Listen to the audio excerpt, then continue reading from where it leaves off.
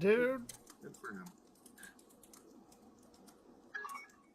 And This might, alcohol, drug, and influence report. This might actually be one of the few times where, have you had any alcohol since the stop? Somebody actually says yes. Moments later, the Spanish-speaking officer arrives to help translate. Morning. How are you? Good, long time no see. buenos dias. This is Emmanuel. He's still in the driver's seat of his car. Okay. We had 2, potentially 3 reckless driving complaints on him. Okay. Started over on 43 in Glenmore, went all the way up over Tower Drive Bridge and came back down. Okay. I stopped him. He was crossing over the fog line and going 45 miles per hour in the 70-mile-an-hour zone. Okay. And there was 3 cars piled up behind him. I don't know why they didn't pass him. But whatever. Okay. I was able to use international interpreters. Okay. I called them 3 times, and the 3rd time they finally answered. But he wouldn't even listen to him on the phone. Okay. But he told me that he had 10 drinks, 10 beers, between 7 p.m. and a half hour ago. Okay. And he doesn't know where he is. That is and he's coming from so much in an hour and a half. How the fuck do you drink that much in an hour and a half? 6 of those 10 beers are cashed on the they're most Bro, 10 in an hour and a half? That's so many. And you guessed it, officers decide to pull the suspect out for field sobriety tests. Let's see how he does. Could I have you either take your hat off or... 10 and they probably haven't even hit him yet.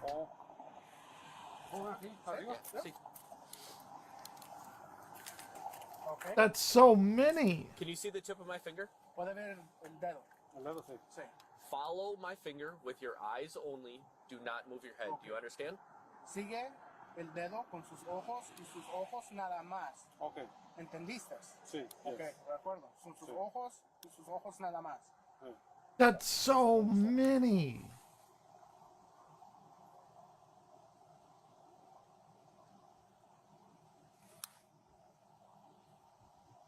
While you're completing the test, keep your arms down at your side. Estás haciendo. I'm just impressed. Tener sus manos a su lado. Your eyes down on your feet. Sus ojos a su pie. Count your steps out loud. Y contando 1, 2, 3. And don't stop until you've completed the test. Y no para hasta termines el examen. You understand the instructions? ¿Entendiste? Entendí. Yeah, he says you understand. He can begin. Okay.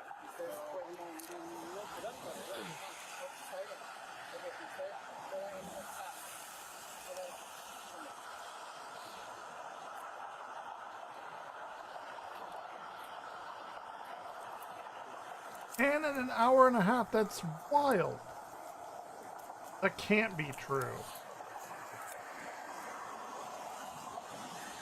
It's like Power Hours 6, and that's a shot of beer a minute. I've tried it in college. I failed.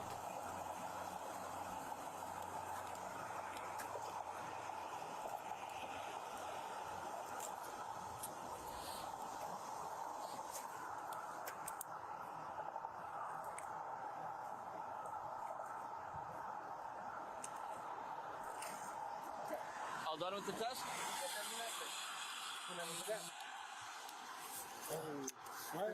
The beards, again, probably haven't even hit him. Officers then decide to give the suspect a portable breathalyzer test. Is he willing to give a sample of his breath for a preliminary breath test? Okay. ¿Quieres soplar por nosotros? Es un PB, se llama PBT, para saber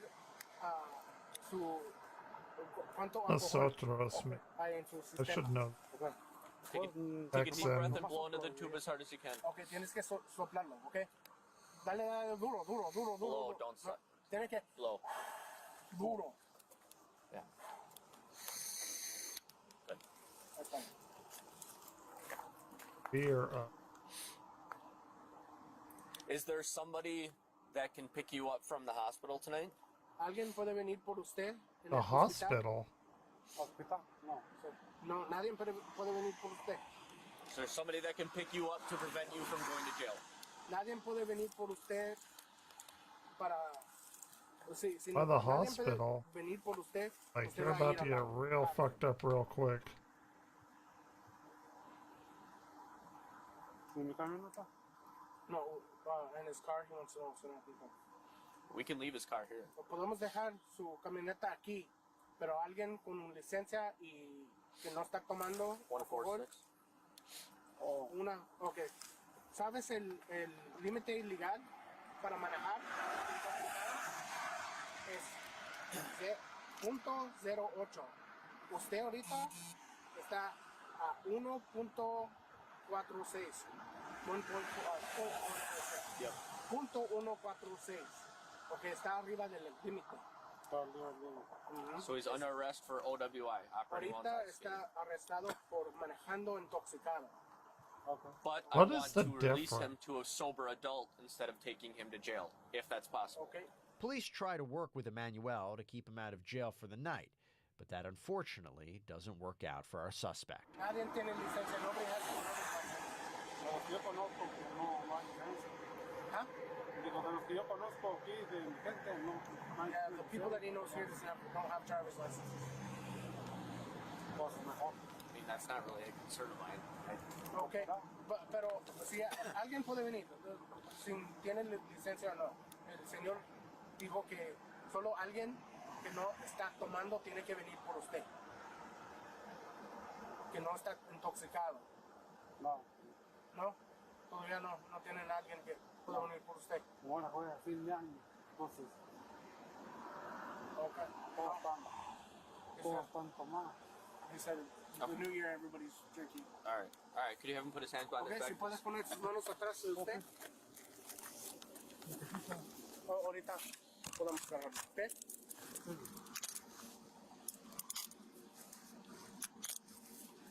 I got the top. Emmanuel is is this cuffed and taken to jail, where we discover he's 6%? not the only one turning up here for the new year. Hi, Kelly. How are you? Get a fuck you real quick. Yeah, go on. Just bringing you a New Year's OWI. Whiskey. I've already got two. Oh. I'll be right back. Tenemos que ponerlos. Emmanuel was booked for operating a vehicle while under the influence. That does it for our roundup of holiday DUIs, where these drivers learn the hard way that before driving is not the most wonderful time for a beer. It's December 14th, 2023 in Broomfield, Colorado, where an officer responds to a home That for a catfish wellness check after a husband, get this, said he grew concerned over his wife's not responding to a text.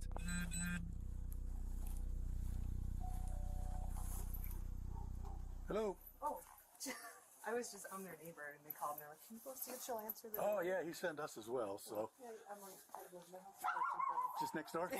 Okay. All right, well, you got this. All righty, man. Appreciate it.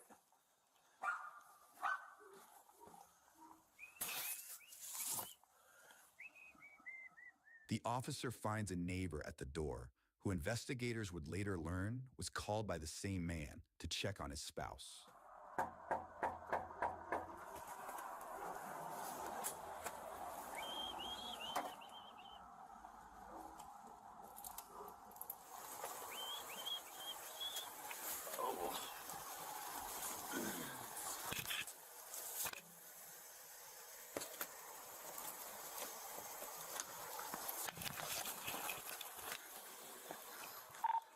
One 51, send medical, and 110. I need a 4th entry. I got a female down in the garage. You heard that right.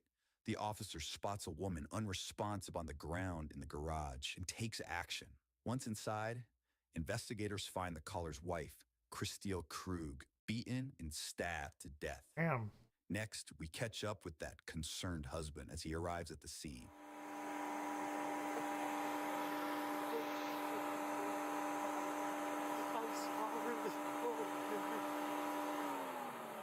Crocodile tears, pretty good ones.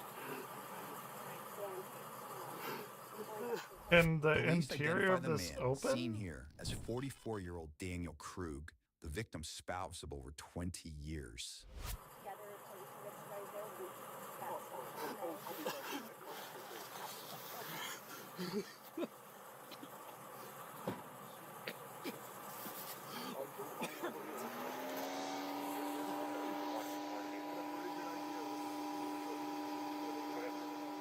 Let's Rear rewind about a cab. month earlier, when the victim alerted authorities about an alleged longtime stalker who she says recently cranked up the heat. All right. When did he pop back up? So, first text message was back in October. Okay. Just threats. Just out of nowhere? Yes. Just He pop does back? this. He does Okay. this, and he's been doing it for over 20 years. Okay. So this This is the first time it's this violent. Curb mirror. Normally it's he has a gun. Okay. Nope. So the last contact was, I'm guessing, more than 5 years ago, just because it was last. I had a Facebook account at the time, and I don't have that, and haven't had it since pre-pandemic. So Okay. easily, like, whatever, how many years before that? Yeah, no, completely out of the blue and not engaging at all. So Okay, now what? absolutely no response from me. Okay. And he's still going. The inside. I knew it was the inside. My log list was starting since last Tuesday, and it's been almost every day since. Okay. I've gotten a few days break. In this And it's always been text message, or has it been and emails. email? Okay. And he's changing his phone number every single time he text messages him too. Christelle explains that an ex-boyfriend from over 2 decades ago, who she says has periodically contacted her over the years, suddenly popped up again. But this time, things were different. The soon-to-be victim describes explicit text messages and emails that grew to be threatening in nature, alongside inappropriate pictures too graphic to show. Next, investigators invite the couple to the police station to get more details on the alleged stalking after they said a cryptic photo of Dang heading to work was sent to Christelle's email. So anyway, that made me go, is this his number? Where is he right now? What kind of car is he? Like this was alarming. He's never said this kind of stuff to me before, so whatever. And the fact that it went so emotional is like, something's really wrong here. Then things go dark, right? And this is when I then contact you guys, because this now is escalating. This is not just threats against me, it's threats against my husband. He contacts me, and you'll see in my little log that this is an email address he contacts me now from more frequently, like he actually reuses it. But he is now showing that picture that day. There's snow on the ground. My husband had only gone into work on that Tuesday for Halloween. Okay. I'm guessing that it was creepy, but not real. You know, but lots of people are jerks online. Sure. Other than that, I'm sure she has mentioned to you that she and I are going through a rough patch, kind of on the rocks. So probably didn't seem that pressing until it was. Sure. Daniel made some disturbing comments, calling the alleged stalking, quote, creepy and not real, before revealing his marriage was, quote, on the rocks. Fortunately, even though my husband has a camera in his car, he did not see anybody. Sure. And then unfortunately lost all the video because he didn't save it. So. Yeah. She didn't want me to panic, so she didn't share all of the details of the log. And so, as I got all of the details, my panic level has gone considerably higher. Why is the moon spinning? The moon shouldn't be spinning. In a police station. That is very Honestly, bad. Why is the moon spinning? Monday at lunch. It's not Anyway, good, just people. A lot of like very sexually explicit, very graphic, very just like poke the bear kind of thing. And then trying to prove to me that he can follow us. Yeah. I went to the The flat moon that's spinning? on Tuesday. No, that's bad. The moon is tidally locked with this. That bothers me a lot. My husband did see these, like definitely this message, so he very much still remembers that if you ever need someone to corroborate that they saw it, but I don't know how credible of a witness someone that Yeah, my husband would be, but yes and no, but yeah.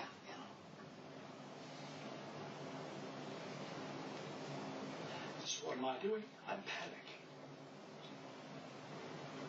And Eh. I'm doing a shit job of protecting my wife. As 7. As bad as I am, I care more about her safety. Yeah. Dude. Oh, I understand that 100%. Well, I'm sorry Wait, for he this. killed his wife though, after catfish. We're a mask around the kids. Absolutely. I'm sorry. Unfortunately, like, because this is now like so distracting and so constant, and it does. It just like anytime my phone goes. Oh, the box is opening. Like, you don't know what's coming my direction. Bro. That takes us back to December, where Daniel is caught on a Oh, surveillance are these the camera, gems that the casually people walking stole? into work and waving at a The security merman's guard, gems, not a moments moment before too calling soon. police. Yeah, I didn't. Hi there. My name is Dan Krug. I don't think this is an emergency, but this feels really weird. Okay. My wife isn't responding to text messages or phone calls. Okay. And we've had threats against us. We have both been targeted by a stalker. Okay. Threats have been made against my life. Okay. And threatening to like kidnap her, which is why I'm nervous that she's not answering Just. me. Yeah, Okay. I didn't protect her. I was the person who Dude, you killed her.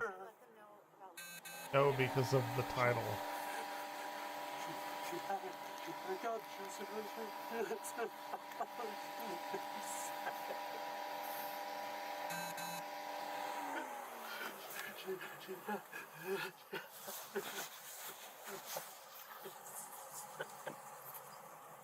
Daniel is escorted to the police station, where detectives have plenty of questions for him. Oh, yay! For your dairy, Rinson, we got something huge in Detergento. We're gonna definitely want in on. Call police. Where's you? Call police. I did what you said. I didn't protect her. It's not your fault. A float? Okay. I was Fun.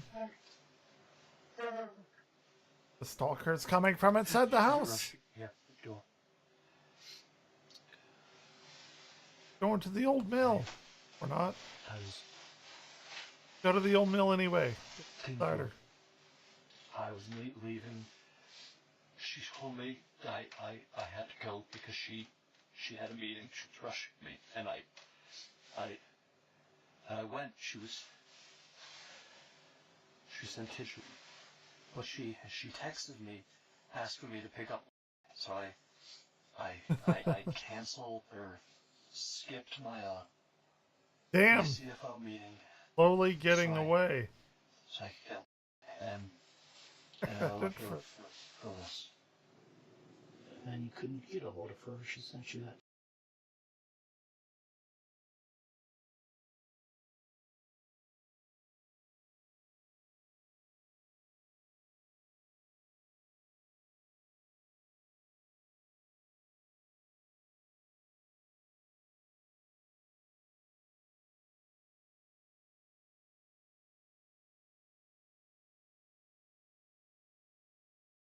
Damn, they're slowly getting away.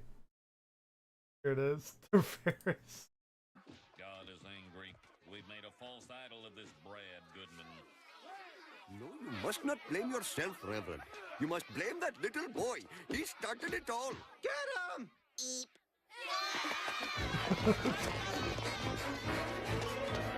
Here, boy! In here! In here. All done. Done.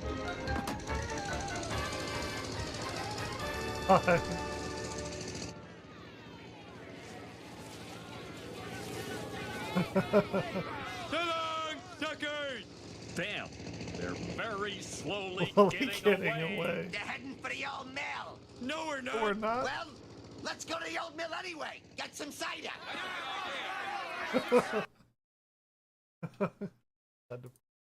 Text.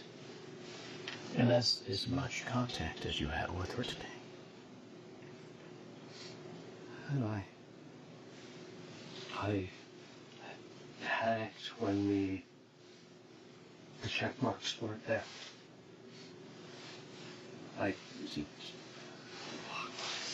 What if the check Oh, he's playing it up good.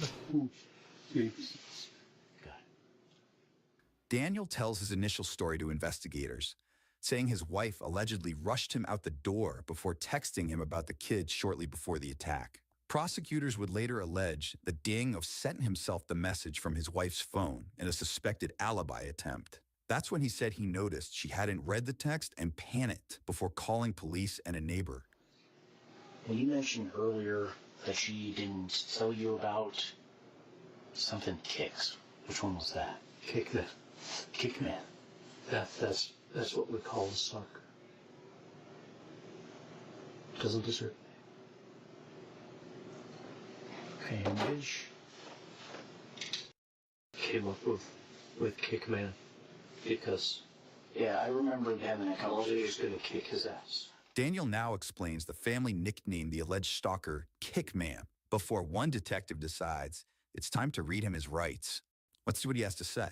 We just now need to talk about your rights so we can proceed with getting the answers that we both want. Yeah. I have two different voices going through my head right now. I have my brother.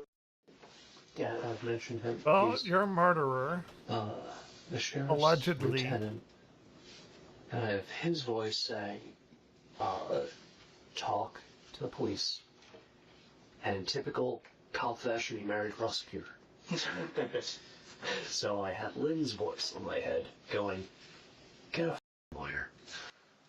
Daniel ultimately agrees to talk, for now, but one detective digs in for further details. I just want to... What caused the, I guess, anxiety or panic as to why it was so concerning that she didn't respond? It was a really specific question about a time impacting the kids. That's something she will always respond right away on. And then, other than that, that was enough for me. That felt weird. It hurt me that she didn't tell me about the stalker when it started, but she brought me in right away once he sent her a picture of me. And at that point, she brought me fully up to speed. This can't be the only I saw the I'm at 17% of nearly cleaned like this entire flow. There's no and that's when freaking she and I started working on game plans. Again, what do we do to protect family, to protect the kids, define your threat level. She had a gun, she was armed. I don't want lethal items. We didn't let each other kind of be alone anywhere. Had to take dogs for a walk or dog for walks. We would do that together. So it almost sounds like all this kind of maybe even brought you guys closer, not maybe emotionally closer, but you guys were physically sort of working on things besides your kids. There was a mutual... Yeah, there was... Over the course of November, there was a better team feel. Okay. We respond to crisis. Right. And I told her at that point, I told her I didn't want to die for someone to care about me anymore. I'm going to die alone. That's really hard. But it's going to look... And it's going to be great. I told her I wanted uniforms. Anyway. And how does she take that? Angry. Obviously. Mostly anger that I said it now, with everything else going on.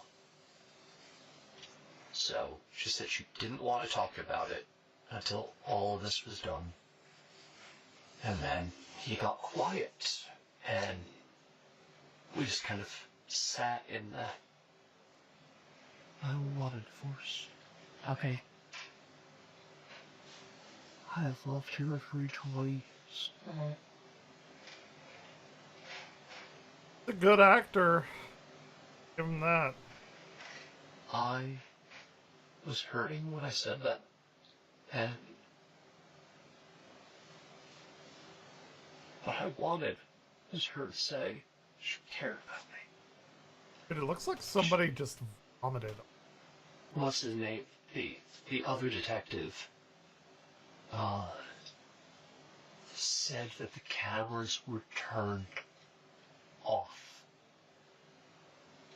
That shouldn't happen. The only way that the cameras can be turned off is through the app. One of us has to hit the button. According to an arrest affidavit, multiple home surveillance cameras were not recording at the time of the incident, while another was found covered in blue painter's tape. He said they were turned off, and one of them looks like it has something on it.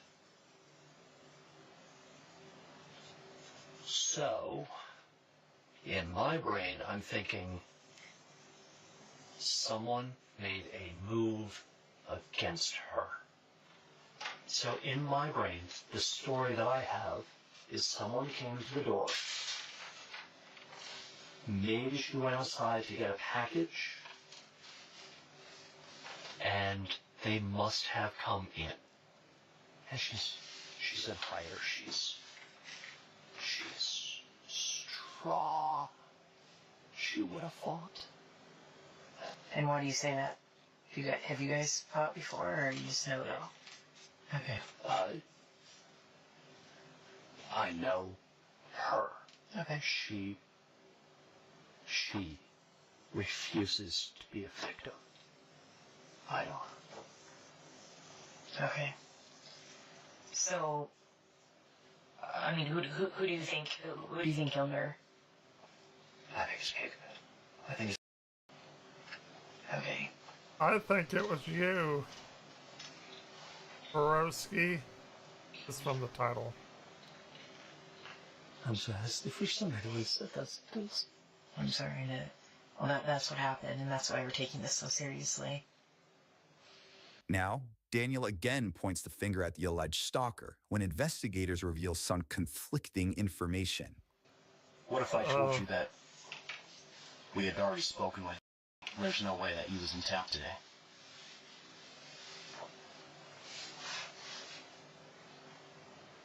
Uh-oh. I have nothing.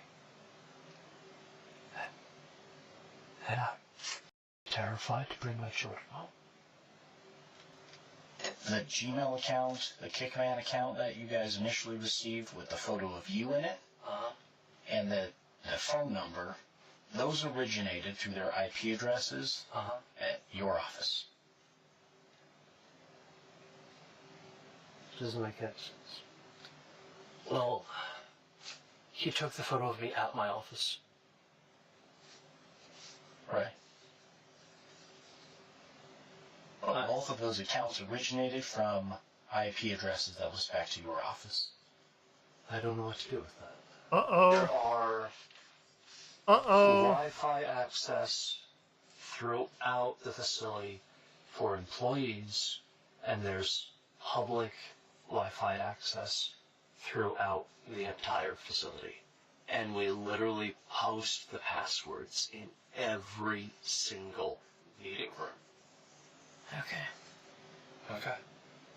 Because I guess the biggest concern is just the timing of everything, that it just doesn't quite make sense to have somebody getting got. create an account take a photo, and then immediately send it off, and then the account is no longer being used. None of this makes any sense. Things are certainly pointing in one direction right now. So I'm going to throw this idea out there, right? You know he has reached out to her in the past, a number of times. She's been very open about that, yes. Right. The last time was 2016-ish. He had asked her at one point if she wanted to Am I have done with sex. the raccoon? I think he's approached her multiple times. Right? Okay, yeah. So this next I'm time, as done as I'm getting. if there's any bit of question about infidelity, whether it's with you or anybody else, Kick ass man, yeah. we might create an account. Kick man is a little See weird. if- It's like a rejected Mega we Man can create a character. facade or see if Christine's actually interested in me. So we ask her and push the bounds a little bit and see if that will confirm our suspicions of infidelity.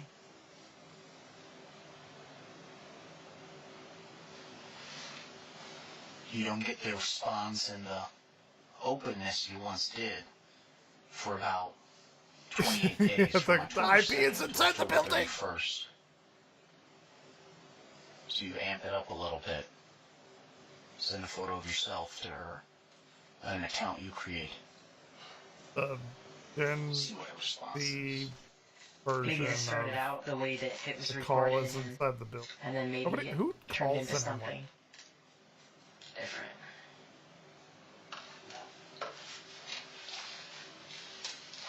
Is that the suggest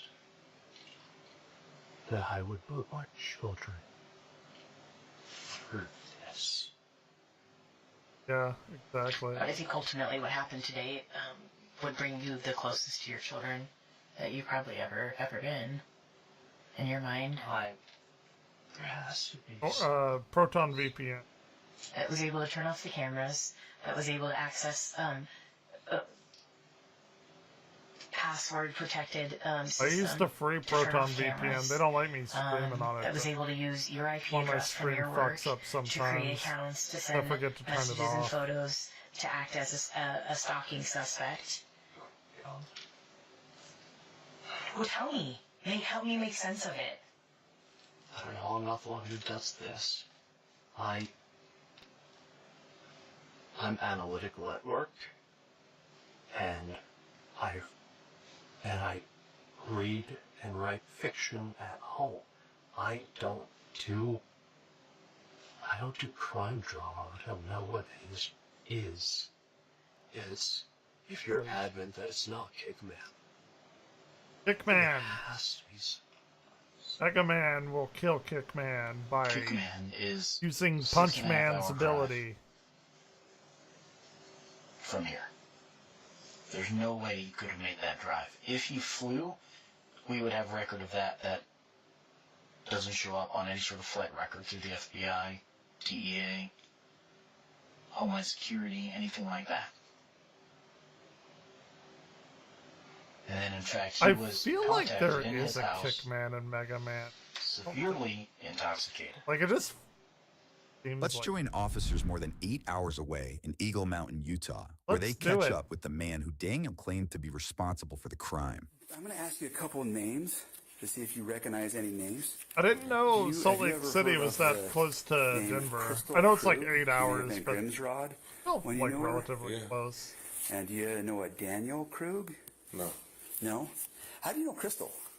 She was an ex-girlfriend. She's an ex-girlfriend? How long's the ex? Like how long ago? 1999. Oh, so like a long while ago. She was my very first girlfriend ever. Oh, okay. When was the last time you talked to Crystal? Has it been a minute? It's been a minute, yeah. Like since you moved from... Yeah. Yeah. So that would have been what, back in 2014?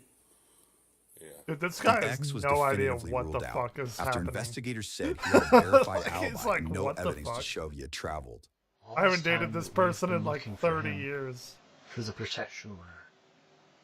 And you just That'd found be it wild. today, like that. Like somebody came I've up to been me looking at like you, 30 years but I've been waiting like, for you these date this person? Yeah, in records to high come school. back.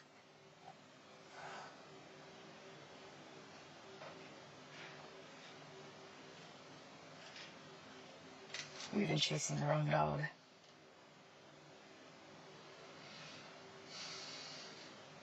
Am I under arrest? Is it? It sounds like you're accusing me. We have a lot of information that points your direction, and we were hoping that you could provide a legitimate explanation other than it wasn't me. Oh, I bet it We was have him. publicly available internet. What would you say if we told you that other people you talk to that are close to your wife had expressed that she had maybe you told them that she suspected you of having... She said that right to my face. That she wanted to know. Okay, yeah, this is not the only things I'm... But why would she suspect that? I don't understand how we take a leap from, we haven't had a romantic relationship for a long time in our marriage to, I suspect my husband is pretending to be my stalker. How does that happen? There's a missing explanation in there. There's a missing piece to that. I'd like to know what happened this morning. I'd like to know Me too. what caused you to get so upset to hurt your wife, because I believe that's what happened. I believe that you've been because there's no other logical explanation. I want to know what happened to her. Did she fight? I think you Did she know. get shots off? Where was she in the house? So tell me. Did she fight? Did she get I shots think off? you know. Where is she in the house? We haven't been there to know, and there's only one person in this Damn. room that can tell us. Detective King Solomon and I have been here with you.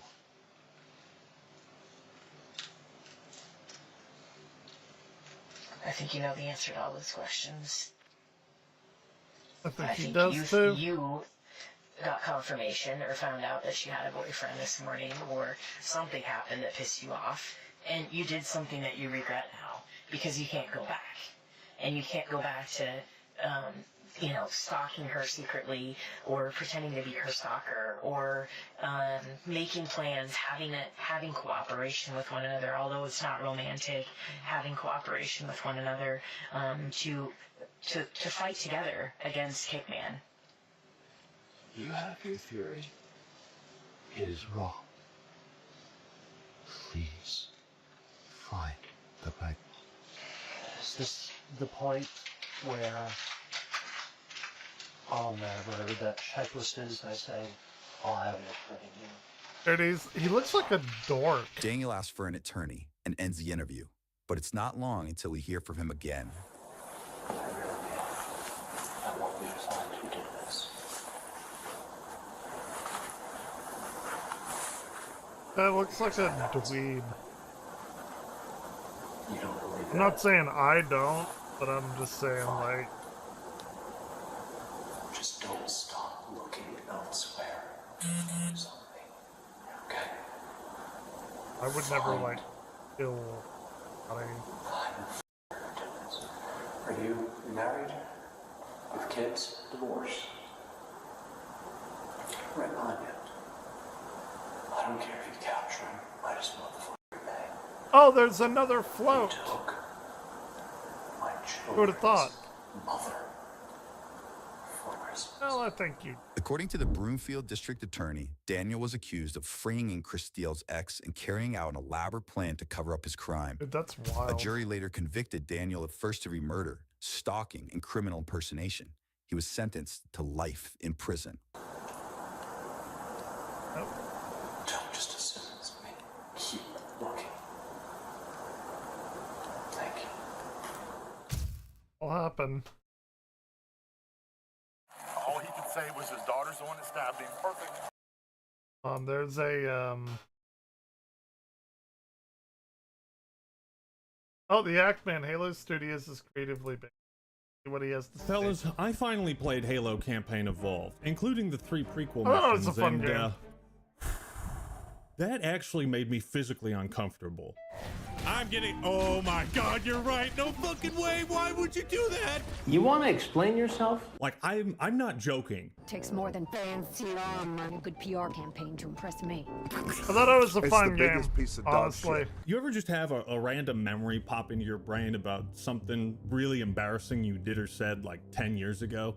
Yeah, that's what the prequel missions are, except stretched out over 2.5 grueling hours. And that's hard to do, to make me uncomfortable. I mean, we're talking Eric Andre and Nathan For You type levels of cringe. But those guys do it intentionally. Here with Campaign Evolved, it is a byproduct of a lack of talent and vision for whatever this was supposed to be. Ooh, God. You make me sick. And we're talking about the prequel missions specifically because they really have nothing to do with Combat Evolved or the remake, so that'll be its own separate review.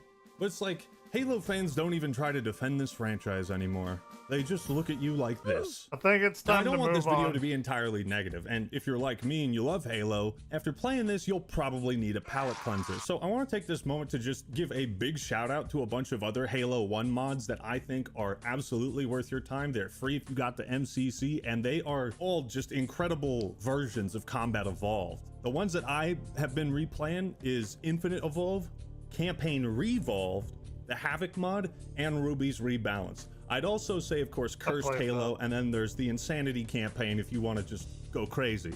These are all just fantastic, and I'll put links in the description to each one so you can check them out after this video, please.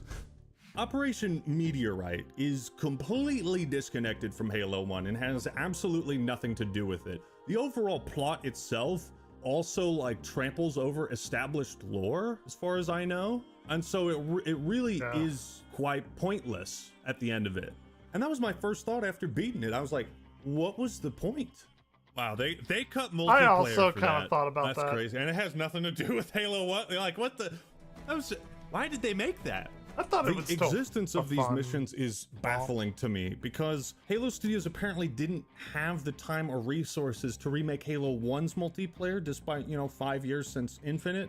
And they were so poor and destitute, they had to reuse character and weapon models from Infinite instead of remaking new ones. But somehow they found time to make this original content, and all the Covenant, this new faction, they had all new character models? Something ain't right. What does that say to you about priorities, or maybe even about how they look at Combat Evolved? It's like, we can throw some crap together for that, but this original content?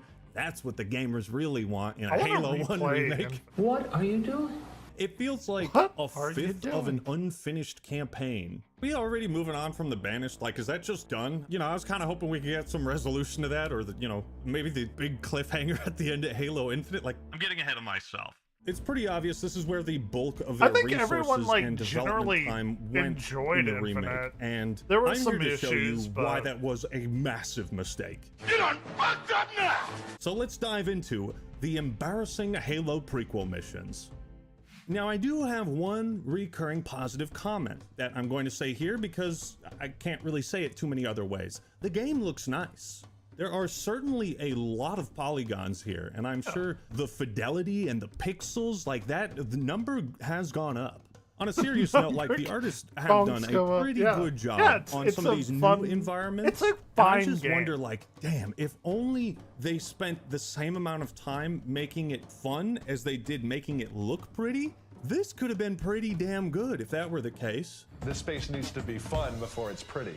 So it begins with an ODST or Star Wars style text scroll while Winter Contingency from Reach plays in the background. It's the Winter Contingency.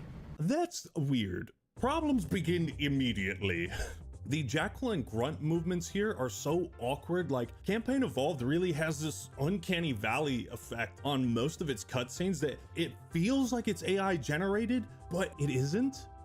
I don't know. I mean, I've heard it's not AI generated, but maybe they touched it up. So is generative AI something that was used on this game? No generative AI used here. The point is, every scene is just incredibly awkward and bizarrely paced. In this scene, there's no dialogue. It's just stock grunt sound effects recorded like 25 years ago. Just... Yeah, they are playing random sound effects. Immediately my brain is confused and it hurts, and it's not just because I'm a massive retard. Is that offensive? And it's not just because I'm an exceptional individual. I don't know what is meant to be happening or how I should be feeling. As Grunt starts opening the spirit doors one at a time, he turns away and, I kid you not, they have an actual "he's behind me, isn't he" gag. He's right behind me, isn't he? Bro, we are 2 minutes into this. We're 2 minutes into this game. Laugh the pain away, fellas. Did nobody look at this jackal and say, that doesn't look right? Yeah, it's weird. I'll give him that. Like, what? That doesn't look like a jackal at all. When I think of jackals, I think of Halo Reach and the skirmishers and the way they kind of glide across the ground. It's so, oof. It's cool.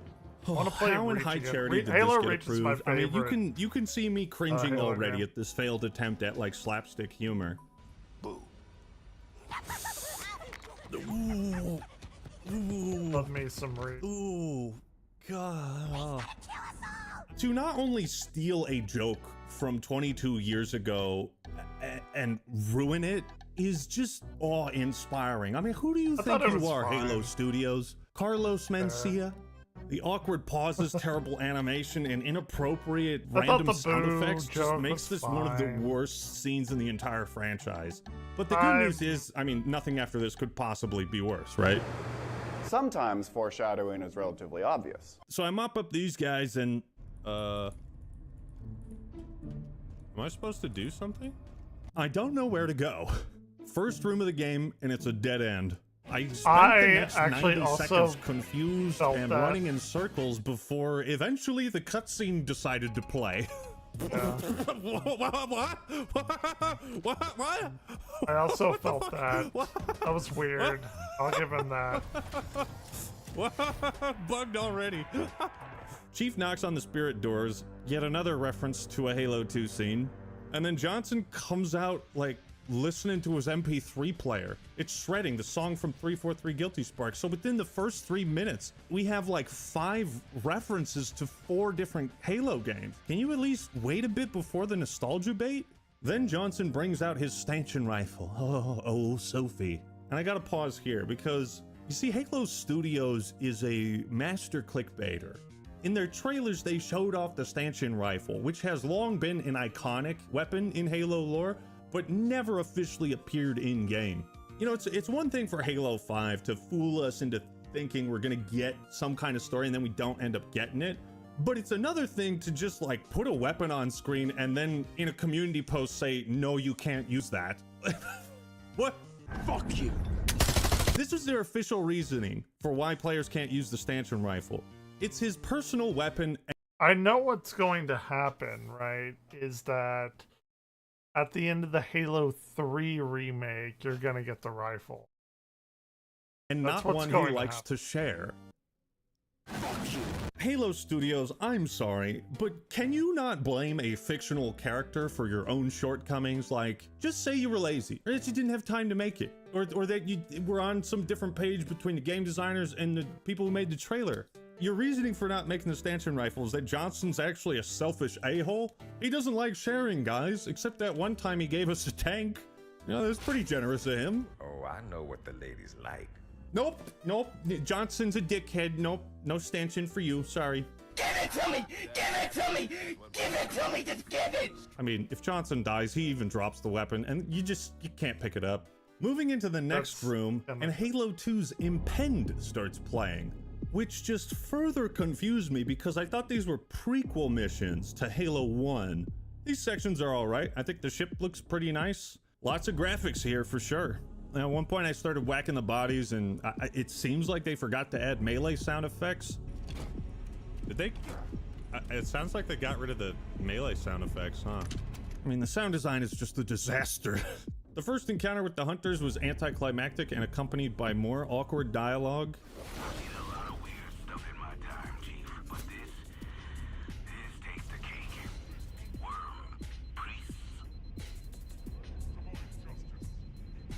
What? Worm priest? What the fuck is a worm priest?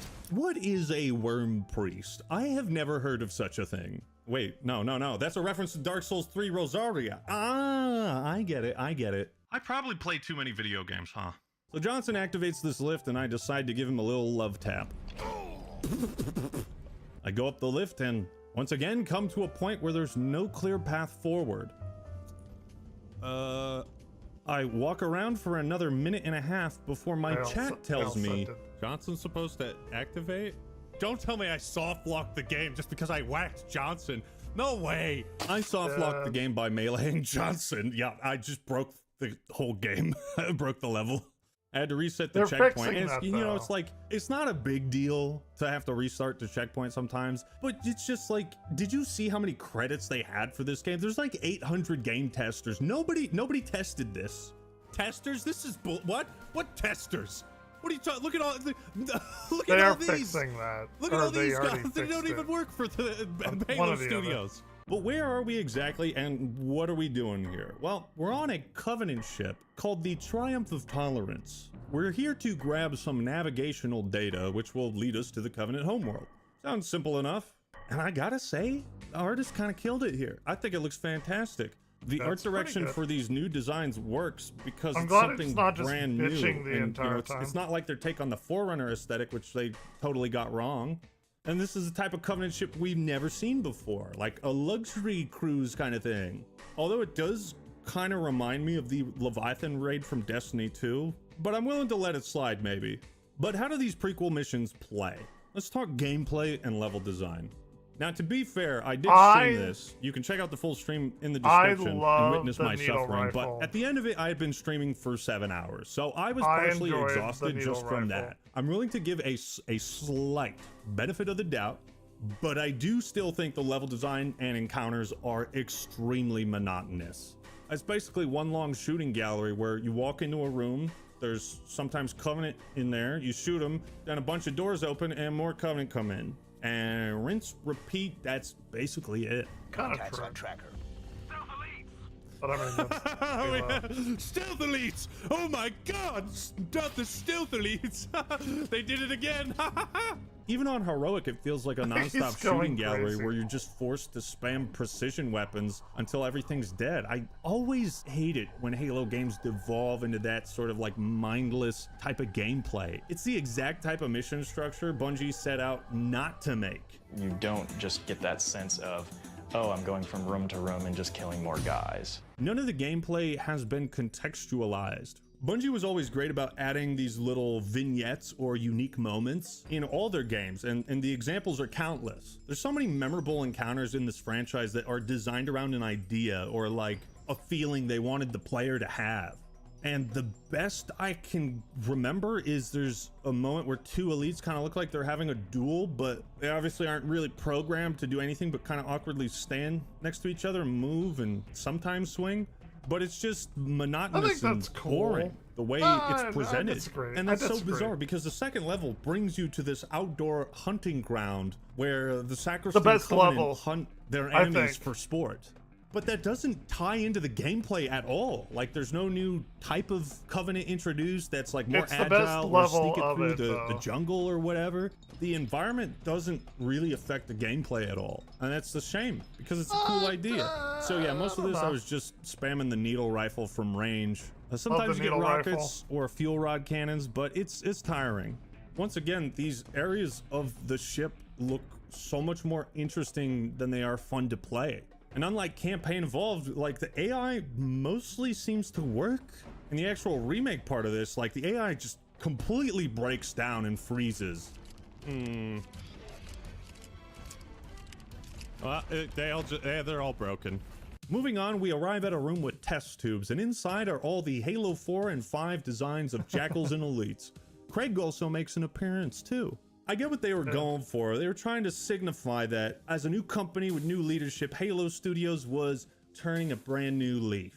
Maybe admitting that we were right about the art style. But this moment only works if Campaign Evolved is a great remake, and it's really not. Chief points out that these are failed experiments, and I have to wonder if what I'm playing is also one. But here we come to the biggest issue with the remake by far, and that is just the lack of originality. We are actually taking assets, music, character models, sound effects, sound design, level design, geometry, and ideas from Halo 1, 2, 3, Reach, 4, 5, and Infinite. They are taking aspects of every mainline Halo game and just throwing it all into a blender. There's so much shamelessly ripped from previous games. You'd think Halo Studios was a recycling plant. And by the way, none of these elements have any cohesion or work together. That's why I think this remake, these prequels, and Halo Studios are just creatively bankrupt. And to make matters worse, the original content they did create, the story and the levels, it's terrible. Campaign Evolved doesn't feel like a love letter or even a good introduction for new fans. It comes across as like a compilation of stolen ideas, stolen art, stolen music.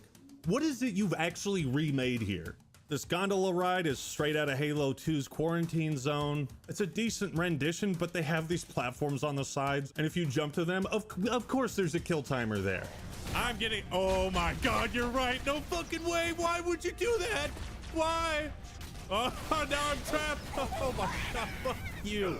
Fuck you, I think it's man. time for Ackman We wouldn't to want move you to on have from fun exploring a new Halo game for the first time. Nope, get back on the fucking gondola. I mean, there's probably so much more recycled content that even I didn't point out. I know, like, some of the Marine dialogue from Reach is also stolen and thrown in here. But let me know in the comments if I missed anything else. It's just... Oh god, the script says I have to talk about that scene. Oh, no, the video's over, video's over. We don't have to go any further. You get back here, young man!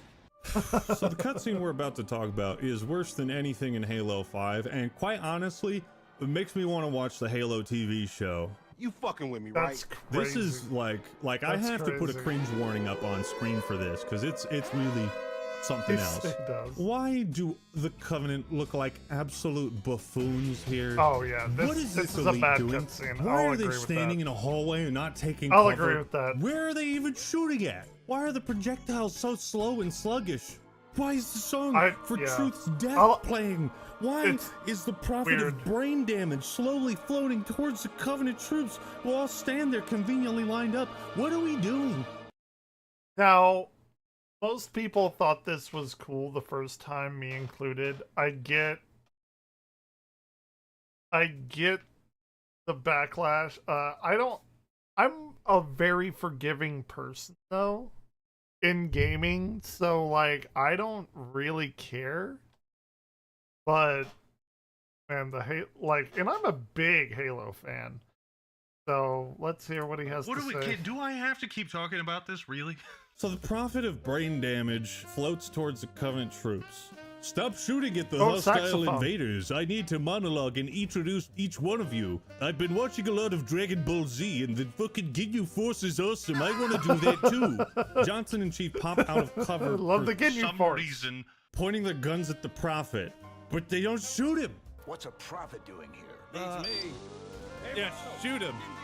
Constance ideal him. prophet Yeah, shoot him. He's right assassination. there. Have you enjoyed your stay so far, demon? Shoot him! He's right there. You have a gun. Shoot him! Banjo. Yeah, shoot him! Shoot him! It's Click the rule trigger of on your thing and cool shoot him. thing.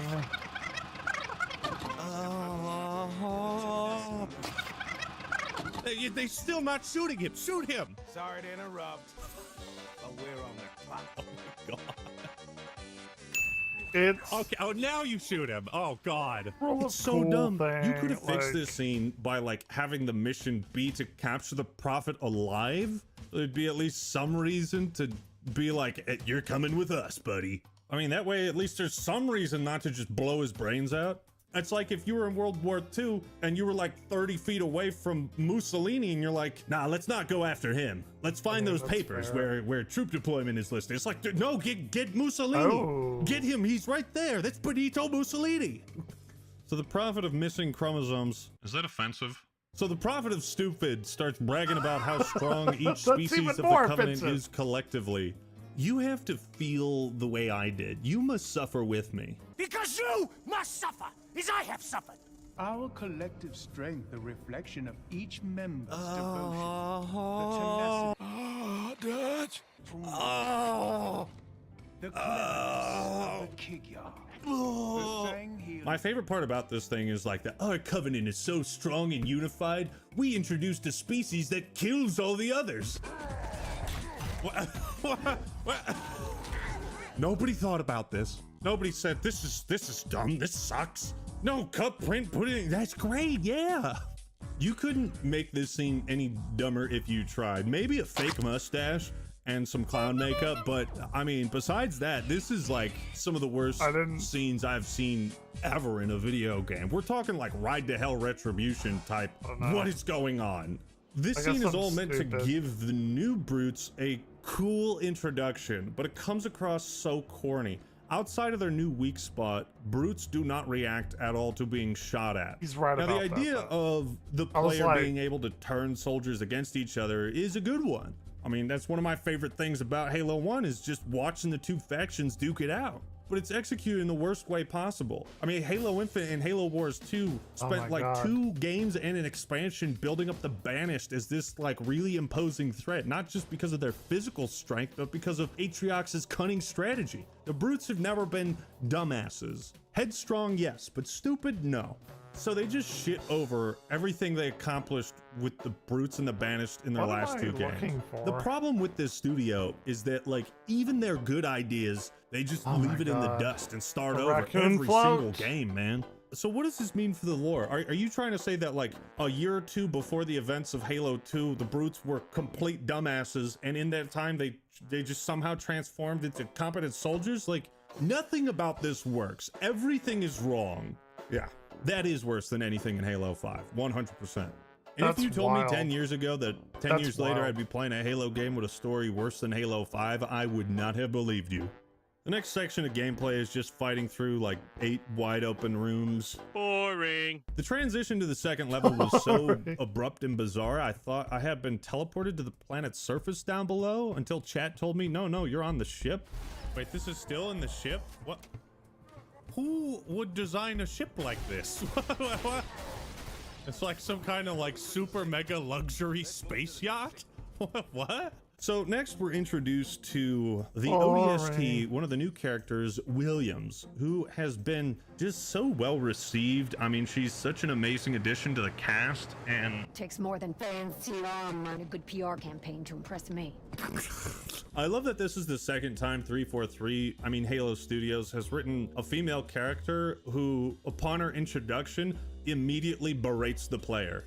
I thought you'd be taller. Shut your bitch ass up! I know that Spartans and ODSTs have beef, but how that's handled is so rushed and poorly executed, it just, like Master her entire Chief personality is just reduced ODSTs, to, I don't like you, Spartan. Until we started playing second fiddle to Okay, Lord soldiers that were Speaker. built instead of born. What is your beef, dog? Like, bro, I'm here to help you, dog. You could make this dynamic work if Chief was deployed with some ODSTs on a mission and there's like little bits of banter, but dude, we just saved your dumbass from captivity. Like, can't you like not be a dick for 5 minutes? I mean, what is she trying to cosplay Vegeta? I don't need your help, Kakarot. I don't need anyone's help. I could defeat Frieza all on my own. It's like Halo Studios is just trying to make you immediately hate this new character, or it's like a self-insert so they can insult the player. What's the point, man? And dear God, the Prophet of Harmony ain't much better. In my Infinite review, I made fun of the main antagonist, Escharum, because all he did was talk shit over like Xbox 360 chat and these radio transmissions. He didn't do anything. He just stood around and yapped. I do like At least his Infinite, dialogue was kind of interesting, but he didn't do anything. And here it's the exact same problem. What's the point of introducing a character and then just having him talk over a radio and then leave? What was the point of having a Prophet on here at all? So yeah, they steal another encounter from Truth and Reconciliation, where after you rescue Marines. Not bad, Spartan. I'm almost starting to believe the propaganda. 2 sword elites come through the door, and it's just so shameless in how it steals from other people and other game developers. I mean, this is 25-year-old game design in the brand new original content you've created. It's just an insult. The Marines here are also bugged, or at least I thought they were, because they didn't pick up a weapon even when they stood right next to it. It's like everything is so unpolished and broken. And it's like, oh, you had to walk even further ahead before they went back and picked up some assault rifles. It's just long, large portions of you just shooting bad guys constantly, and it gets old. I guess the prophet of lobotomies was spouting cliche villain dialogue over some intercom system that you can't even see. Let's move on to the soundtrack, and this is the part where I'm actually kind of pissed, because like I said, they didn't create any new original music for this game. Now you expect them to reuse the soundtrack for Halo 1. I mean, yeah, that works. They fucked it up there, but how do you screw it up in a prequel mission? Oh, I don't know. Let's just pull tracks from Halos 1, 2, 3, and Reach at complete random. I mean, each game was completely different, designed with a different tone and atmosphere, and the music was curated for a specific experience. It was tied in with the story and the gameplay, you know, to fit a certain tone. Here, I mean, you can completely ruin the tone and feeling of a scene by just putting the wrong music over it. Yeah, they're throwing, they got a dartboard, and they throw the dart, and then whatever it lands on, that's the music that plays. I put more thought into the background music of my videos, like what you're currently watching, than Halo Studios does in their games. I mean, this is so sad. It's so pathetic. There's this courty moment where Johnson asks Chief if he ever gets tired of being the strong, almost silent type. Do you ever get tired of that character trope that you possess? No. And right there, Heretic Hero, one of the best fucking songs in this entire franchise, is synced up with that line. No. They had the music cut to that. Oh, you know, someone at Halo Studios was like, "Oh yeah, we're fucking cooking with that." They thought it was such a banger line, and whoever was in charge of sound design just did not make a single correct decision in like anything. You know, they have this insistence that music just needs to be playing all the time, 3 more. non-stop, action, action, action. You have a TikTok brain now. All of you have TikTok brain. Like, jingle some bells, right? Here's keys. Come on, guys. Go. Oh God, I'm losing them. I need to start juggling.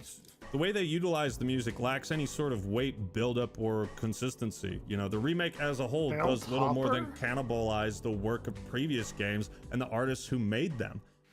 Let's move on to the space battle, and like the rest of the prequel missions, it's just stolen assets, stolen ideas, but a beautiful art direction. You know, the art team on this game is the only team that actually did their jobs. I mean, there's not much to say about this. The Seraph is copied from MCC, and most of the time I felt like I was just waiting for ships to shoot. During dialogue, they have this cheesy-ass picture pop up of whoever's speaking, like, as if we forgot what the 3 characters look like. They even put a picture of Chief in there. It's like, as if he wanted to see a picture of his own armor. Like he gives a shit. Dude, this icon of a character that pops up when they're speaking, I've seen this before. I don't know. Nice, Mario! You did it! You defeated Bowser! Before you collect the last star, be sure you're ready to proceed and have completed every Nice! Please subscribe to Dexter Manning. I want to see more content like that. But it's just $30,000 just oozes all the worst aspects of modern gaming. Is this the final one? I'm pretty checked out at this point. You know, it's like the game plays all right, but that's because it's the butchered engine of Reach and the Reach AI with the Halo 3 flood, and nothing really works together. So your goal is to protect the UNSC burden of proof from the suicide bombing Seraphs, but they didn't program a fail state into this mission, so you just don't even have to do anything. You just win automatically. Did they not? Then Williams takes down the shields and just is like, I have to die here, which I guess is fine. Again, they play the Halo 3 ending theme, and they're like, Name a building after us or something. What the fuck? I think we just are gonna forget you ever existed. So yeah. To wrap things up, these prequel missions were god-awful. I have no idea why resources were wasted on them. And the biggest kick in the balls is they cut multiplayer to make this. Yeah. Like, Activision just ported Black Ops 1 and 2 to PS5, and they've outsold this remake 10-1 each. There was no point in making these prequel missions. You should have just ported MCC. I just cannot fathom why this exists, if only to be mocked and made fun of. It's hard to tell if Campaign Evolved was made out of spite towards the fans, arrogance of the creators, or just pure good old-fashioned rage bait. If it's rage bait, it's working. Campaign Evolved was made because the people were working and seeing if they could make a Halo game on the Unreal 5 engine, at least the art assets and things. And while they were working on trying to do that, they figured they would remake Halo 1 and sell it and get a buck out of it. That's why it was. Let's not beat around the bush. And in that regard, well done. But yeah, there's basically like no new original ideas in these missions, and the brand new stuff they did come up with is just some of the worst shit I've ever seen in Halo. It kind of feels like we're back to square one with Halo. Like, we have no real clear indication what the future of this franchise is, but you know, it is in the modding community. And before I end this video, I just want to remind you, like, go check out those Halo 1 mods. They are so worth playing it. You need a palate cleanser. I need a palate cleanser. Ruby's rebalanced Halo 2 can't get here soon enough. But yeah, what do you think? Was I too harsh on these prequel missions, or not harsh enough? Let me know your thoughts and opinions in the comments below. Like the video if you enjoyed it, and subscribe to the Act Man for more. It was a fine game. I'll comment. Hey. On a Halo game, sure, not great, but it was a fine.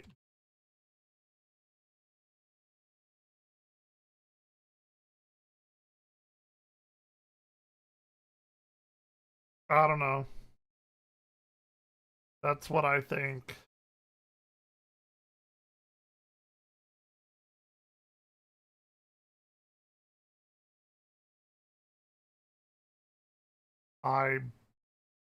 Okay, let's see. Crazy incompetence. You've heard me blabber on about physical media a lot over the last year and a half, maybe even 2 years or so.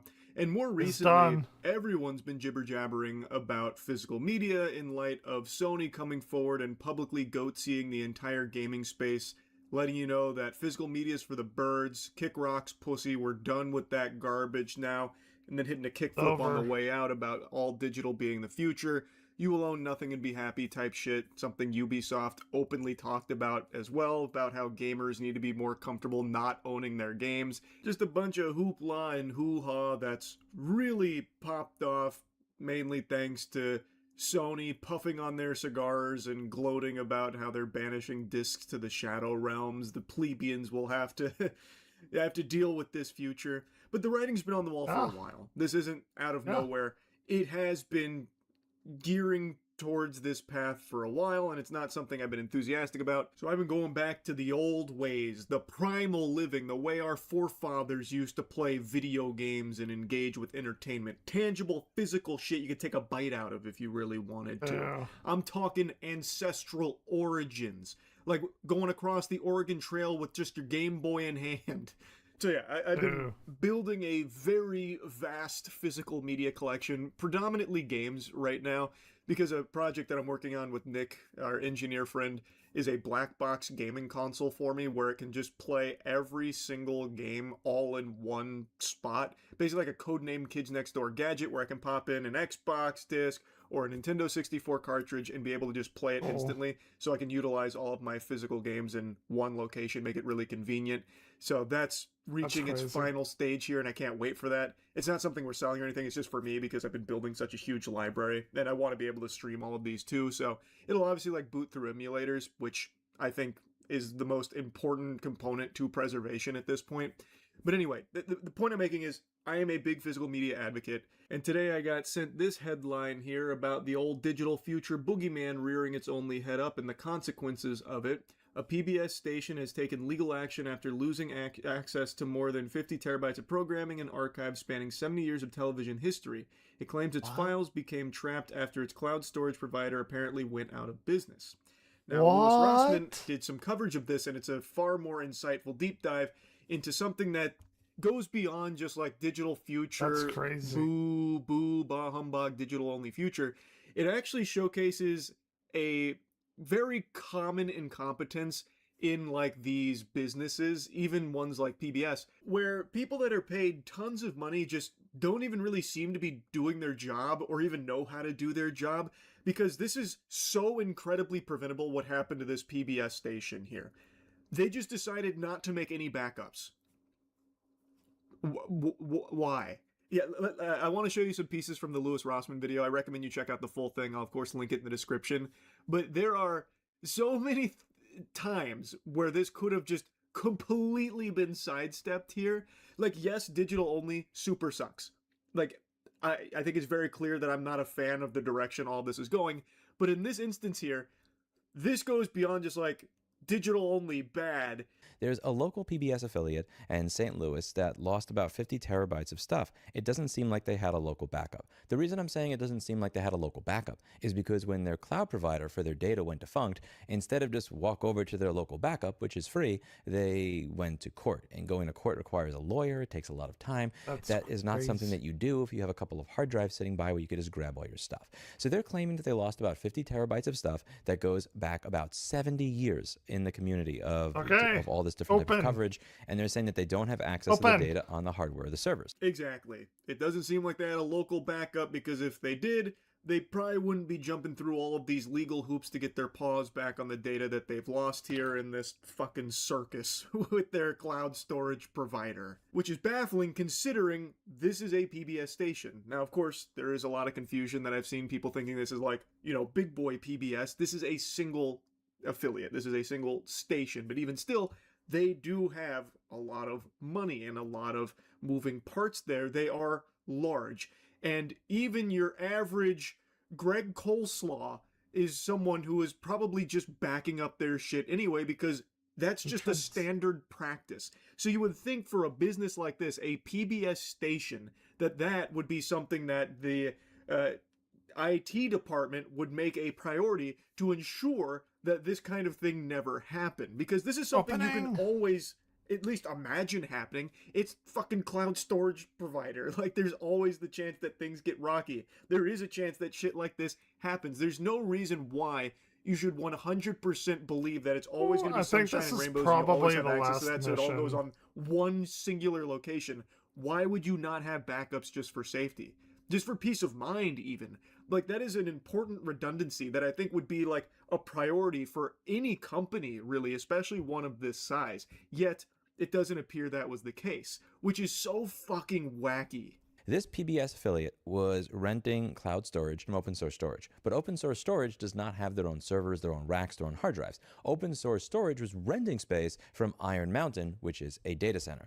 And it looks like OSS went out of business. Aren't we building more data centers? From what I read here, they were not able to communicate with them, and also they had a delinquency status with the Colorado Secretary of State. So most likely they are going out of business. And it also looks like that OSS did not renew PBS's contract, and that they actually give you about 30 days to grab all your stuff. There's not a whole ton I can find on OSS, but from what I can see, there is some weird stuff that was going on with that company in particular, like with it being sold or not, that kind of stuff, in this weird limbo.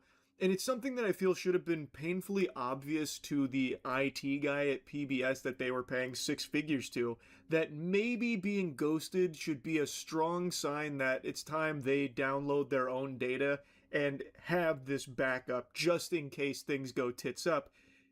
But that come to Jesus moment, I suppose, never dawned on him. This is from the Ars Technica article. 9PBS most recent contract with...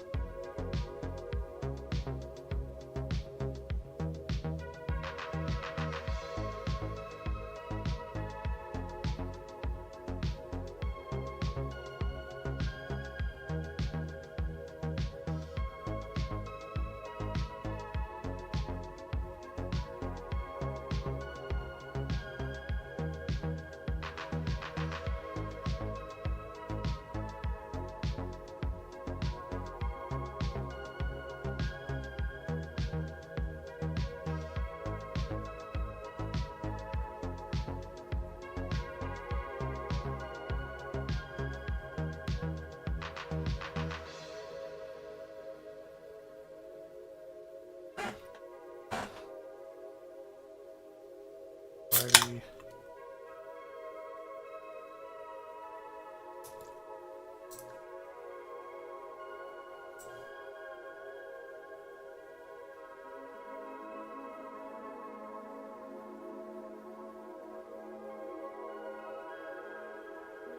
One second.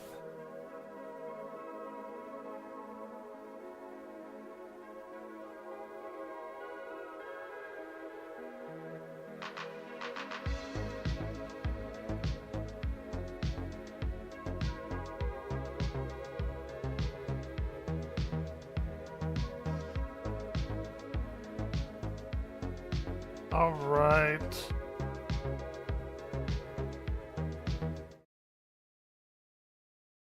OSS ended on March 6th. 9PBS said it couldn't get a response from OSS about renewing the contract in February. The station claims its contract gave it 30 days to retrieve data at the end of the contract. However, 9PBS says it abruptly lost access to the data when the contract expired. The contract, okay, first things first here. If you are trying to renew your contract and they are not allowing you to renew your contract for 70 years of your data, the first thing that you fucking do is you run out immediately. You do not pass go, do not collect 200, run to Best Buy, run to Walmart, and grab as many hard drives as you can. Plug them into the computer and start downloading your shit immediately. If you know that you do not have your data anywhere else but one server, one... how many terabytes? They said like 50 terabytes or something. That's not that much. Like I have an 8 terabyte hard drive, like HD hard disk drive, and it wasn't that much. Now that was about a year and a half ago, so company that is no longer accepting your money or extending your contract, that's a 911 level emergency. Yeah, you don't have to be John Computation to figure this much out. It's not the most complicated puzzle ever. Just put the square in the square hole. All of your data for 70 years is in one location, and that location is now not answering you, is not letting you renew. You don't have it anywhere else. How could that possibly not trigger the alarm bells? How could you still be de-aggroed and not recognize the huge glaring issue there? Like, this is... You're going to see the salary in a moment. This is someone who was paid 6 figures. This is their tech savant, their tech god, who this should have been a priority to ensure can't happen, just somehow lets it fly by the wayside, and now they're caught with their dick in their hand. It was so easily preventable. Like, this is what I'm saying. Yes, digital only sucks. And when there's this blind trust in cloud storage to just have everything forever for you, it's going to lead to problems like this. But this was so easily avoidable if they had just done like the very basics that people are doing every day, normal people, not even companies, of backing up their shit. Just having these safeties, these redundancies. And somehow, someone who's getting paid 6 figures can't do it or doesn't think to do it. That's so fucking weird. And I think this is my own little personal theory here, my own little game theory. I think a lot of the people that are getting these positions at these companies, like these tech positions, are able to just kind of bullshit their way in there, and they just look at the cloud as this buzzword, and it'll take care of them no matter what, everything's okay, cloud, cloud, cloud, that kind of thing, and they just don't, like, they don't actually do their job. Like, that's kind of just the impression I get. Looking at their 990, we can see that there is a chief technology officer that makes $179,000 a year. Now, while this is not, I'm buying my own island to compete with Epstein, I'm going to have a bunch of Bentleys that change colors like MC Hammer outside my house level salary, that is enough money that somebody was there that has some sort, that should have some sort of technical know-how to the point that they understand that if we have 70 years of our data on one server and that company is no longer responding to us, we need to download that shit right fucking now. But I guess not. 6 figures wasn't enough to get him out of bed to take care of what is a very clear issue. I don't know what their job even entailed then in that case. Like, maybe their job was just to go around and, like, turn computers off and on when they were experiencing problems, and that was, like, the extent of their technical expertise. Or maybe they open a command prompt and, like, they just start clapping, like, oh, wow, this guy's good. Like, I don't know, because how are you getting paid that much money and don't make backups just for safety? Like, even without all of this happening with OSS, why would they have not just had backups just to have it, just in case? Like, I feel That's like like that's just a couple very of days. You standard could be like, I'm rather, should be a downloading. very standard practice That's what for my companies of this job size is. I'm and that have been downloading. around for this long with so much important data. It just doesn't make sense to me. And I think, again, it ties back into my theory. I believe that a lot of people that are getting these positions, like these tech positions at these companies, are really not fit for those jobs. Like, I don't think they actually know what they're doing there. When people say, well, this is what happens when you don't fund public media appropriately, is $179,000 a year not enough to have a competent tech professional that understands that storing all of your data on one server from one company that is no longer responding to you means you should start downloading it immediately? Is that too much to ask? Rossman then goes through the financials of this PBS station, like what they bring in per year, and it's a sizable amount, sometimes millions. So even just setting aside the salary of this position that definitely should have had this under control, this station did have enough money where it is really kind of inexcusable that they wouldn't just have their own backups. Like, it's pretty ridiculous when even just normal people are having, like, tons of terabytes worth of backups for their own shit. Like, you can get a 20 terabyte hard drive for about $700 right now, which is something Rossman mentions as well. So it really is just super ridiculous across the board. Digital only future is bleak. That sucks. In this case, it's a combination of like digital only, like this blind belief in digital only being the only path forward, and also just gross incompetence from the IT guy that is paid tons of money that just decided not to do his job and not go through like the most obvious protocol here. So what happened here seems like the best possible case scenario in this clusterfuck of a situation. A judge barred Iron Mountain, which is the data center, from deleting, modifying, or overwriting any material. So first, do no harm. After that, the district court judge, Eric Elif, ordered Iron Mountain to hand over the physical devices and ordered 9 PBS to use a third party, like a former OSS worker, to retrieve the data within 30 days without corrupting other clients' data. Because again, PBS may have a right to their data, but they do not have a right to that server because that server has other customers' data on it. So while it's still ongoing, to me it seems like they will be able to get it back. I assume it, like, that's what it sounds like to me. Something Louis Rossman also talks about is the place that Iron Mountain is in is like a tricky one where they needed it to go through the courts. Otherwise, maybe they'd be in hot water if they just handed over, unrestricted access to PBS to get their stuff back, but then maybe it compromises other clients' data, which is obviously a huge issue. So going through the system like this and having the judge make this ruling and potentially a former OSS employee going through to recover this for PBS is probably the best way of handling it, given just how messy all of it is. But I guess we'll see how it all unfolds. Either way, it was something that was beyond preventable. Just taking the most basic of steps. And they hired someone, paying them fucking $180,000 a year, and couldn't be bothered to do something that even just average, ordinary people do and don't even think twice about. Somehow, they just didn't. Even with all of the alarms and sirens blaring, still didn't do. It's super weird. Great coverage from Louis Rossman, and okay, that is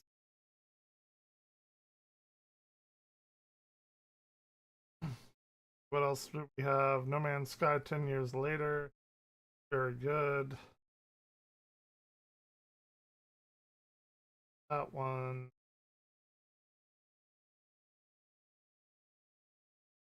We got Barb play. Bitch, right?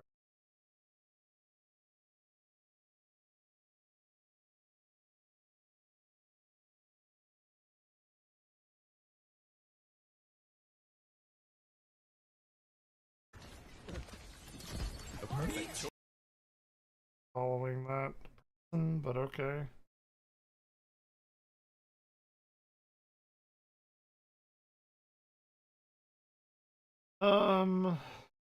They don't hate.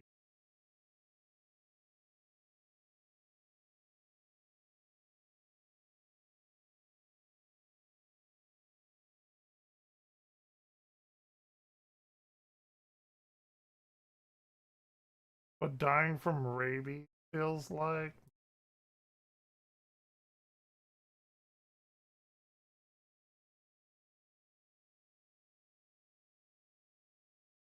Parser.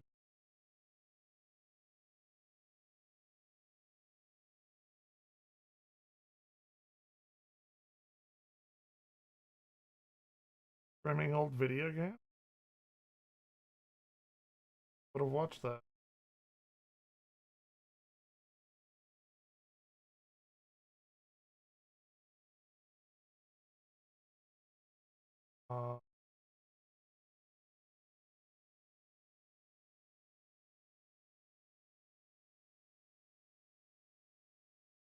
Or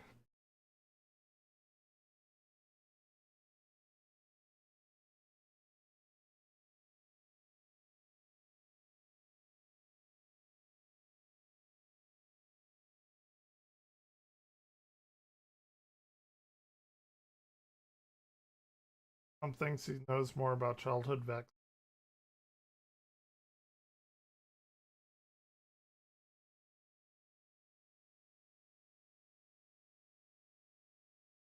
Criminally overlooked game. I think I fell asleep. Love me some game sack.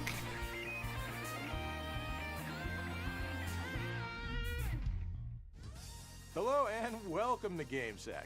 I've got some more games to show you that don't seem to get enough love these days. I think you should check them out. I mean, unless you don't want to, but really, you should try these games. This first one, I didn't even know it was a thing back in its own day. Biker Mice from Mars. Here's Oh, I know Biker Biker Mice from Mars for the Super NES from Konami. Nobody ever talks about this game. It's based on a cartoon that wasn't hugely popular, and that's likely why.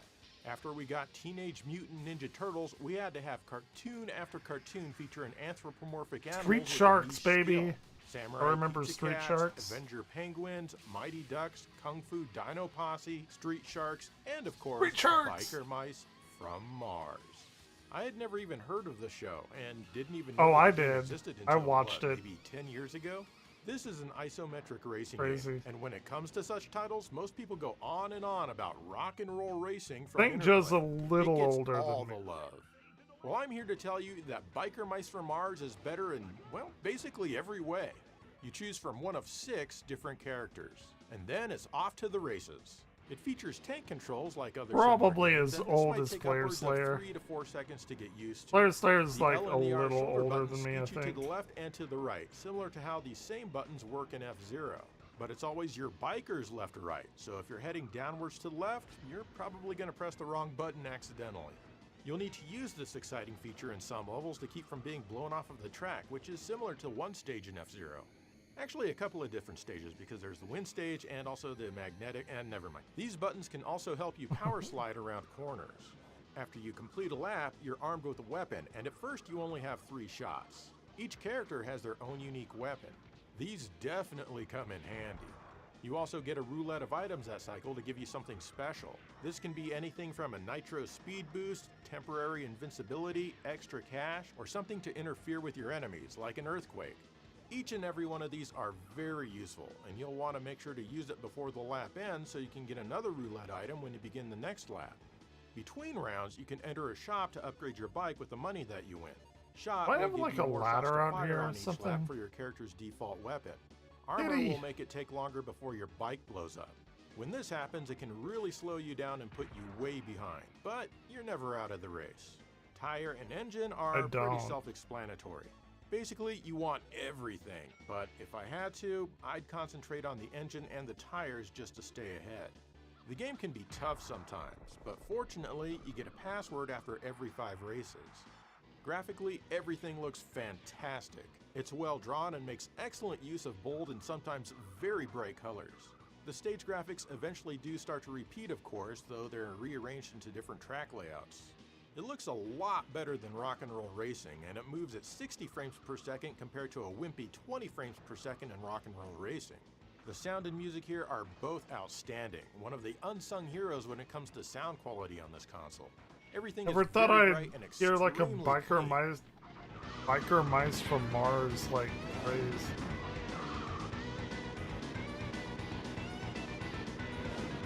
The music is fantastic, and it makes great use of stereo to provide a rather wide sound field. You also get split-screen 2-player simultaneous play and even a battle mode. As they do with pretty much all of their licensed properties, you can tell that Konami put a lot of love into this one. It's extremely fun to play, and as far as isometric racing games go, you just can't do any better on the console. It's pretty expensive these days though, even cartridge only. So if you must, find some other way to play it. Later, wrong!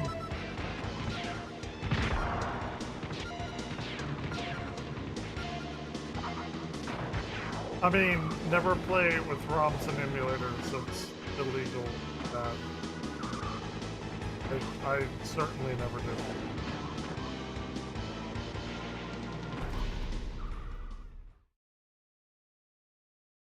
Do you like RPGs? I hope so, I because do. I've got 2 of them to show you in this episode. The first one is up right now. The second one, well, you're gonna have to sit through a bunch of non-RPGs before we get to that one. No! Oh, Sword of Vermilion's Sword great. of Vermilion on the Genesis is an RPG that's often overlooked. Absolutely. Long ago, bad things happened. Now, you're 18 years old. Your father dies, and that means you have to save the world.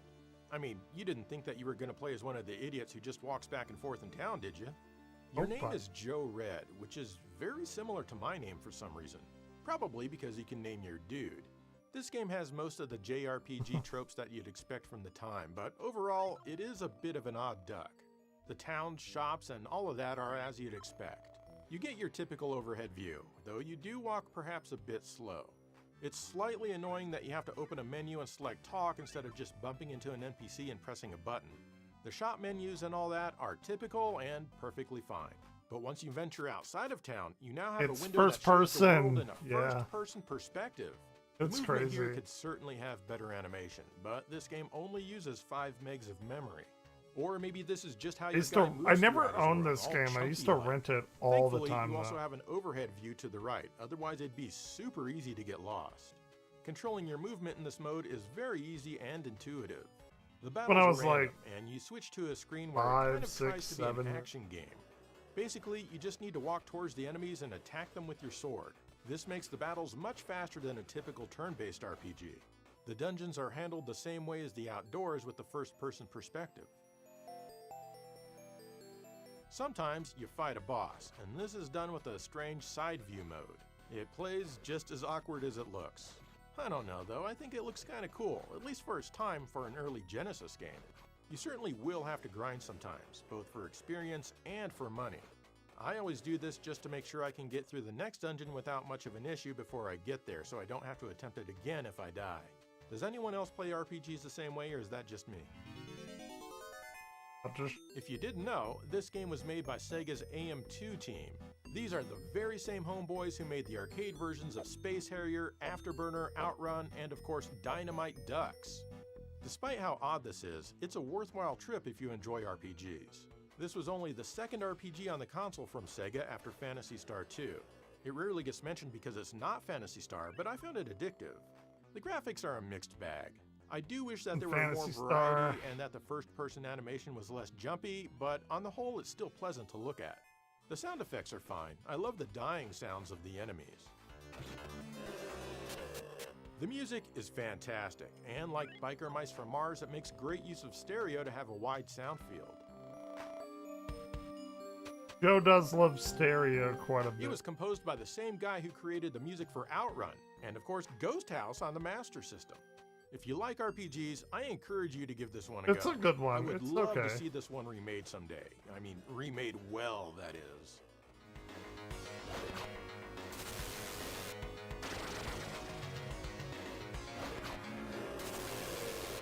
I want the OG Phantasy Stars to be remade. I'm surprised they haven't. Like, weird. Ghost House on the Master System from Sega is a much better game than you might think after only trying it once. Nintendo may have Castlevania, but Sega has Ghost House. You play as Mick, and your job is to get the family jewels back from Dracula. And the only way to get those jewels is to kill Dracula. But in order to fight Dracula, you first need a key. Fortunately, the enemies drop keys with wild abandon. Once you have a key, just unlock Dracula's coffin by walking past his keyhole to fight him. Kill him and collect the jewel and your life is restored. This is the very same Dracula as the one in Castlevania. I mean, Okay. there can only be one Dracula, we all know that. Except here, there are 5 Draculas. Yes, they are Ooh, all that's the a same lot. Dracula, and they each have a different jewel. Dracula is all about the jewelry.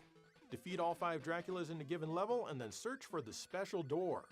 This leads to the next level. It looks similar, but the layout and the Dracula locations are different. Also, there's a I've new never heard mummy of this enemy game. starting in round 2. There are 3 different boards overall before they start the loop, only more difficult. Each board has an upper, middle, and lower level. Here's some tips that I feel that most people don't know about. When you walk by any wall candle, a knife will fly at you from off screen. If you can jump and land on it, you get the knife, and your attack is much more powerful, but it doesn't last long. You want to get a knife right before fighting one of the Draculas. If you walk in front of a fireplace, an arrow will fly at you. Jump and land on maybe 15 of them, I think it is, and you'll get temporary invincibility. Lastly, you can jump and hit a light with your head, because in addition to candles, this house also uses electric lights. Why wouldn't it? Are you stupid? This freezes the action, and it's very helpful to land all of your hits on a Dracula during this time. Be careful, as you can only do this a few times in each round before it just stops working. And lastly, again, when you come to a dead end, try crawling or even jumping through it to get by. You're supposed to just know this, apparently. Still, even more lastly, you can warp from place to place by pressing Even up more. at any window, which can be helpful in getting around. Once you know these things, the game becomes really fun. The absolute worst thing here is that the jump and action buttons are reversed, but Sega was pretty dumb at the time. Also, the music, which was done by the same guy who did Sword of Vermilion, if you recall, isn't bad, but it never changes. I imagine that a lot of the limitations of this game are the result of it being on a card instead of a cartridge. As a result, it's only a quarter of a megabit. It would hugely benefit from being at least a 1 meg game, preferably 2 megs. Stupid Sega.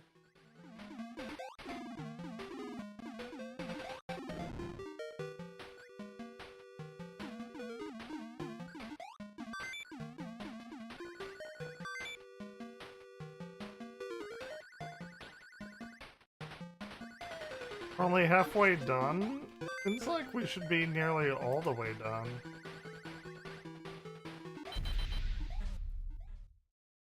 I don't think cleaning all this is This gonna next do game anything. may not be as good as the others in the series that followed it, but come on, it's still a good game. Though it does require a fair bit of skill. What is this? Thunder Thunder Force 3 Force and Thunder 3. Force 4 from Technosoft, also known as Lightning Force, get all of the love in this series. But Okay. you know what doesn't? That's right, Thunder Force 2 on the Genesis. Okay. This shooter was a launch title here in North America. I love how they have different artwork for the box compared to the manual and the cartridge. Why did they make it worse just for the box? This game adds side-scrolling stages to the series for the first time. Not that we knew anything, because we never got to play Thunder Force 1 here.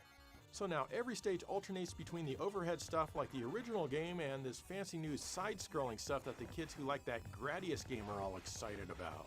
These days though, most people Gradius. bemoan the overhead stages. And I have just one thing to say to them. Get good. I mean, once you put enough time into any game to get really good, you'll end up kind of liking it. Sure, the overhead stages move fast and you can't slow down. You're always just zooming around, and the game gives you no idea on what you need to do. Well, I'm here to help you out and give you some tips. You need to destroy 4 of these round base thingies on the ground in each stage. But to do this, you need a weapon that can hit the ground targets. You can tell when a weapon does this by the little circle that you see on the ground as it hits. If you can get the weapon that the game calls Destroy, it's perfect because it can hit 3 areas on the ground at once. What truly sucks though is that if you take a hit, you lose all of your weapons except for the 2 basic Destroy, ones. not destroy. Anyway, in the first stage, you need to unlock the gates by shooting these things in the air to go from base to base. Otherwise, you'll crash and lose a ship when you try to fly by. The third stage is super easy. You just need to know where all of the bases are. If you do, this stage can take you less than 30 seconds to beat. Stage 5 is tricky as it can be tough not to fly into the cave walls, and you'll have to deal with some floating stuff around you which blocks your shots. To the best of my knowledge, you need to sacrifice a ship here to get to the final base.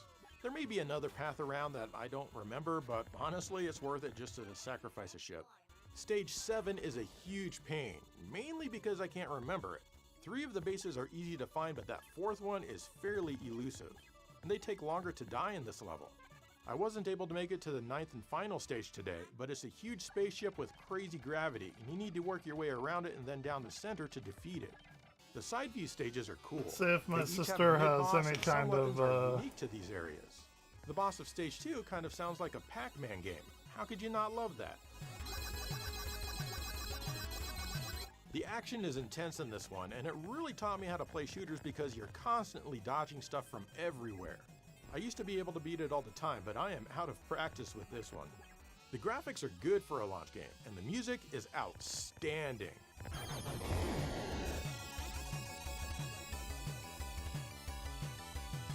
Even the silly voices sound clean, with none of the static or typical garbleness that people expect and demand from the Genesis. This version of Thunder Force 2 is also better than the original X68000 version of the game. That one has better background The graphics, sharp but honestly, 68,000. that's really the only thing it does better. It plays much better on the Genesis, is a and that's what deep counts. pull. And while I do feel that both Thunder Force 3 and 4 are better games, this one can still be a great time. I mean, unless you suck at it. You know, I like this. It's like, these games are okay. It's just nobody talks about them. I like this kind of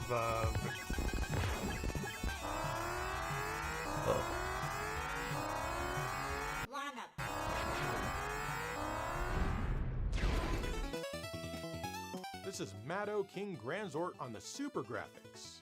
I just call it Granzort because nobody cares about the other part of the name. It's based on some anime or manga in Japan. This is an action platformer that people moan about a lot, but again, probably because they suck at it. I've never It's actually heard a of pretty good game. I've never heard of it. The main problem here is the one-hit deaths. You can collect a silver shield which will allow you to take an extra hit, and these are scattered about each stage. You can change between 3 different mechs or robots or whatever they are with the tap of a button. Each has their own main weapon. They also have their own ability which uses up the yellow gauge in the HUD, which fortunately refills on its own. The red guy has a sword, and his special attack is an earthquake thingy. The green guy fires a projectile weapon, and he can float. The blue guy has a spear attack, and he can generate a shield around himself for a brief time. They each have their uses, but suffice it to say, you're probably gonna want to be the green guy most of the time since he can fly around and attack from a distance. The controls are responsive and feel extremely smooth. Maybe there are this lots the of things hidden entirety all over, and most of the stages are designed to be explored with the green guy. There are a couple of checkpoints in each stage. You're gonna learn where they are, trust me, because you will die a lot. Fortunately, there are 1-ups hidden all over the place. I recommend getting them because they'll go a long way to help you learning this game's many maze layouts. And since there are mazes here, you'll for sure love this game because gamers love mazes. Not all stages are mazes though. In fact, I'd say most aren't, but they're here for you, I guess. Sometimes you'll have to fight a boss. Bet you didn't think that would happen.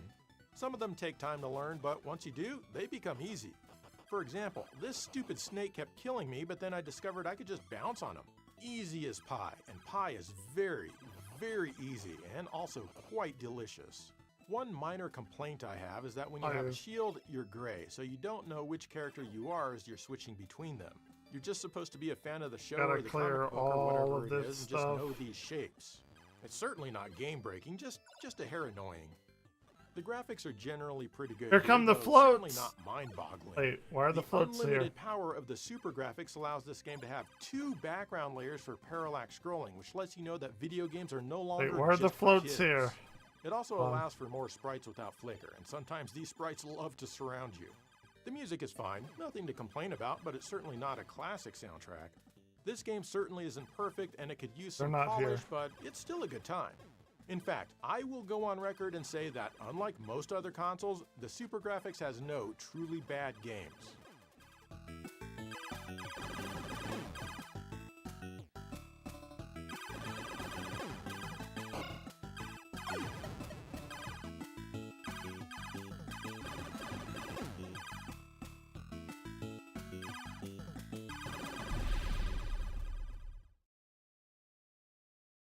Up next is another game for the Sega Master System. Yeah, I see a few of you are disappointed, but whatever. Anyway, in order to review this game, we need to go back when they first started coming up with the premise for it. That's right, Okay. we're going back to March of 1983. I was negative 3 years old. Directing a comprehensive and intensive effort to define a long-term research and development program for defense. In March of 1983, President of the United States of America, Ronald Reagan, announced the Strategic Defense Initiative, or SDI. SDI is America's insurance policy. SDI is America's security guarantee. The press nicknamed it Star Wars, and that's the name Oh, that I was mostly remember. thrown around in the public. Our SDI program has provided an historic opportunity, one that enhances That the totally prospects worked for out. reducing the number of nuclear weapons. This was an effort to create a shield to protect the U.S. from nuclear attacks using space lasers or even particle beam weapons of some kind. The methodical pursuit Totally of worked. a war-fighting capability in space. Of course, this never ended up happening for a lot of different reasons, like not being anywhere near technologically advanced enough yet as a species. Have voted down funding because they say SDI won't work. SDI couldn't work in real life, so instead they made a video game. SDI Oh, yeah. was released in the arcades by Sega in 1987. Here, you are the satellite shield that Reagan spoke of. But today, I'd instead like to talk about the home port to the Sega Master System called Global Defense, which I feel is more fun. However, this version is still known as SDI in Japan. You are the Global Defense satellite and you need to shoot down missiles and other enemies. It basically plays like Fancy Missile Command. You move your reticle around and shoot, and the explosions destroy your targets. Of course, it helps if you lead your targets a little bit. Button 2 is the one that shoots. Your satellite, which is powered by Ronald Reagan's Mojo, is vulnerable if enemies touch it or shoot at it. So if you hold button 1 down, suddenly the directional pad moves your satellite. To me, this is incredibly intuitive. The way the arcade worked, you had a trackball and a joystick. One moves your reticle and the other moves your satellite. Unfortunately, even with these controls, the arcade was overwhelming to play, and the home version here has been rebalanced for the better. That is why I like it a lot more. It is still quite challenging though. Every enemy that you miss will light up a block on the bottom of the screen. If this gauge fills up, game over. You collect some power-ups that can make your blast bigger, make you move faster, or even reduce some of the points on the gauge at the bottom of the screen. At the end of the stage, a space shuttle with guns on its wings picks you up and takes your power-ups away for some reason. Then you go to the defensive portion of the game. This is basically like normal Missile Command. Here, you don't need to worry at all about your satellite getting hit, just zap all of the nukes that you can. Letting some of the nukes through is okay, of course, just don't let that gauge fill up. If you can, it might be a good idea to at least stop Just the nukes letting from hitting some close of to the your nukes. house. If you shoot down everything in Okay. the offensive Not portion, all of them, you'll but- skip the defensive portion altogether because there's nothing left to attack you. I haven't played this game in a serious manner for a few decades, and I'm way better at it now than I used to be when I played it all the time. Probably my experience playing video games throughout the years is helping me here. I'm kind of sad though that Sega didn't allow for the sports pad trackball to be an option here. You can use it, but you're still limited to the normal 8 directions and 1 speed of movement. The graphics aren't bad for a 1 megabit game, but they keep reusing the same defensive graphics during the second half of the game. Unfortunately, the music isn't all that great. It never changes.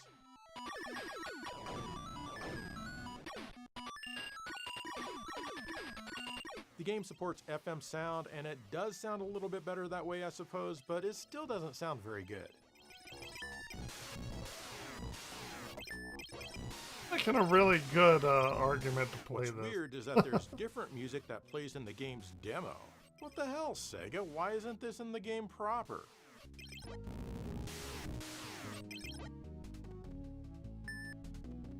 This is a fun game that nobody ever thinks about, especially if you like Missile Command. That is, if you can get past the repetitious music. All that money that the US poured into SDI in the 80s was absolutely worth it just to get Global Defense on the Master System. What do you think, Ronnie? Do you like Global Defense on the Master System? All in all, not bad. Not bad at all.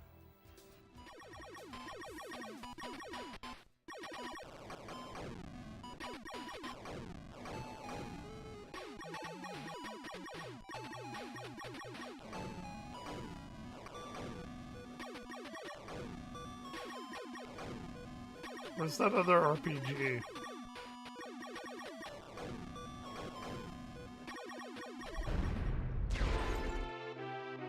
Oh, This is Lufia 2. Rise of Dude, the everyone Sinistros loves for the Super Lufia NES, too. developed by What are you talking Neverland about? and published by Natsume. I played the first game, so I figured I might as well tackle the second one. And this one is a pretty big improvement over Part 1 in most ways. Right away, the Yeah, graphics are everyone very loves detailed Lufia and full too. of color, almost making Part 1 look like an 8-bit game. It feels like they put a lot more effort into 100%. this one for sure, yet it still doesn't get Pumpkin anywhere float. near as much attention as the big hitter RPGs on the console. Probably, I'm guessing, because it's not from Square or Enix, or Enix, how are you supposed to say that? I Enix. say Enix, but I digress. It's Enix. This is a prequel to the original game, and you play as Maxim. He's the guy referenced in the first game. Basically, there's evil around, and only you can save the entire world. Well, I mean, it'll be fine for 100 years until Lufia 1 happens. Your characters move around the map much more briskly in this one, and that is a very welcome change. You have random battles when walking around the overworld. Unlike the first game, the battles here have their own screen and graphic designs. The battles here are usually pretty quick and work somewhat similar to the first game. Fortunately, the characters here will no longer attack the air if the enemy that they originally aimed for died first. Another nice change is that the encounter rate here is much less insane. In the dungeons, the battles are not random. The monsters only move when you move. If you touch them, you warp into a battle scene. And here, the battles work exactly the same. However, you have an arrow that you can stun the monsters with if you want to walk around and avoid that particular fight. You can slash bushes with your sword just like in Zelda, but you can't harm enemies this way, even if they're stunned. You can also get other items like a bomb to open cracks in walls, also just like in Legend of Zelda. The shops here are also much nicer than the first game. You can press the X button to get a description of the item that you're about to buy. This also works in a menu, like if you find something that you're not sure what it is or what it does.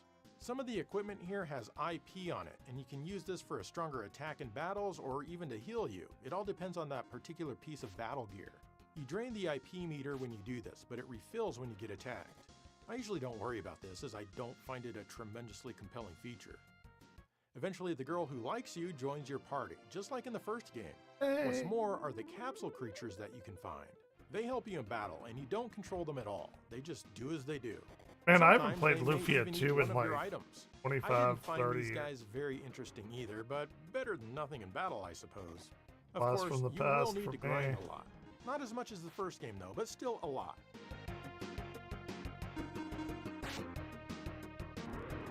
This game has a lot of minor and sometimes major puzzles to solve in order to advance in the dungeons. Plenty of switches to trigger. One puzzle even plays out kind of like columns, where you need to push the colored jewels around. Match 3 to make them disappear. But be careful, because there are 5 of some colors, and that means if you make 3 of them go away, you won't be able to get the remaining 2 because you need 3. Fortunately, you have a reset spell that you can use to reset the puzzles and also the enemies if there were any in that room. Graphically, I already mentioned how much I like the way this one looks. It really does hold its own with the bigger name RPGs on the console. Musically, it's also good, better than the first game, but it just can't compete with the likes of Final Fantasy and Chrono Trigger. That is a tall order, but still, I don't think you'll be disappointed in the audio experience here. I haven't finished this one yet. In fact, I'm only a few hours in. But I don't need to finish it to know that this is a great game and that if you enjoy RPGs, you should definitely give this a go. Lufia 2 is great. A 15-hour game, something like that. Not too long.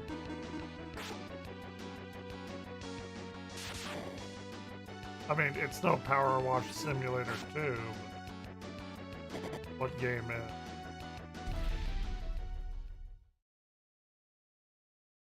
And there you go, more games that deserve some love too. Do you like video games? I mean, besides the ones that everyone talks about all the time? What are some of those games? Let me know, and in Power the Wash meantime, Simulator stay 2. with me. Bye. That's a good episode. I liked it. I like people enjoying video games rather than shitting on them.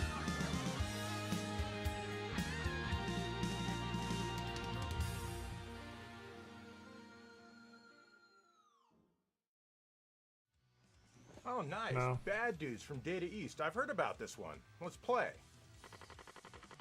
President Ronnie has been kidnapped by the ninjas. Uh-oh. I'm sure they mean President Ronald Reagan, who, as I explained in this very episode that you're watching right here, is more or less responsible for Global Defense, a very cool game on the Sega Master System. Are you a bad enough dude to rescue Ronnie? Hell yes, I am. It's the least I can do. What with all the enjoyment that Global Defense has brought me? Let's do this. You're a bad enough dude. Man, this game is easy. You just gotta kick all of these ninjas. Sure are a lot of them, though. Give me back Ronnie, you damn dirty ninjas! That's right, Karnov, I'm gonna stab you. And I'll stab you again, and again, and again, until you are dead.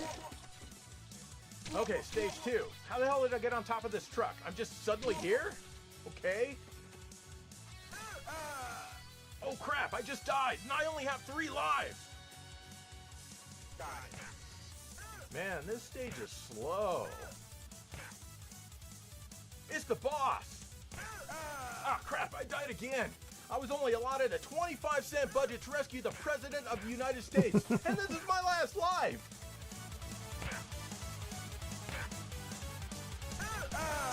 Damn it, I died! Game over! I don't have another quarter, I can't continue! I wasn't able to rescue Ronnie! Oh no! Or Global Defense Force. I wonder what game it was. Probably would have liked it. Oh well, I'm bored. I'm gonna go watch some Star Wars. Funny. That was pretty good.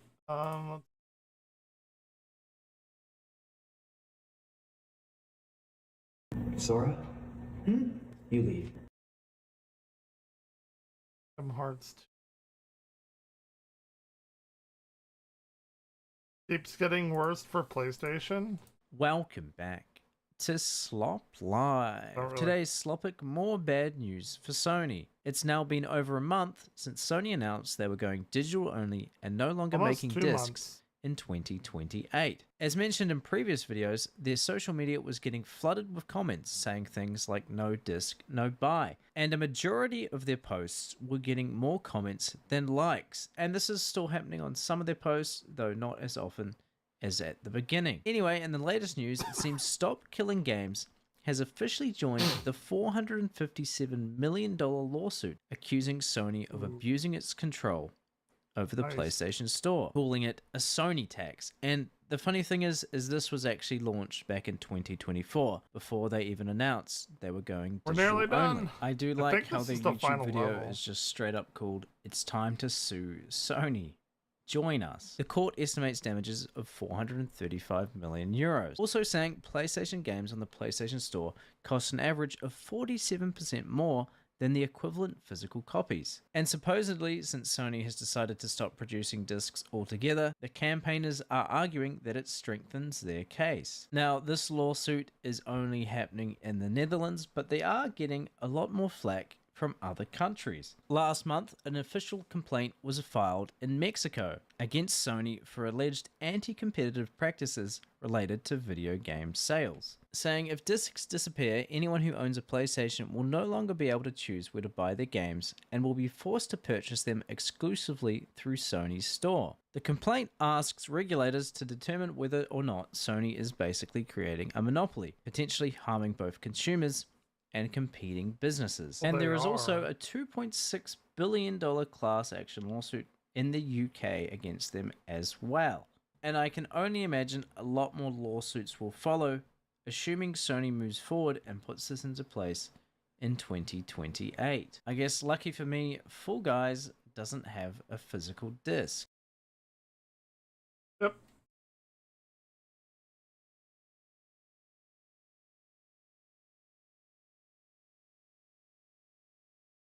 An update.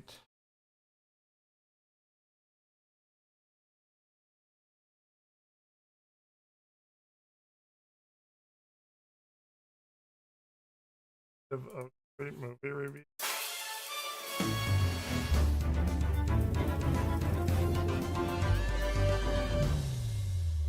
The End of Oak Street is directed by David Robert Mitchell, the man behind It Follows and Under the Silver Lake, and it's produced by J.J. Abrams. And here, the Platt family bands together to navigate their new surroundings after a cosmic event transports their suburban neighborhood to someplace unknown. This, like many films that Abrams has produced, feels very Spielbergian. It has that Amblin feel to it.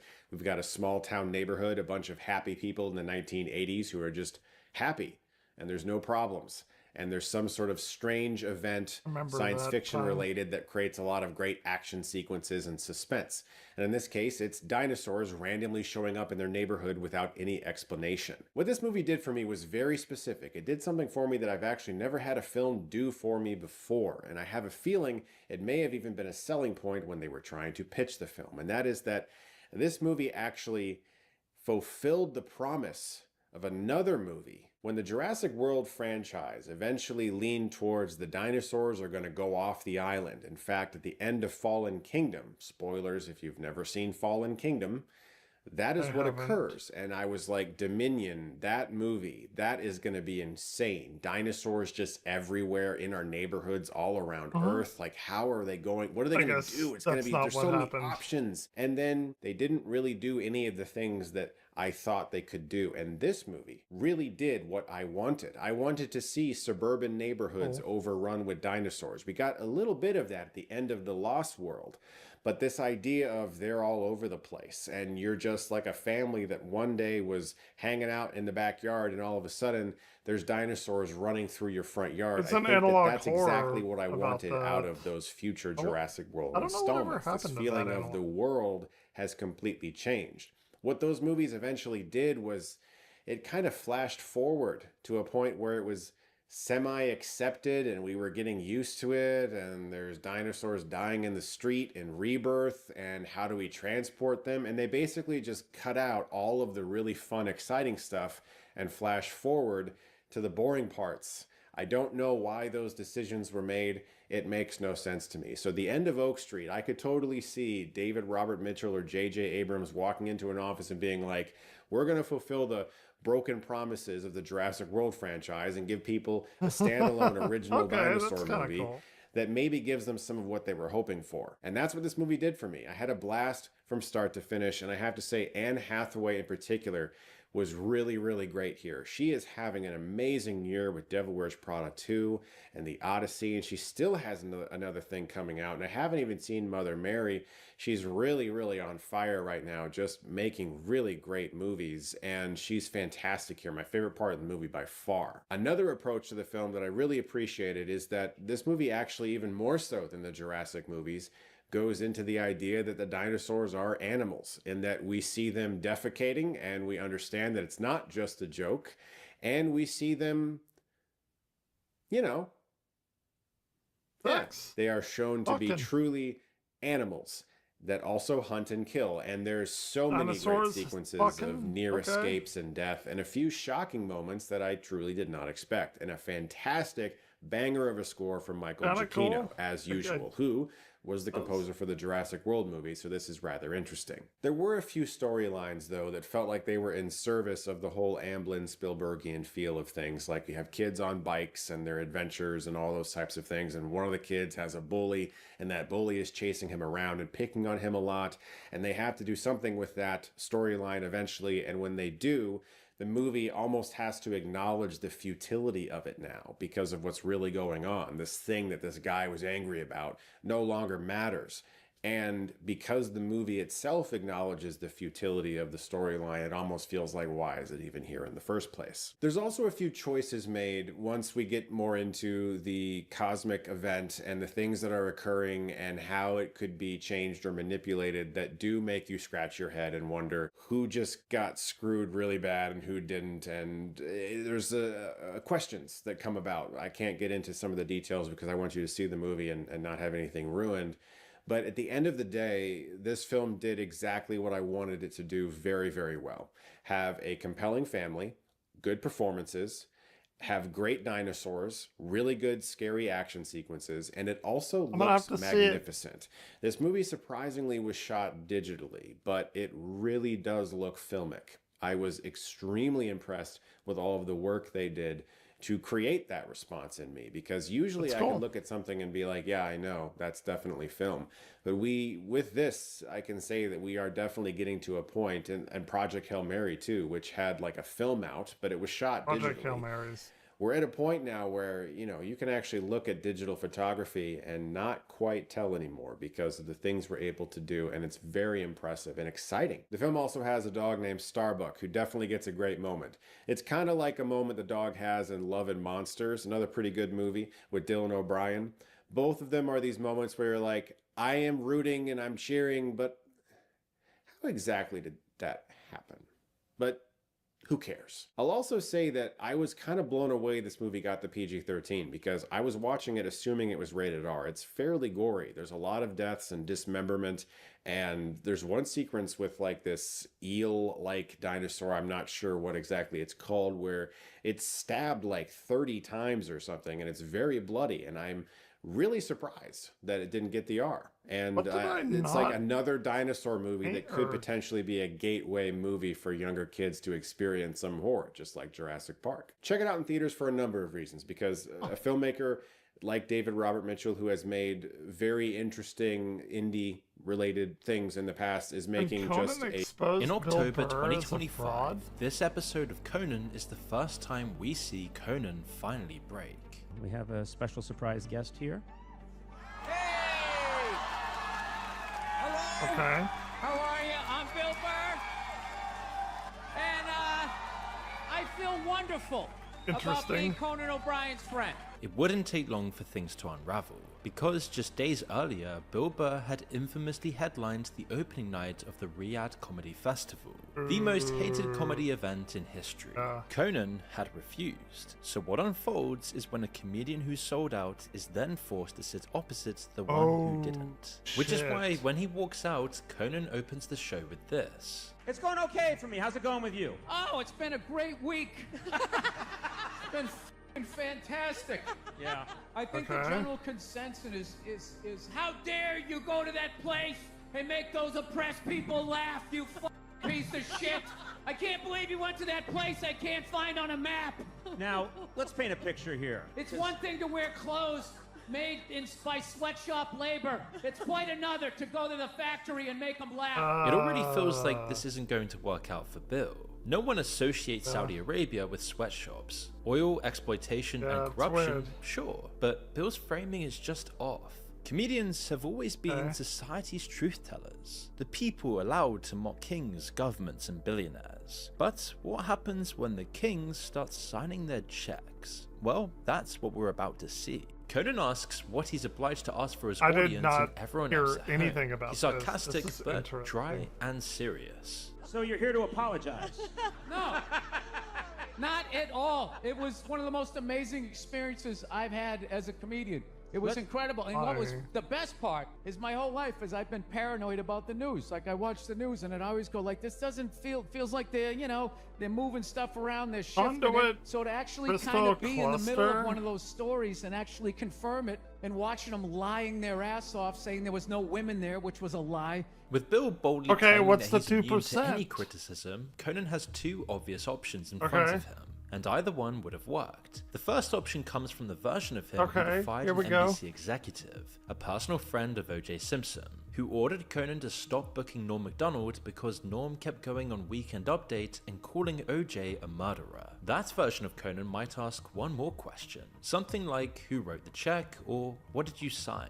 Conan had already shown that he was willing to risk his relationship with powerful executives to protect a comedian's right to tell the truth. Bill Burr had just accepted money from a government on the condition that certain truths remained off limits. Coming from a friend on a stage with some impetus behind it, it would have pushed the conversation towards the accusation people wanted. The second option is the clean exit. Accept the answer, laugh, and move on entirely. But Conan takes neither obvious option. Instead, he does the thing he'd do with a guest promoting a movie or whatever else, by setting Burr up to tell the story properly. You sound like anyone's uncle yelling at the TV, but in the best way. Let me lay this out. Let's lay it out for anyone who isn't initiated. Lay it out, man. You went to Riyadh. It's a comedy festival they had in Riyadh, and you went with a bunch of other people. Yes, a bunch of comedians. Yes, we went there. For the next 50 minutes, we then start to see Conan realize that this is about to be a train wreck. And he wouldn't be wrong. Conan acting as a yes man the whole time. I figured. This is my least favorite quality of Conan. He's a principled person who happily abandons those principles at the door to avoid any chance of disturbing his guests' comfort. Audience be damned. Conan's biggest flaw has always been how non-confrontational he is. For the 2020 election, it was surprising how many guests Conan had on just to talk about how important the election was. Then for the 2024 election, when the stakes were even higher, he didn't even say a word about it. Not once.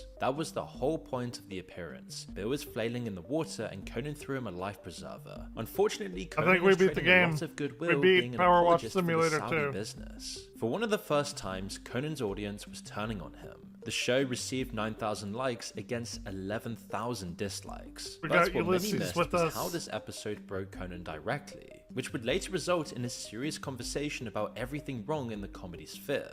As the video continues, we start to see this unfold, when he lets Bill Burr humiliate himself and advertise himself. Oh.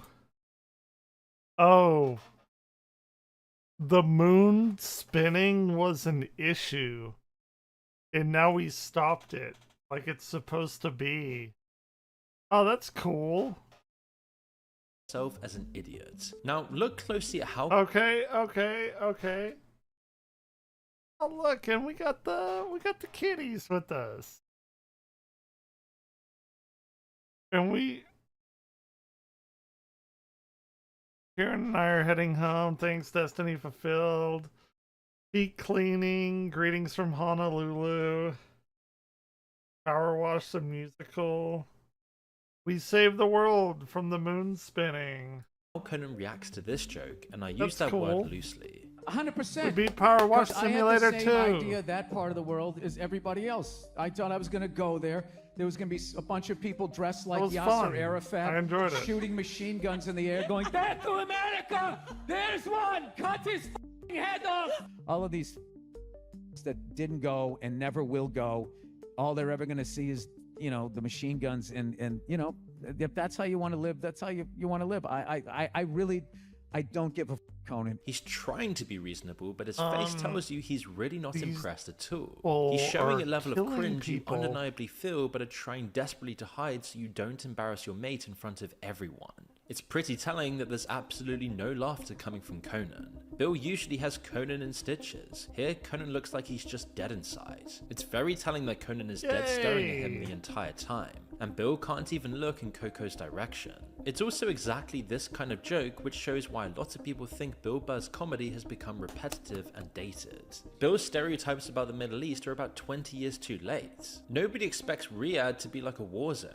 Conan's also a smart travel guy, looking as someone explained to him how landing there is like setting foot on Mars, even though he's visited the region plenty himself, even going to a Palestinian refugee camp and a hospital on the Syrian border. Bill's version is how he thought they were beheading maniacs, but it turns out they've also got a Chili's and a cheesecake factory. Well, yes, they do under Saudi Arabia's Vision 2030 campaign to rebrand the kingdom. But with the Cheesecake Factory also comes widespread modern slavery, decades-long prison sentences for trivial offences, and a festival timed around the anniversary of Jamal Khashoggi's murder, just months after another journalist was executed over social media posts. There's a deep irony here that so many comedians today constantly complain about censorship, while seeming unbothered when the restrictions come with large checks. Andrew Schultz exposed this contradiction on the Joe Rogan podcast. Star Wars thing? We get to say whatever we want. Well, it's why we're the best. Thing.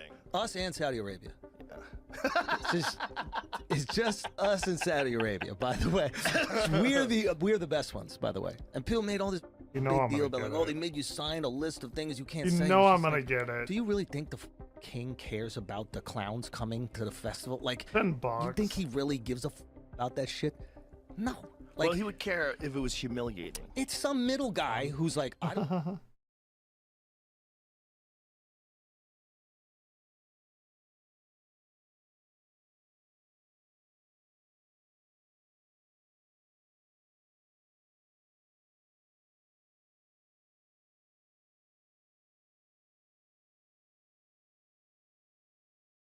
Wait a minute.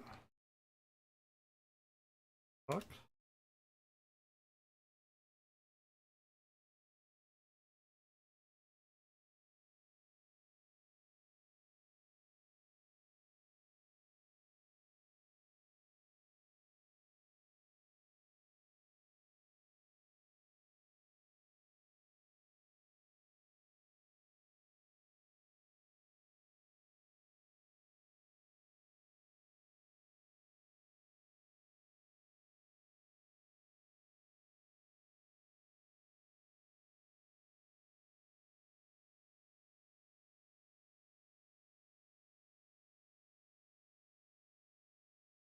That was weird.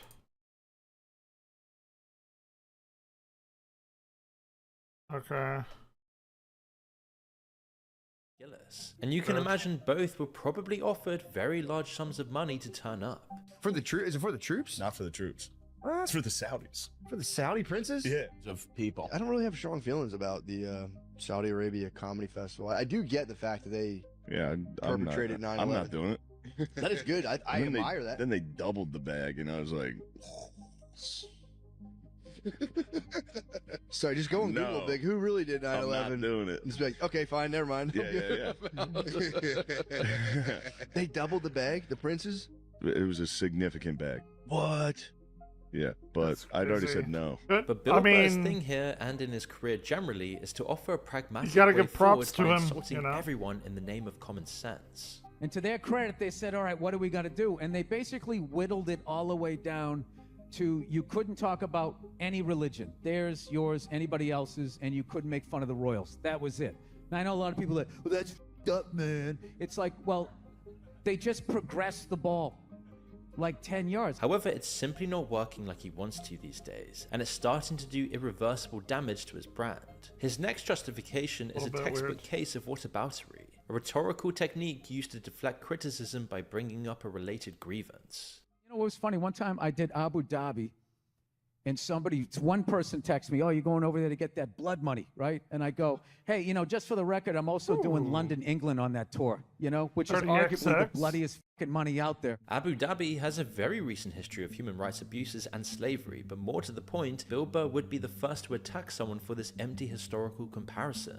And even worse, years before Riyadh, on Bill's own podcast, he had this to say about Beyonce and Mariah Carey taking private gigs for Gaddafi's family. Beyonce and Mariah Carey actually did private New Year's gigs for $1 million. Did New Year's gigs for Gaddafi's kids. Can you fucking believe that? How much fucking money do you need to make, you know?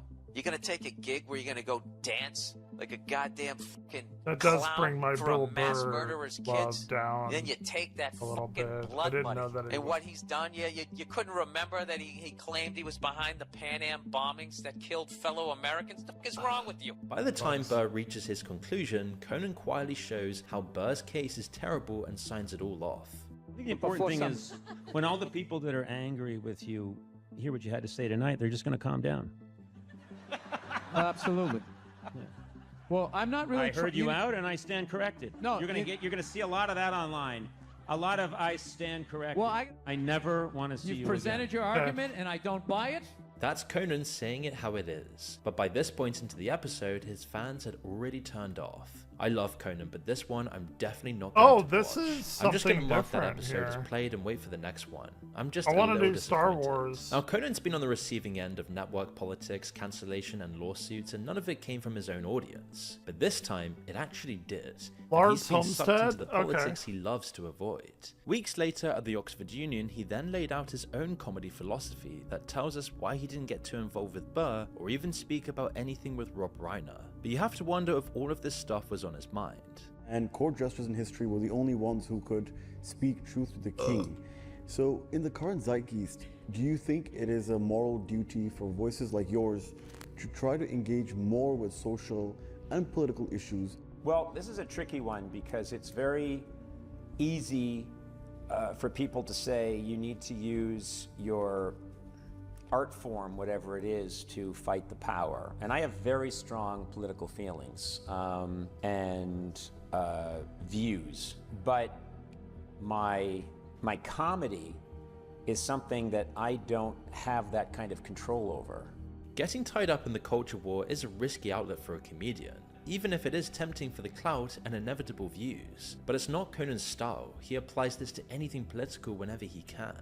And interestingly, in one of the first times, he remains serious throughout this. Some comics go the route of, I'm going to just say F Trump all the time, or that's their comedy. And I think, well, now a little bit you're being co-opted because you're so angry.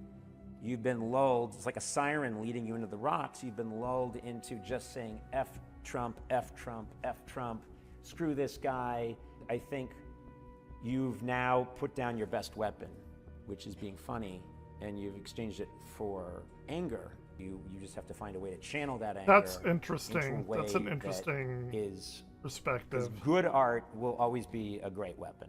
Will always be a perfect weapon against power.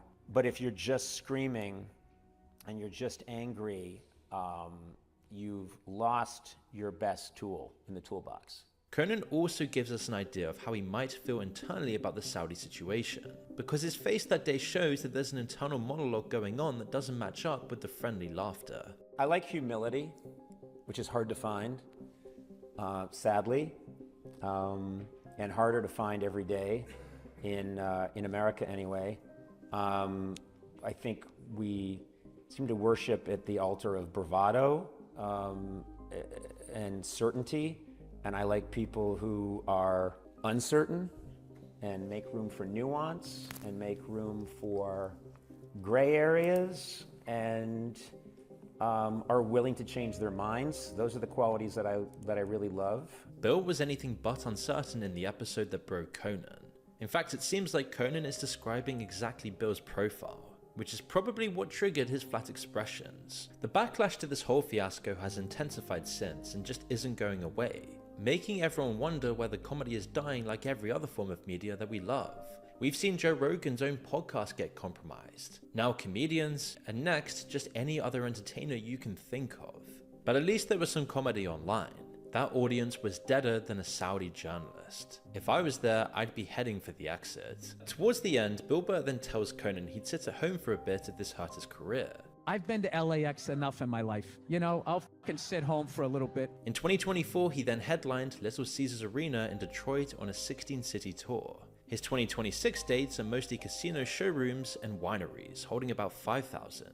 Not quite sitting at home, but he's reached his peak. Conan came out of it hosting the Oscars for the second year running in front of millions of people. But even with that, it seems like Conan is completely exhausted by now. And having looked at his recent episodes, it's clear he might be dropping out of the game sooner rather than later.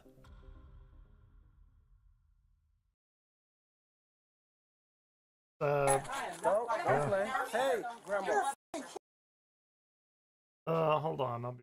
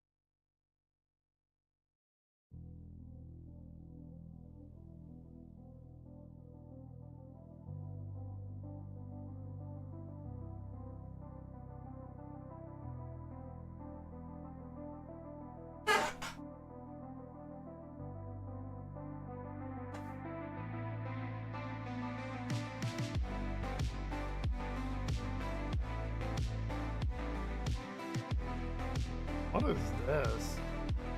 Okay, I'm back. I did not watch this, or maybe I clicked on it and then clicked on it. Yes, we can. Don't play. Hey. Mom realizes his our child is a predator. Hey, what did I just tell you? Are you going to come over here and obstruct what I'm doing? No, I'm asking you Then stay over there. You arrested my son? He is detained. A mother's worst nightmare becomes reality when her 14-year-old daughter makes a shocking accusation against one of her mother's ex-boyfriends. What first sounds like an unbelievable claim slowly begins to reveal a dark Mom realizes and her disturbing son truth, is a and over child time, predator. Many more reports begin to surface. Sometimes the most terrifying monsters aren't strangers hiding in the dark. They're the people living among us, the ones we think we know, and the ones we trust the most. She's messed up.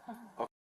I'm at right now. She's right in there with we just got the girls back. I see. So you guys all work together here. Yes, we own this place and she's our employee. I see. And the teenage girl called.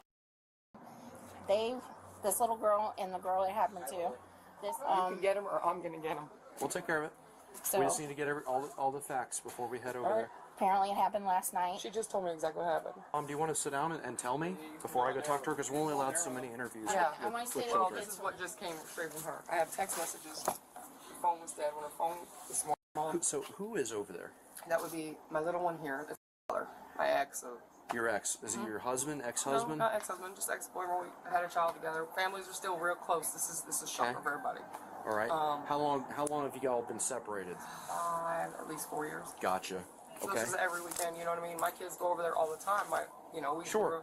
She said, well, anyway, she texted me, can get me, I can't stay here, I have all this, I'll show you. I said, Sure. what's going on? I'm at work, blah, blah, blah. And she's like, he raped me, I'm going, Oh, leaving up jeez. until she said, last night he asked her to come watch a movie with him.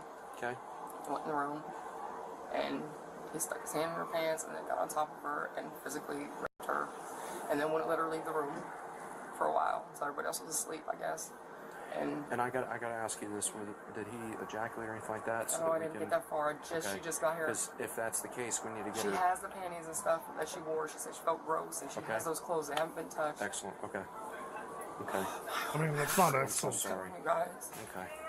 The investigation began in December of 2022 when a 14-year-old victim told a trusted adult about the incident that had occurred the night before. Authorities were contacted immediately, and detectives with the Marion County Sheriff's Office opened a major crimes investigation. Hey, buddy. What do we have? A legit 37. There. They've been staying with.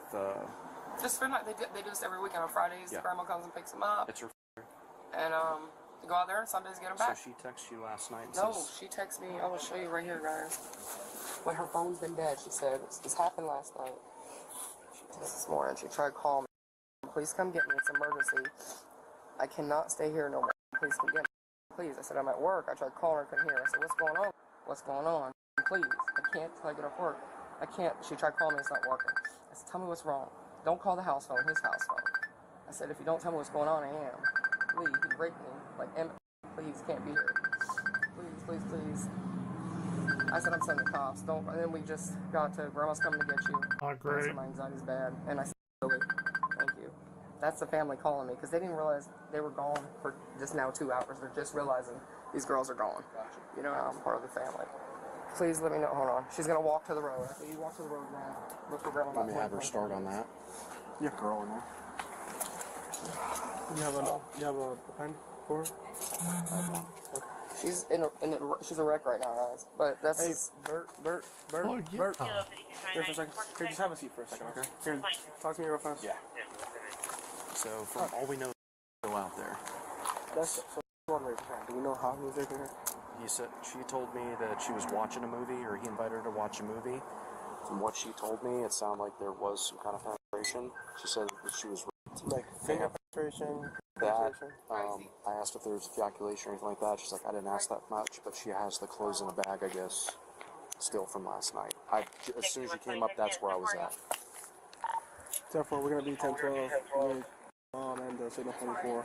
So did she mention, because you said something about putting a hand down there, was there physical sexual contact, like with? Yes, and then he got on top of her and physically raped her. So it happened. Yes, All right. it did happen. And you say that the clothing, do you have it in a bag She somewhere? has it. Okay. Where is the beneath that bag? Yeah, can you grab that for us? And I'm going to put it in a brown bag right away. Yep. Let me call Sarge every time we have. Yeah. Hello? Hey, Sarge, it's Gonzalez. Hey, buddy. Hey, you are Northeast Sergeant? I am. What you got going Awesome. So it looks like it's going to be a legit Signal 37. Last night they were watching a movie, and he hit her and then got on top of her and then raped her. She doesn't have one. She threw him in his trash. Oh, shoot. So here's the house. Hey, we don't have clothing. So what am I going to do? Take her to the... We're on the phone with our sergeant. Okay. This is kind of going above us. Okay. Usually goes to major crimes, but we'll get there. We just are only allowed so many interviews with her, so we're trying. So what are the clothes that she has on? She wasn't wearing those during the incident? No, these are extra ones. Like they packed for a weekend over there. Did she you know? shower or anything like that? I don't think so. Her hair's still matted. I haven't asked her like you guys got here right as she did. Okay. Well, hey, we try to get here as quickly I got as you. we could. No, you did. Because they came all the way from Salt Springs, way out. Just real quick, while we have him on the phone, can you ask her if she's showered since it happened? And he's still out there, correct? That's his house. Does he live alone? Gotcha. No clothing. And it's So her what's the living son? arrangement? Does stepdad live with her? Like an incest No, thing? this is a whole other house. Like I live out here. This is his. He lives with his mom. His two Who sons. is he for her? Stepdad. No. Did he force her to do that, or you don't know? No, I don't know. That's disgusting. You know what I'm saying? I get it. We have to ask these questions, man. I know. It's hard. So she spent the night with, okay, she was staying there when this happened. Yeah, and grandma and the grandma. This happens every weekend. This is not the first time. This has been happening for years, guys. Yeah, it's been every weekend that they go over there and they hang out. Yes, Never ever. Not this. And I talked to my youngest one to see if maybe something happened. No. And as sick as it sounds, like my boss said. She has showered, and the clothing she had on is at the house. In the trash can. All right, so she has showered, and the clothing that she had on is at the house. The little girl where the whole looks thing exactly like her. You'll see. And he's missing right. He's at the house. He's at the house. Oh, he's at the house. Yeah.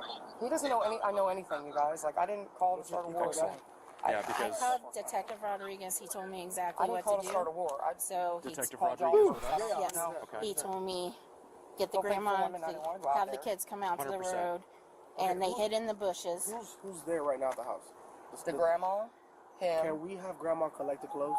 Oh, she's gonna flip when she finds this out. She doesn't know anything. This They is don't her know son. anything about it. Listen, bud, you want to go over there? Oh, or go this over is. there? We need to go over there and collect that clothes. See, this is what happened. Wait 1 second. We need to go over there and collect that I clothes. don't know And on the top of that, we family need to make tree sure we on can the. go everywhere. yeah, unless if they even let us go in the house. Dude, we have a crime license. I get that, but if they refuse, we'll have to get a warrant. Yeah. So her daughter called her, told her what happened. I called Detective Rodriguez, and he told me exactly what to do. He said, get the girls out of the house. So we sent Grandma to pick them up. The one it happened to took her and her little sister, hid in the bushes till Grandma got there, and they came out on 19. And so he said, don't say anything until we had them, in custody with us, and then to call you guys. And then I called you. They keep burning up all of our phones. I said she was down at our other shop working, and our phone wasn't working. Why they're blurring out her. So they don't know anything about it. All right, so let's take it step by step, though, so they don't know anything that's going on. My worry is the clothes. She's already showered. The clothes is at the other house. Dad has no idea what's going on. Neither does Grandma. We've been just saying she's down at the other shop and we can't get a hold of her. All right, let's do something. And we don't know what clothes that she was wearing. Maybe the only clothes in the trash can, I'm sure. She's only. Which trash can? Here, let's have her come up. Yeah.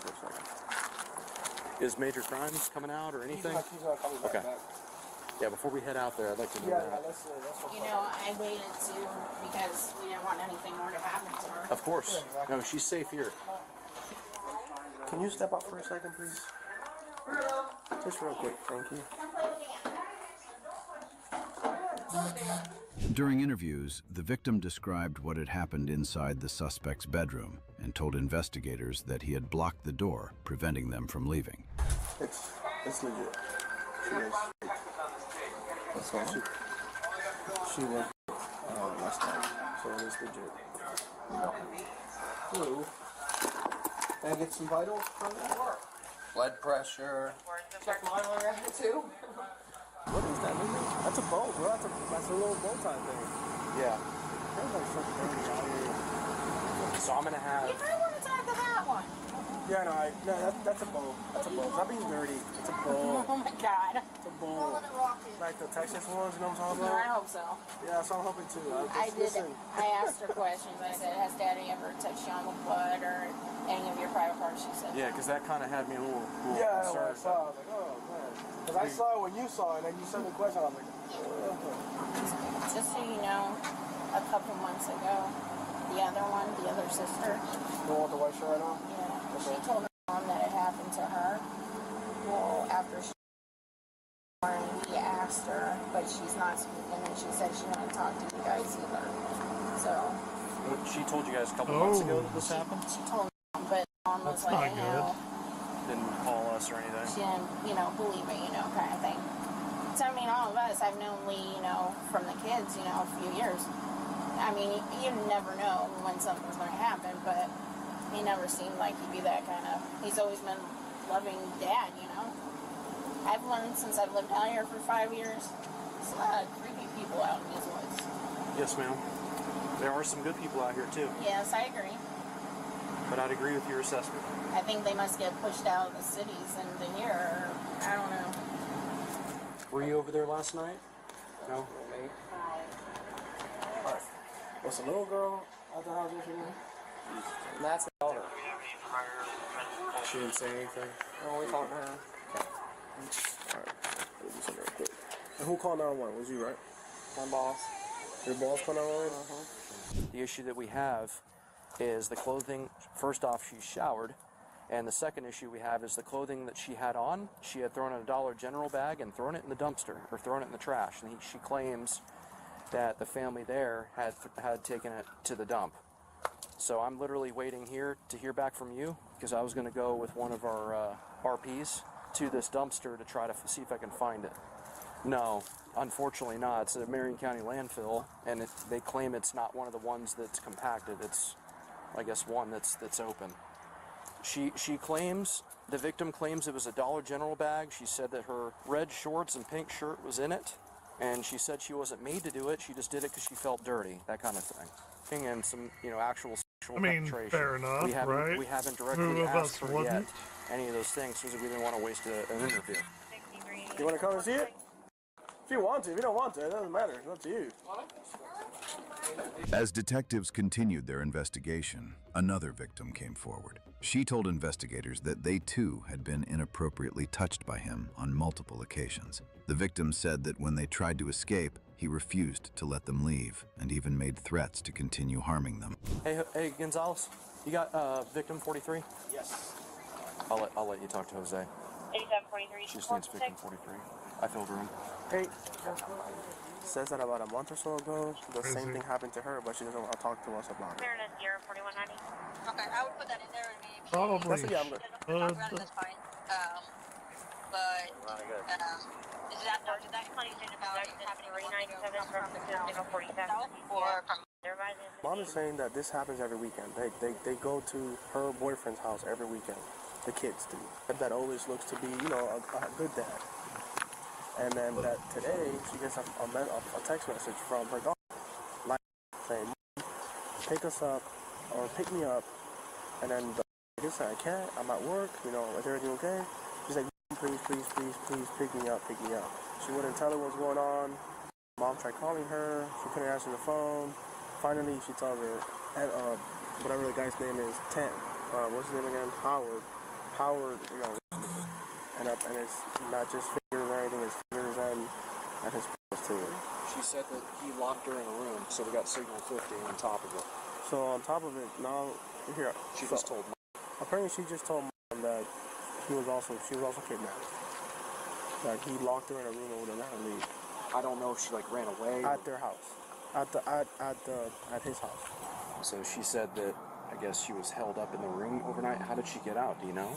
I She guess. just ran away or climbed up a window or something? Yeah, and her phone was dead, so I don't know if something's going on because the little one, the grandma, the little one always comes back perfectly clean, hair perfect. I mean, they treat her like a little angel, and she came back looking how she is, all dirty. Yeah, she's in there. Was this in a room somewhere? I know exactly what room. Which His room was it? bedroom. His bedroom? His bedroom. I'm sorry we keep interrupting you. Just be articulate, like you're telling a story from beginning to end, everything she told you. Like she couldn't move. She said he was on top of her. She could not move. She cannot, when this whole thing happened. So the guy, he's a big guy. He's 6'3" and about 300 pounds. She tell you how she escaped? That's a pretty big guy. She let herself out of the room. She got to get out of the room because he's sleeping.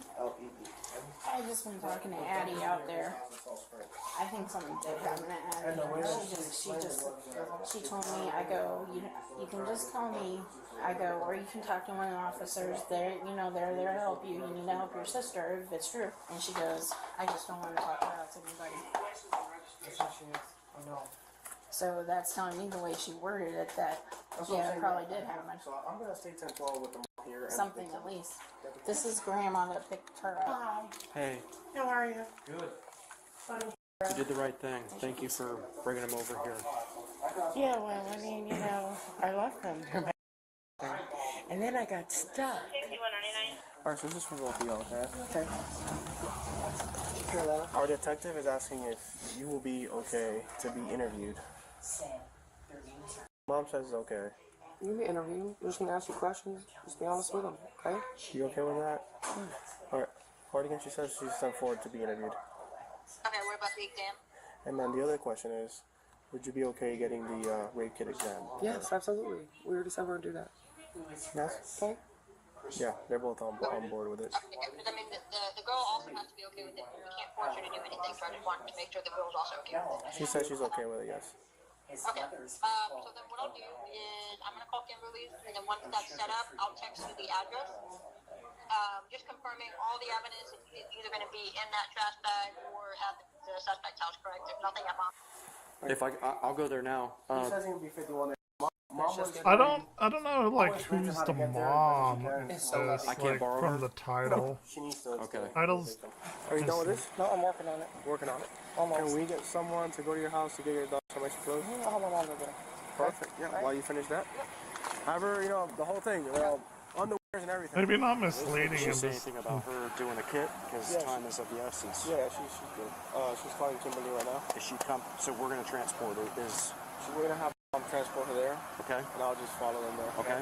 And I'll do what I can. Who knows how much dump? Yeah, exactly. All I know is it's a Dollar General bag. The best that you can. If you find it. Oh gosh. And just like that, the suspect showed up there. Who is he? Here we go. No. Hey. Wait, no. What? Sir, power off the car. Here we go. Power off the car. Can you step out real quick? Are you fucking kidding me? No, that is no fucking way. 16.6 suspects on scene will be detained right now. That is no fucking way. No. Don't play. Have a seat. You're not gonna hit nobody. I didn't want to go back. Hey, Grandma. You're fucking kidding me. Go sit down. No, I'm not gonna sit. This is ridiculous. We're not Okay, gonna this is have. also my business, so please have respect for me. Okay, listen. That is ridiculous, honey. That is ridiculous. Grandma, just go over there, please. No, I'm going over here. I'm just cigarette. I'm sitting in my car. Oh, Come damn. on over here, bud. Where's my car? You have anything in your pockets? Yeah, I got my. We're coming on the back end of this whole thing, so you have to bear with me. Come on over here real quick. I'll get all your stuff. I'll tell you. Just put your hands up here real quick. I'm just going to pat you down. You have any weapons on you, sir?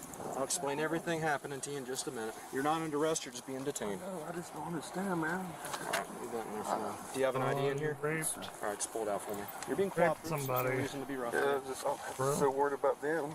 Now this is like, what the hell, man? All right, come on over to my car. Probably shouldn't have done that. I honestly think I'll be coming here doing something like that, man. God, dude. Hey, there were allegations made. Listen, I'm not even going to question you until I Mirandize you. All right, we got a detective that's involved in this case. We just got here. All right? Listen, I can't even talk to you right at this point. Just give me a minute. You're just detained. I'm going to turn the airway up and cool things down for you, okay? I see you're shaking a little bit. Yeah. There's some serious accusations. Oh, no doubt, man. But that's what the allegations are. That's all we have at this point. Let me turn the air up. It'll be a minute, okay? Appreciate it, man. All right, hear me out for a second, okay? You are at a public place, at a business. I Hear me for a second. I'm just standing She here is the smoking owner a here. cigarette. I understand her. I'm not So, causing any problem. if you cause problems, I'm not. we'll get you Am I causing trespassed. And then if you problems? don't leave, then we'll get you arrested. Oh, I Understand? need to leave now? No. Okay. Hey, Sarge, give me a second. If you, I am. I'm not. I Just- am. I'm upset, sir. Do you I understand you're upset, but I'm trying to Okay, do explain you to you. understand why I'm upset? That's ridiculous. Okay. Understand what I'm trying to tell you, okay? I understand. He showed up here to where we were at. Crazy. No, we're not at the house. We're at a business. At a friend's business. Hey, what did I just tell you? Are you going to come over here and obstruct what I'm doing? No, I'm asking you Then a stay question. over there. Are you arresting my son? He is detained. He's not under arrest. You Oh, see that's the handcuffs? mom. Okay, alright. Makes We more had sense now. allegations. You boys sit down too. Take a breath. Take it easy. We had allegations. We're gonna hold on to what we got. I get it. It's a lot to process. There's a lot going on here. We're not here to mess with him, but he's here. He's detained. That's all this is. Just try to remain calm, okay? I assure you everything's being done by the book. I assure you. All right? We didn't say he was under arrest. He is being detained. That is all this is. Okay? Right now, we're just investigating some stuff. Okay? But you need to let us do our job, okay? I understand. Just know that my son. I understand. Okay, this is why it's called an investigation. I understand. And there's two sides to every story, right? Yeah, what? I mean, you can't say nothing to me. When is this supposed to happen? I can't officially ask you what's going on, or ask you any questions about it, but there were allegations made that there was a alleged rape that took place. I don't want to talk with you about the case at this point until the detective gets here. I mean, can I at least tell you something? If I'm not officially asking you any questions. Well, no, I just want to talk to somebody. See, last night, the only thing we were watching TV and fell asleep. Woke up next morning. That's the only thing. I don't understand what she's talking about now. Was she dreamed something or something? I always try to. These are signal 55 versus signal 41. I mean, I'm a father. Sure. You know what I'm saying? Cardigan 51? Not yet. She's on a phone with her. So Sergeant's 51. Are you gonna go with Grandma? Yeah, she's got to get close.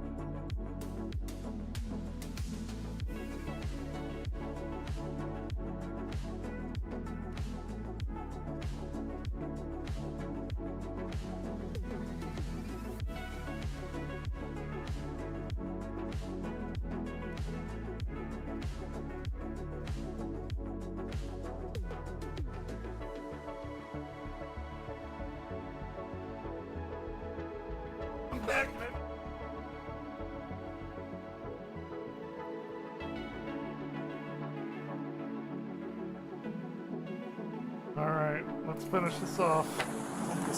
You're very welcome. Alright, buddy, this is the game plan. We're gonna wait for Stars to get here. Okay. Once Stars gets here, Hardigan wants you 51 to CID. Okay. Don't get him out of your car until she gets there. So don't put him in a room anywhere or nothing. He's got a piss. What do we do? I don't want him going in the store.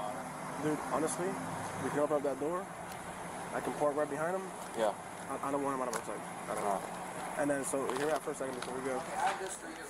Alright, y'all ready for the game changer? All right. What's going on?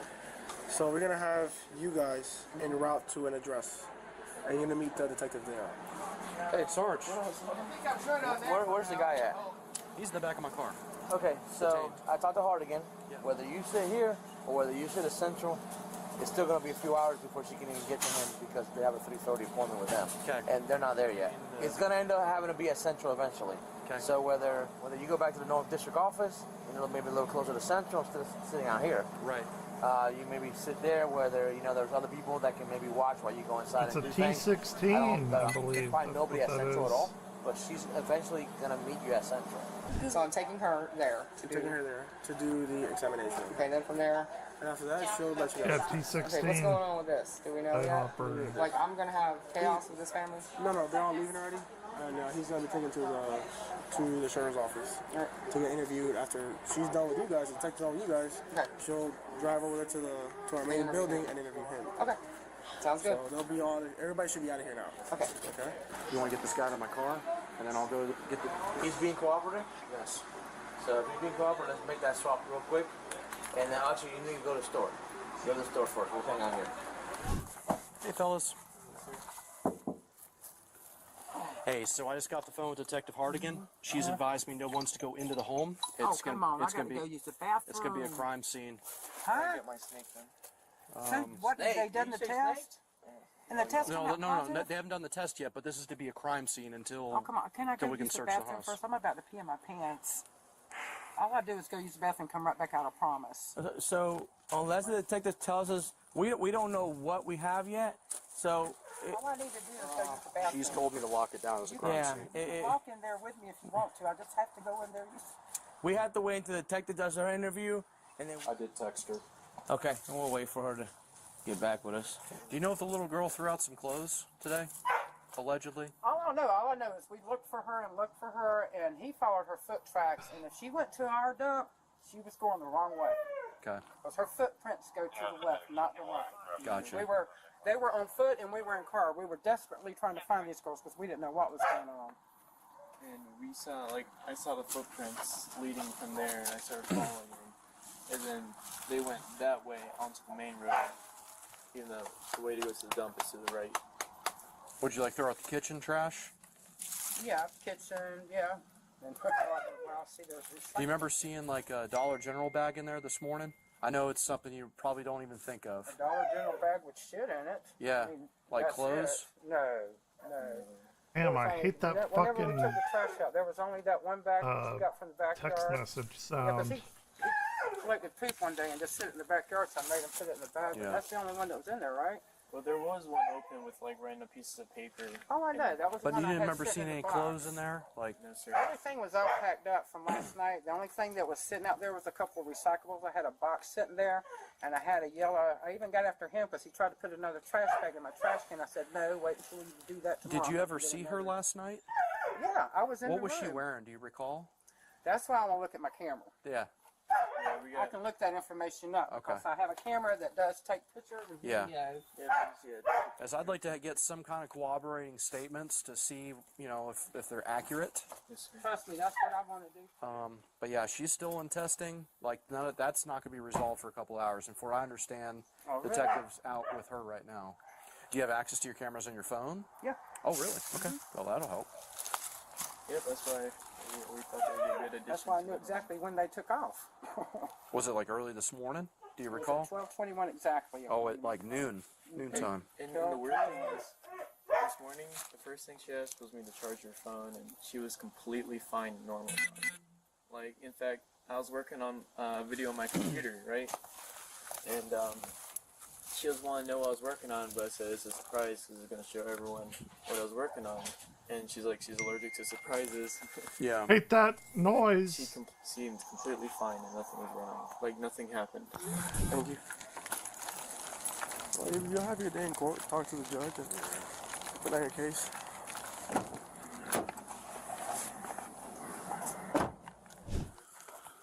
What's up? Grandma in the car? Yes, sir. Oh, we just came up here to give you guys an update. We're waiting on the detective.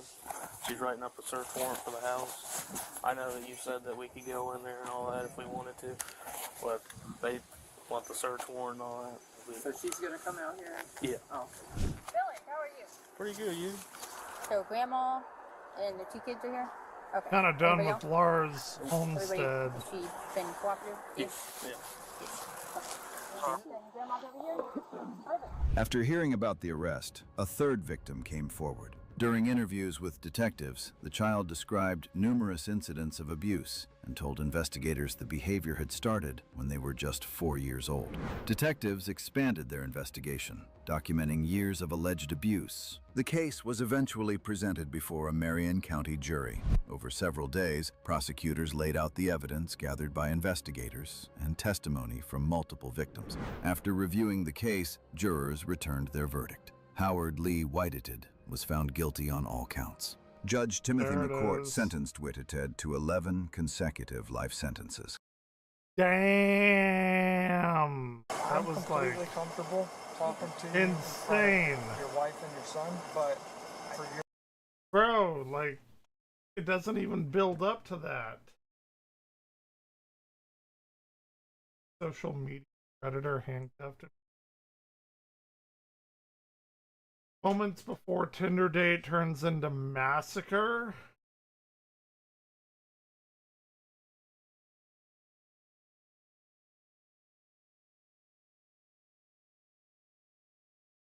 If we have anything.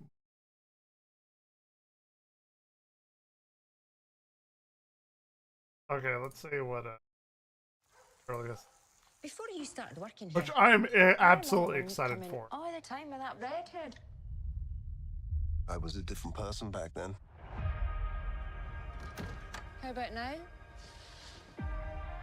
Wanda's my waiting for you tonight? favorite Avenger, so No. Scarlet Witch. Home is... And so Vision is clearly like a part of that. So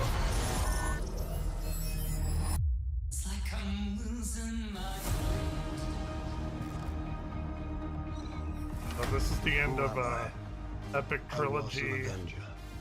WandaVision's like my favorite Marvel thing.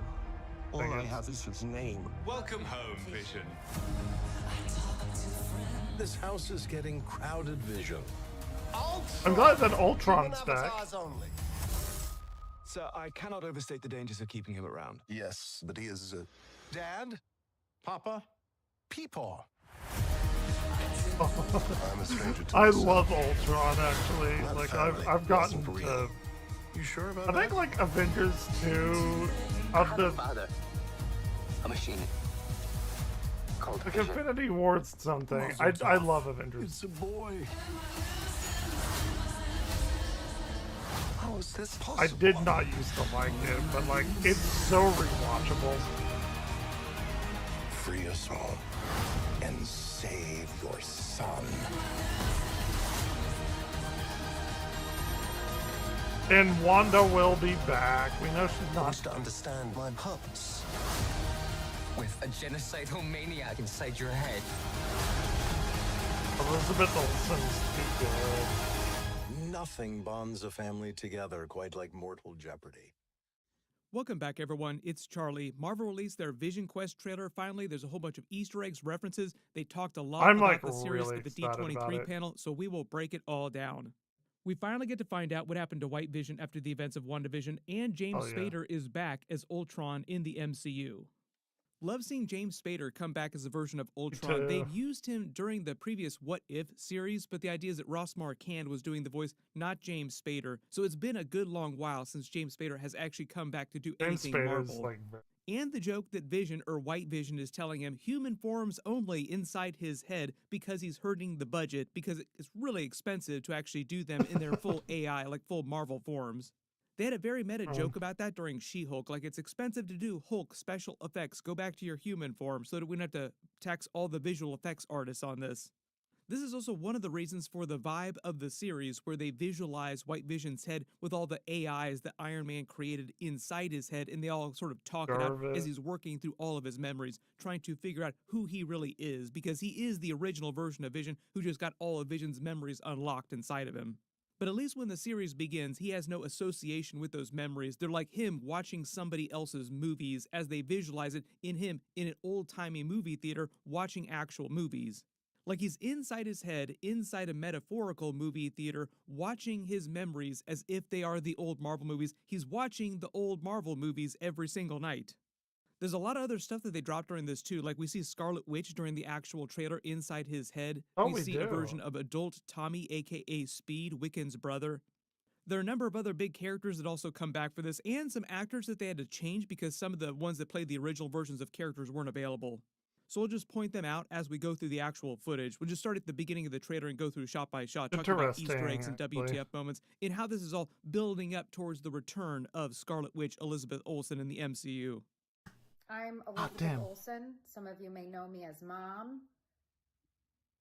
The series is meant to be the end of the WandaVision trilogy, the first part being WandaVision, second part being Agatha All Along, which they referenced during the trailer, this being the third part. And it's all about sort of like the birth and then return of their family, so to speak. They used Agatha All Along to introduce the adult version of Wiccan. Now they're using this series to introduce the adult version of Tommy, and then eventually Scarlet Witch will return during I'm like Avengers as Doomsday excited for this Wars as at I some am point. for like Doomsday. So the idea during this trailer that Ultron actually tells him, you need to go find your son, save your son, also free me, like Ultron wants to get out of his head. Of course he wants to reassert himself. But it sounds like by the end of the series, he'll be reunited with Tommy, and then they will go off to try and find Wiccan and find their mother, Scarlet Witch. Like, what happened to her? So this is all meant to take place before the events of Avengers Doomsday, obviously.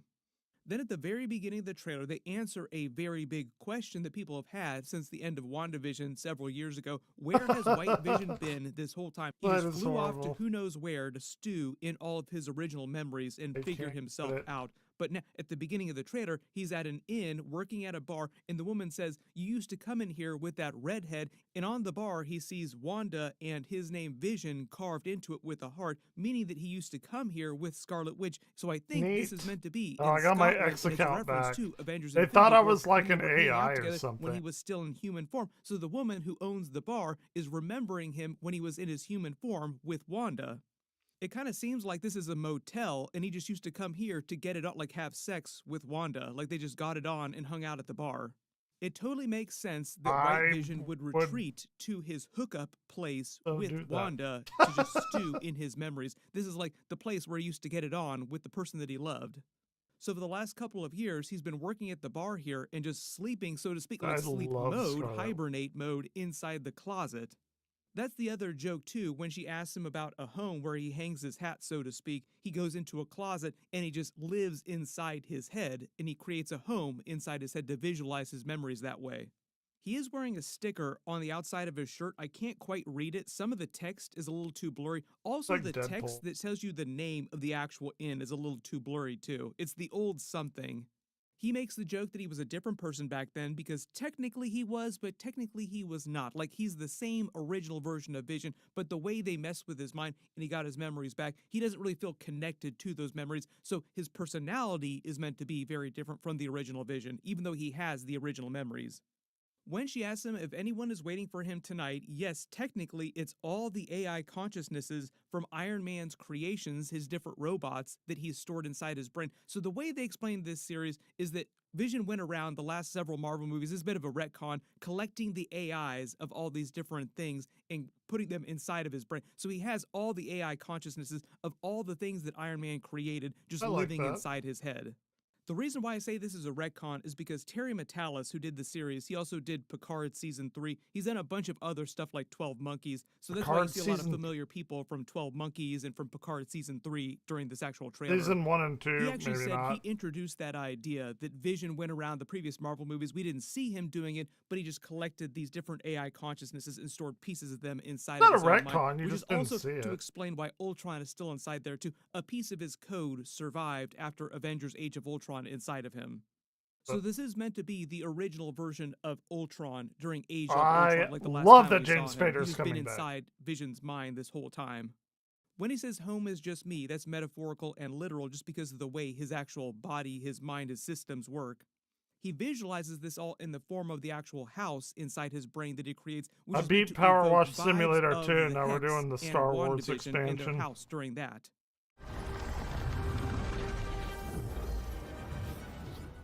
I also love the way This they is the visualize Lars this closet too with all homestead. the old 90s computer gear around him too. This Not also looks great. like 90s era. So far. We see him inside his head. He's Give me- wearing the trench give me an coat, the house. AT-AT It's or giving a some lot of shit. Vecna, Mr. What's-It vibes from Stranger Things, which That's is also what a bit I of a thought mind as palace, well. so to speak. Like he created this place that all these little kids were living inside, and they're kind of doing that with all of Vision and the AIs that he's collected. When the Marvel Studios logo comes on, it glitches and says Wanda.CRETX0. I think just idea for WandaVision and Wanda as in Scarlet Witch. Create. The Vision on the The nameplate create is both meant to demo. evoke the Vision Quest comic book, but also the Vision as in he My is the favorite Vision. That's his name, Avenger. the Vision. He's inside his own mind because Like, that's not the even house. close. He's my He starts favorite to Marvel ponder character. who he is because he has his original memories, but he doesn't feel like that person, so he has no connection with them on an emotional level like the original Vision did, even though that is him. He walks into the old-timey movie theater to watch the old Marvel movies, watch his old memories, past the posters of his death during Avengers Infinity War at the hands of Thanos, about to rip the Mind Stone out of his head, then his rebirth in WandaVision as White Vision. We see footage from Avengers Age of Ultron, the previous Marvel movies. He references being an Avenger before this, but not feeling like one now. Like he I used to be a love hero, Age but of he doesn't Ultron. feel I like actually one used now. to, when I can't read first the saw it, logo I on didn't his like it popcorn. very That's much. I also was like, probably eh. a reference to It's something actually one of too. the most Pretty much everything in this is a reference rewatchable to something from the previous Avenger Marvel movies, movies. in my opinion. Orla Brady here inside the house is playing I've Friday, the learned to human love form of it. Friday. Kelly MacDonald actually did the original Friday voice in the Marvel movies, but she was busy filming Lanterns when this was filming, so that's why they got somebody to replace her. She's reading a book on ego, which feels very Freud-coded, like id, ego, and superego, because they're literally inside his mind. James Darcy comes back as the human form of Jarvis, who Iron Man actually based his Hell AI yeah. consciousness on, but Paul Bettany himself did the voice of Jarvis the AI in the previous Marvel movies. So there's a bit of a meta reference going on here. He's polishing the silver because he was the butler of Tony Stark and Howard Stark in real life when he was still alive. Yeah. Saw him in Originally, they cast him to 1970. play the original human form of Jarvis when Howard Stark was younger during Agent Carter episodes, then brought him back during Avengers Endgame, canonizing him even more to the MCU, although technically Agent Carter was meant to be canon to the MCU to begin with. So inside his head here, this Agent is Carter Friday, was good. Jarvis, you, and the dummy robot Haley from the Atwell was original Iron Man movies. There's other AIs inside here that don't appear in the trailer, like Jocasta from Avengers Age of Ultron is also played by Not an that it actress matters, inside but- this, but we don't see her anywhere in the trailer. So there's other AI consciousnesses that we'll see from previous Marvel movies in here. I can't read the logo on his bag of groceries here. And That's Evan probably a Blair. reference to something. Haley The Atwell. Infindiary Milk 2% feels like a Mind Stone, Infinity Stone reference. Like I said, pretty much everything inside this trailer, everything around the house is a reference to something from previous Marvel movies. All the different colors also feel like they're color-coded for the different Infinity Stones. And we finally see James Spader come back as Iron Ultron, Man is but the both best. the actual form of Ultron and I like human Iron Man form fine. Ultron too, like the Robert California version of Ultron. We make all the jokes. Got his Robert big old grandpa California. beard on during this too. You also notice that The Ultron Office. is stored up higher in his house, higher in his mind, like a higher place in his mind. So Dude, he has to take the Ultron's elevator Poppy. through the upper levels of Daddy. his mind. And inside For the room Vision. where his But consciousness Wanda has been is the trapped best. inside Vision's mind, it's a Have to- complete mess. Like there are have to go papers again. everywhere. I think this is meant to be him stuck But I do in like here Iron for Man. so long, and that's Iron why Man it's such a mess probably inside here. Probably Ultron top is a bit of a 10. hoarder. I don't know if he cracks top 5. We might have to do And the a interesting thing here with the Marvel way James Spader is character playing tier Ultron during list. this is that he seems weirdly I don't on even know, board with right? everything that's happening have to- inside his mind. But later in the trailer, he talks to Vision about freeing them all. So I think that he's slowly trying to work his way outside of Vision's mind, trying to escape and reassert control over his body at some point. So we also But have that'll be all a the threat X-Men during as the well. series. All the other AI consciousnesses talk Which to is a Vision lot. about the Like dangers Storm- of keeping him around. Like this is Storm's going like to be a top problem 5 for me. eventually, which it eventually does become by the He's end my of the favorite series, it X-Men sounds for like. sure. My early assumption, though, is that something will happen during the series. Ultron will wind up helping Vision, but also trying to use that. I to actually his have own a Marvel advantage at the game same coming time. Like, today, Ultron so is neither we'll totally actually be evil playing or a Marvel totally good game during later, this, but whenever it eventually arrives. he will return to his nature and he will try to free himself. Inside this room with all the CRT TVs, it just seems like there's a bunch of different stations playing different types of programs. Like there's an animated program, there's a bunch of war footage, a bunch of tragedies. It's just things from Vision's mind previously, and maybe it's also news from the outside world, like the way that he communicates his body is connected to all outside world systems, because it's through these TVs that he sees the footage of the adult version is of Tommy, this? aka Speed. So something about this room is just This is- visualizing his connection to this was like not the here World before. Wide Web, the other systems, and he's just seeing security cam footage from across absolutely the not. world. When Ultron makes all the references to being Vision's father, call me dad, the whole idea is that Vision in the MCU is the baby of Ultron and Jarvis, making him the grandson of Tony Stark, Iron Man. He continues traveling through the upper and lower layers of his mind using the elevator to visualize that. He sees a flashback of Scarlet Witch killing him during Avengers Infinity War, another flashback to his birth during Avengers Age of Ultron. He sees footage from the WandaVision episodes with the younger version of Tommy and Billy, them during the Halloween episode wearing their comic book that's kinda wrecked. costumes. He and Ultron in the movie theater watching an cry episode when of I watch WandaVision one. from his memories. This was also the episode where Evan Peters debuted as Quicksilver, but it was really just Ralph Boner pretending to be her brother. Very fun meta episode because Evan Peters played a version of Fox's Quicksilver. We'll see if that version of Quicksilver ever comes back. I They wonder did if bring he Ralph does come Boner back. during Agatha All Along, though.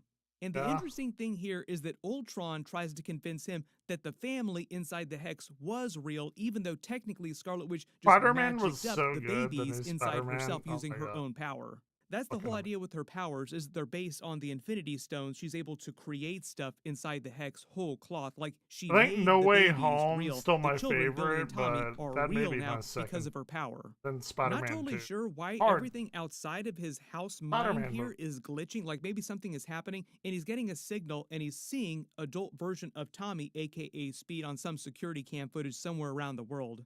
Maybe because they're giving Tommy the accent, he's inside the UK, and that's why we haven't seen him before, because he's been in another continent, basically. One of the other questions they'll have to answer is how he wound up in the UK, whereas Billy just wound up in the next town next to Westview. But you also notice the different way they're visualizing Tommy, realizing where he comes from, who his mother and father, Vision and Scarlet Witch, are, the way they did with Billy. Like it was a big mystery during But the we Agatha do All Along have series Tommy and because there was Bill. a spell blocking his That's memories. cool. Tommy seems like he has no such spell working on his mind.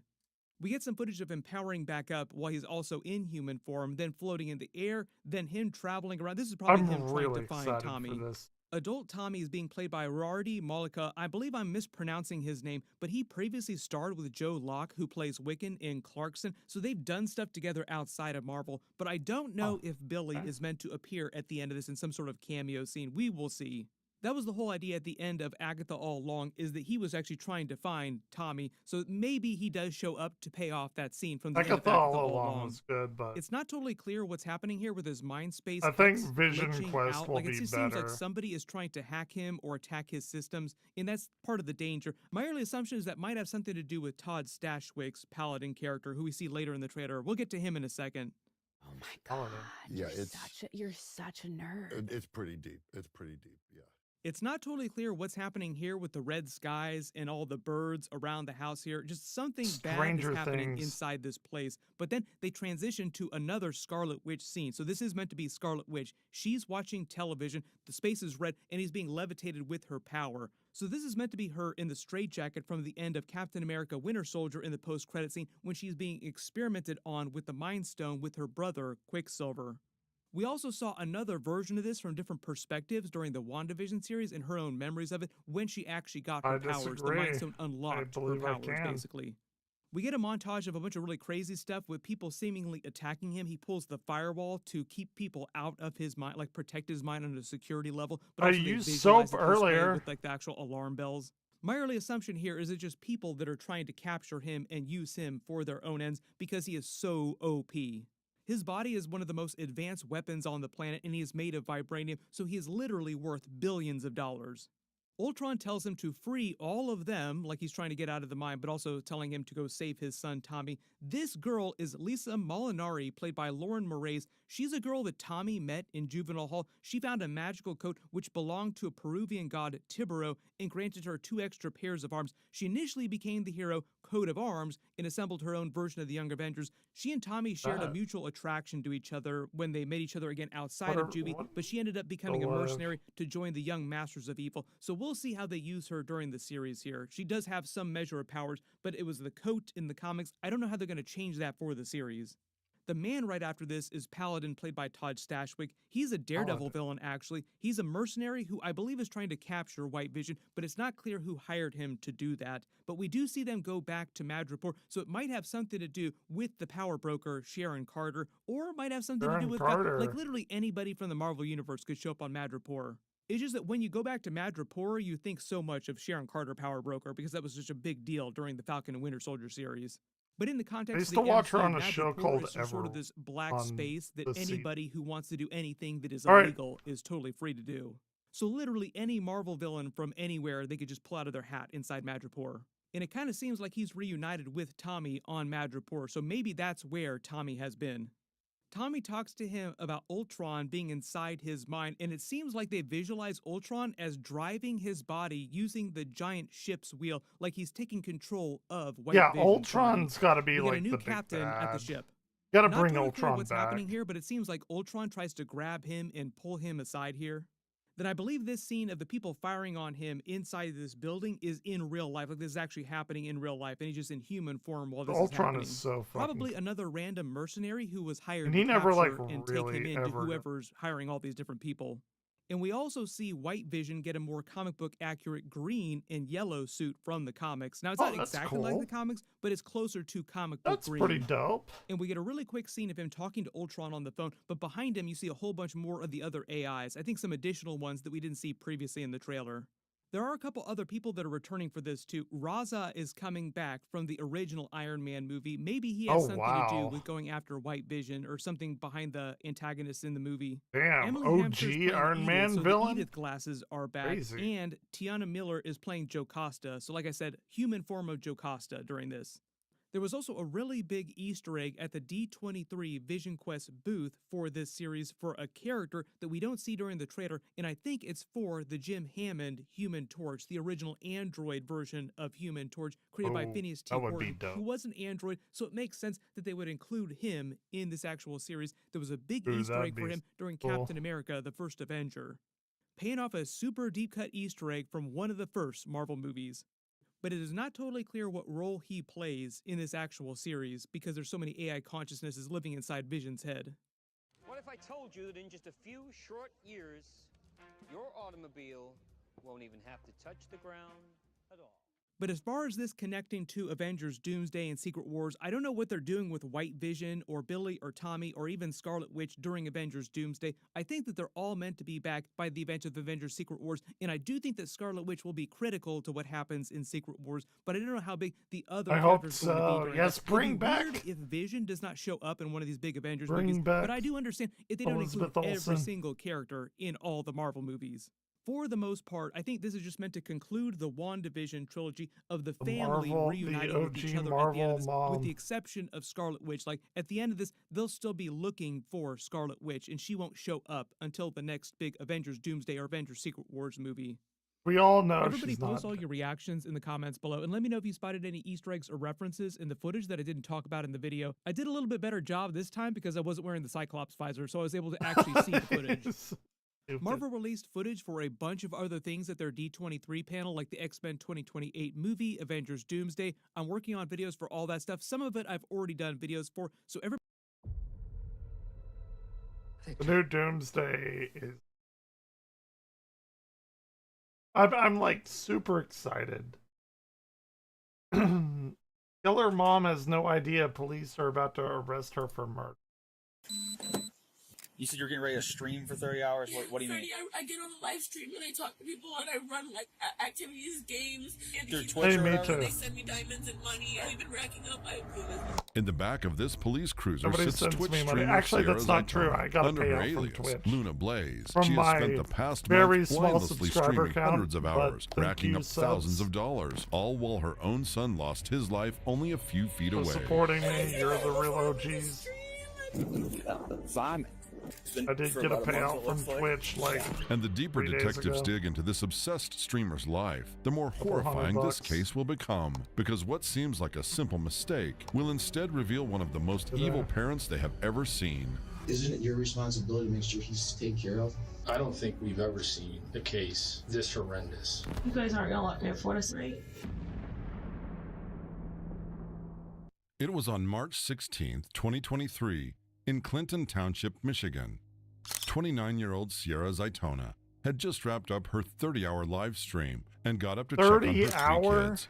She reached for her youngest son, Zayden, only That's to find so many him hours. unresponsive. Sometime around Halloween of 2022, I think I've only ever done Sierra 28. had started live streaming on Twitch, and it caught on fast.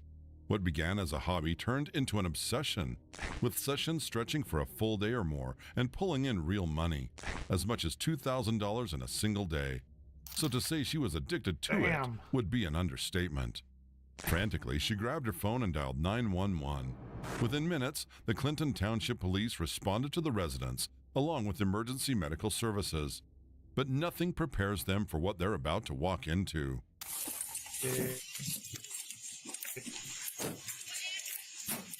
Just killed probably her kid.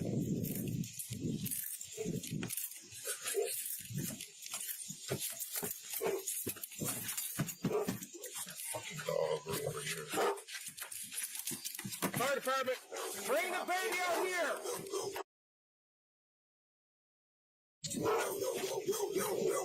Back up. Bring him out here. Bring it out here. Bring it out here. Let's go. Let's go. Come on. Come on. Go. Get down here. Hey. Baby, are you in the collar? Hey, firm. Yeah, we're at 99%.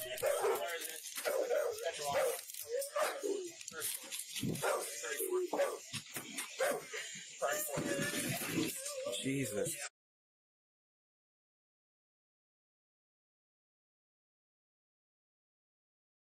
Redacted. Good God. She's been a He's been a what? Sierra, come out here.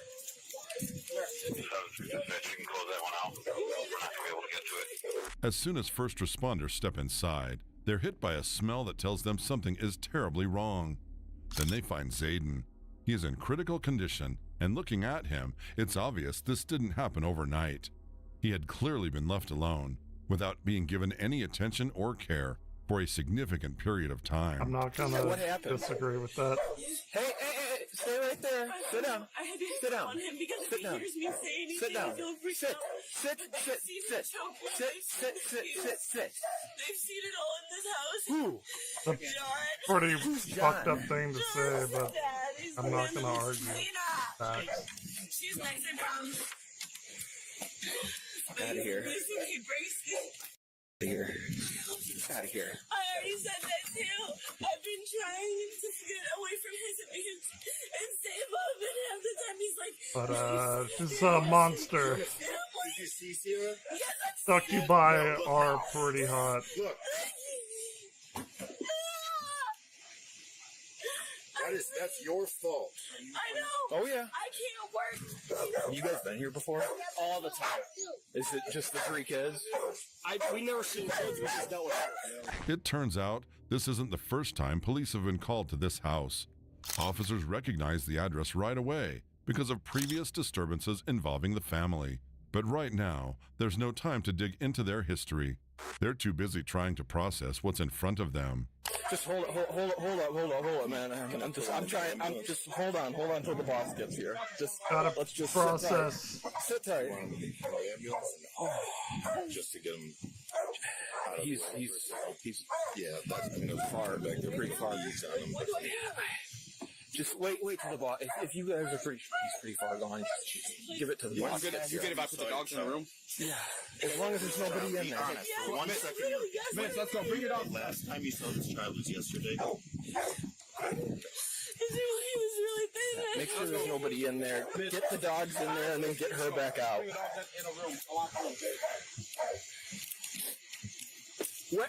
Can't fix her. Can you find out where we the can't kid was fix at her. and keep the dogs out of that area? Promise.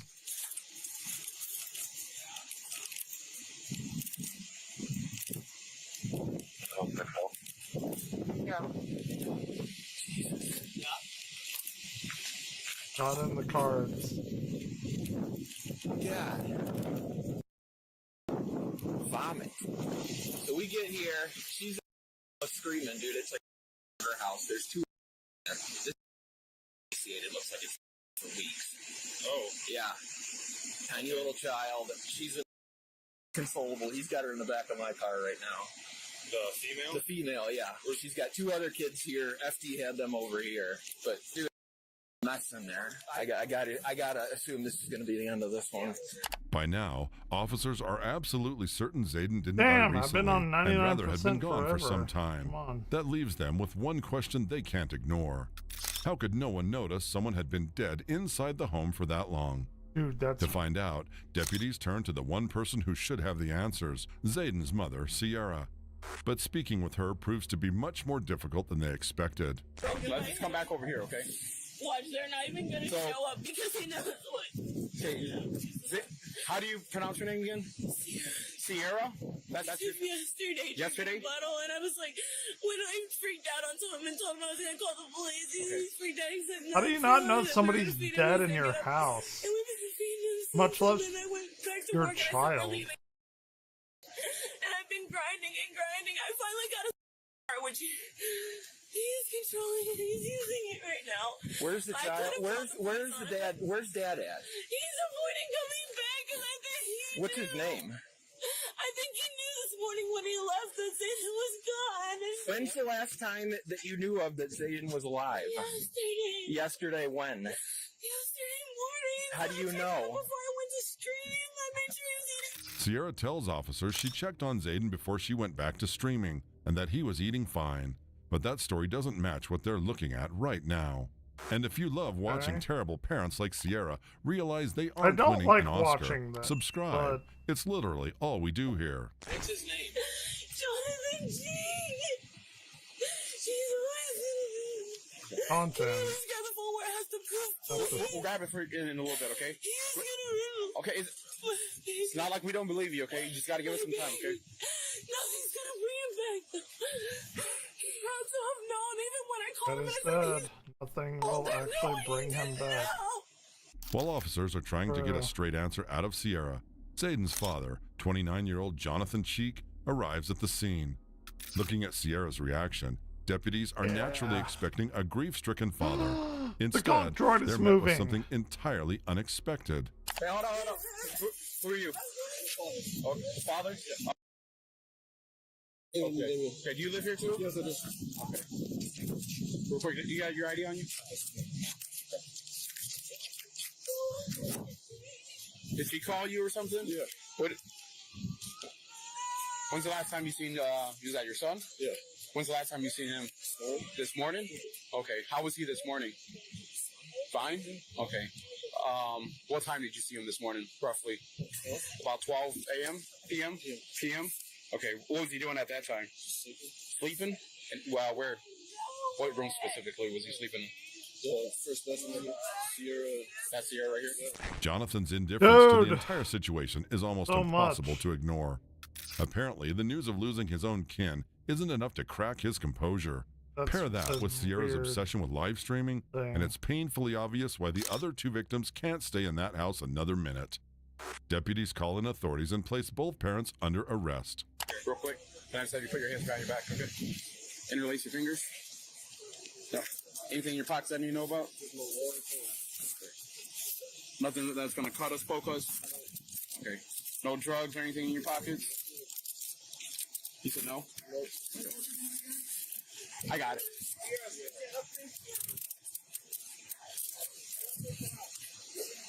I have never even had a detention in my life, much less dinner.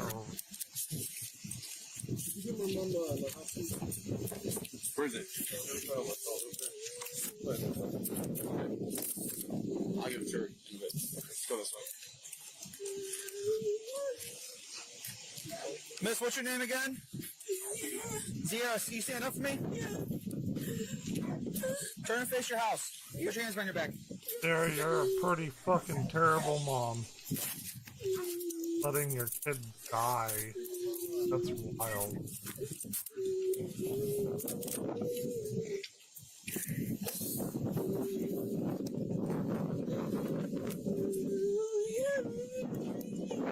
Dude, oh my god, I've been at 99% forever. Come on. With John and Sierra now in handcuffs, Probably. deputies turn their attention to the But two you're not. surviving victims and whether there's Oh. anyone who can Oh, you're care just for them. waiting Just or then, thinking about Jonathan's it. mother arrives on scene, and judging by her reaction, she seems far Probably more concerned be about the victim's many well-being than their hundreds own of thousands father. of dollars. Or is that... These are your grandkids? Yes. You're not. As and I'm deputies not. dig deeper into their background, they discover crucial information about the family situation. Before moving into this hoarder house that's leased in Jonathan's mother's name, don't matter. the couple had been living in an abandoned home, practically homeless. During that time, they also had been dealing with authorities over the custody of the younger children. You watch With this. that, there's little Those left people to don't investigate even at the interact scene. with their chat. Both Jonathan They're just and Sierra are sitting there transported to with the police titties department out. for processing. They make so much money. Is what their lot in life. If I was born into a rich household, I would be rich right now, basically. Jonathan is still as calm as ever. Either the reality of what happened still hasn't sunk in, or he simply doesn't care enough for it to show. Sierra, on the other hand, is a completely different Like, story. let's say the Amaranth, what's she doing? Whatever you think makes sense. Can you stop by and you have to say hi? It's got near 1,500 people dressed up as Misty.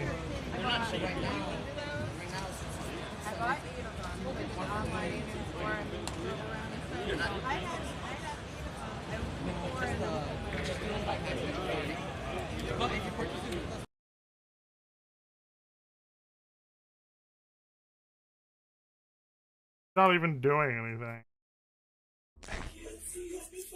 Just at a convention. If you're gonna do what from?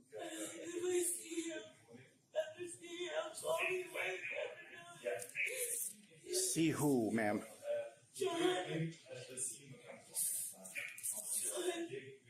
Like, oh, hot gamer girl. And all you need. My sister got affiliate in like 4 months, and it took me 3 years. Titties are a massive, no pun intended, like, advantage. They just are. They just are. Like, it's ridiculous how hard I had to grind. And my sister, like, just exists And she got affiliate like that. Is ridiculous. Like, women streaming they just do have it easier than men. And it's whatever. It just is the reality of the situation. What do you mean you're gonna do so? What do you mean? All I can do is hate myself for sitting there on the ground crying. I wish I could have acted, but I know it was probably the worst thing ever. I know what I'm saying is wrong. I just can't control these emotions right now toward it. There's so much pain and anger and hate. I don't know how to control it. Like, the reality's setting in. I'm trying to fight the breakdown. Yeah, the reality's setting in. Reality sucks. I don't know if I can keep myself under control if he walks out of one of those doors in front of me. Okay, I don't want you to The do anything, moisture vaporator harmful, right? binary Okay? brain Just sit there unit. okay? Excuse me.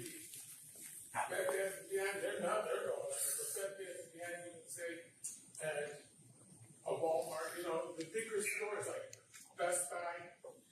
Okay, we're done with that. But the big box stores. As detectives begin digging deeper into the case, a lot of crucial information begins to emerge. Of the 3 victims, only the 2 youngest were Jonathan's biological children. The oldest was Sierra's son from her previous marriage, and legally, she was still married to her husband at the time. That's Jonathan why. and Sierra had simply been living together. With the family dynamics now clear, detectives turn their attention to the couple's statements. Both Jonathan and Sierra claim they had seen Zayden that morning, but judging by his condition, that simply isn't possible.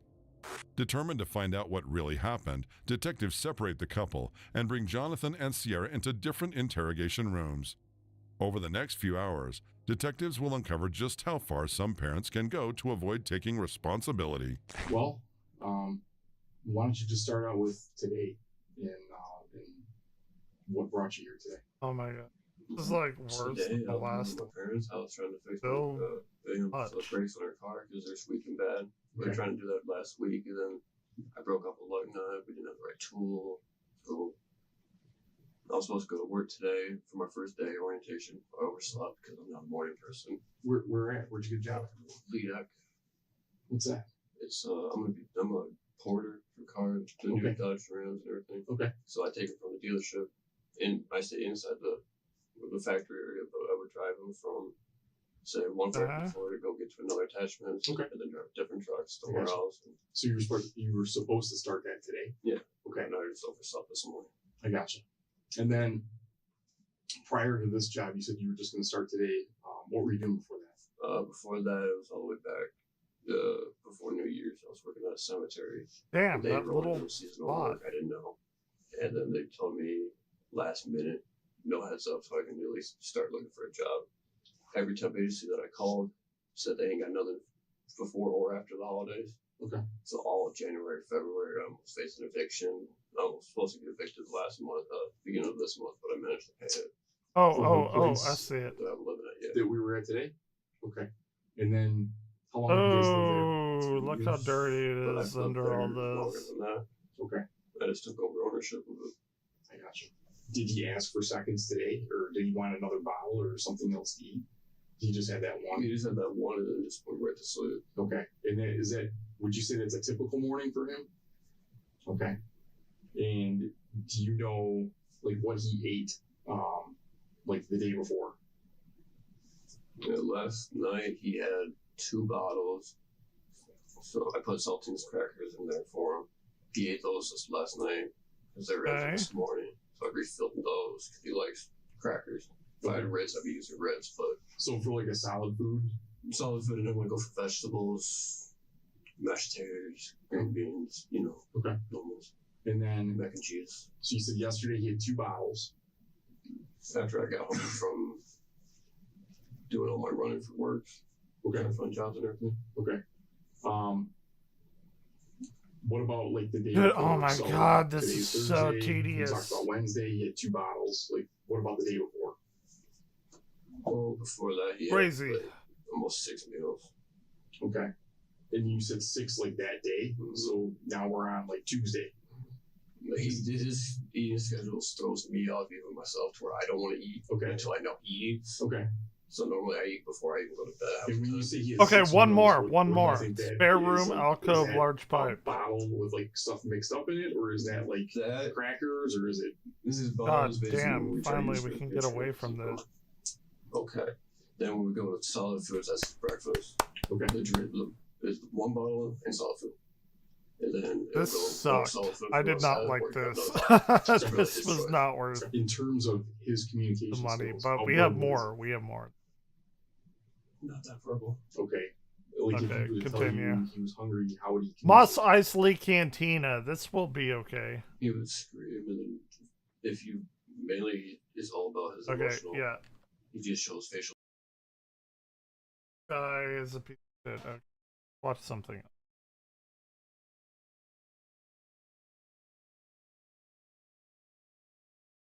Bombs making a mess all over city. It's always sunny in Philadelphia. Oh, okay. My fellow Texans. What up, everyone, and welcome Live back to 2 the hours channel. south Today of we're me. checking out more of It's Always Sunny, and this is bums making a mess all over the city. I wonder if they're gonna be the bums making a mess all over the city. Either that, or bums are gonna piss I them love off, It's and they're Always gonna Sunny. go through some crazy journey to like get rid of the bums. That's where my mind goes. Austin has a lot of bums. Yeah, especially downtown. But as always, if you want to stay ahead of our YouTube posts and is schedule, Dallas. or have access to our full-length reactions of It's Always Sunny, you could do so by checking out our Oh, Patreon. like- Don't forget to check out our second channel, Casey and Like a Anthony. That's where we round post all of our Dallas? vlog content. You can also check out my channel, Casey Cavazos, for book and movie content. Sexual situations. Oh my gosh, there's the sexual situation. Oh my gosh. What are you looking at, nose? Well, he's looking at his. Why are they still watching? He's smiling. The sound effect. Jerking it. Oh my god. I didn't think that's what the bums would be doing. So that's the mess they're making all I over remember the this city. episode. There's a masturbating bum in the alley. Masturbating. Oh, yeah. No, I know about that guy. You know about him? This I whole know goddamn about him. neighborhood is going to shit. Philadelphia. We should get a junkyard dog, okay? A really mean, nasty junkyard dog. We'll chain him up in the alley. We'll scare away the bums. Chain him up? I think we Love should make this whole Charlie Day. neighborhood safe again, right, Dee? Yeah. He's Luigi in the Mario movie. Idea, right? I go for a dog.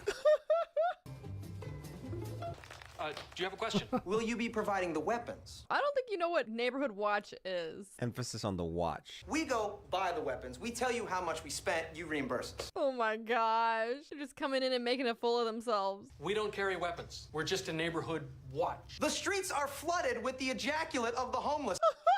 Is he gonna like motivate them to actually take matters into their own hands? You, sir, have wasted my time and the time of my associate. Or he's gonna start his own neighborhood watch, and instead of a neighborhood watch, it's gonna be like a neighborhood do. Where are they? I don't hear no Dude, dog. run out. They're looking for a dog. Where am I finding your junkyard dogs? My what? You want to buy a junkyard dog? They literally just went to a junkyard. We don't have no dog. Got a cat around here somewhere. A cat! Watch them get the cat! We don't want a cat. Wait a minute, believe me, that's a tough cat. He was born in a pool of gasoline. I've seen that cat jump through barbed wire into a vat of hot. Orion is They're gonna not get a the tough That cat. cat is indestructible. How much is the cat? I wouldn't mind taking a look at that cat. Go ahead, knock yourself out. Is that a cop car? Oh, shit. Is that old cop car for sale? Everything's for sale. We'll take it. And throw in that cat. I wanna see this cat. This thing's cool, Throw in right? that cat. The cat! Look at the cat! Seating's a little tight. I know it's cramped. Maybe if a certain someone didn't buy a certain something, there'd be a little bit more room up here. It looks mean. We're not cat people. Yeah, I'm very much a dog person. I am a Why are you cat. jumping the back? person. It's a cool shotgun, dude. You're the one Oh, he's over there. Look at him. Why are we stopped? Look at the fucking asshole. Oh my Right god. there on my bed. Boom. We look so stupid. We look awesome. Fucking Orion. Angels wore the same exact outfit With when they that cleaned up the streets in New York sunbeam City on in the him. 1970s. We look like rerun. You know what I That hear when piece you of talk shit, like that? A just like scared his little girl owner. who's never had anyone fear her. If I promise to wear this stupid thing, will you stop talking? Absolutely. All right, let's roll. What's that? A little bat?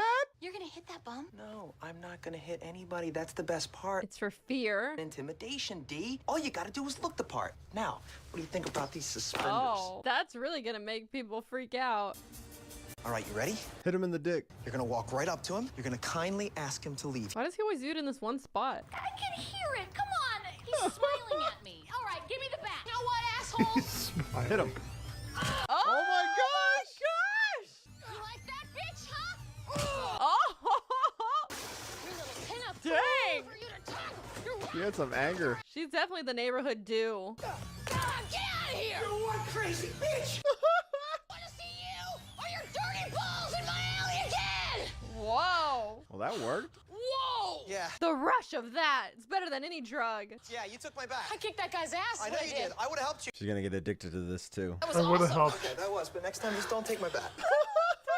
I'll take my- Cool, huh? Gonna ride around in a cop car. Can't do it in street clothes. People think you stole it. Oh my gosh. That's awesome. Where's mine? Oh, well. There's usually only 2 cops in the car. You didn't get me one? You guys know how I love dressing up in costumes, dude. It don't look right. Plus, we need room for Agent Bauer. Well, who's Agent Bauer? The cat. Oh, come on. You gonna let the stupid junkyard cat right up front? The junkyard cat. It's the feline unit.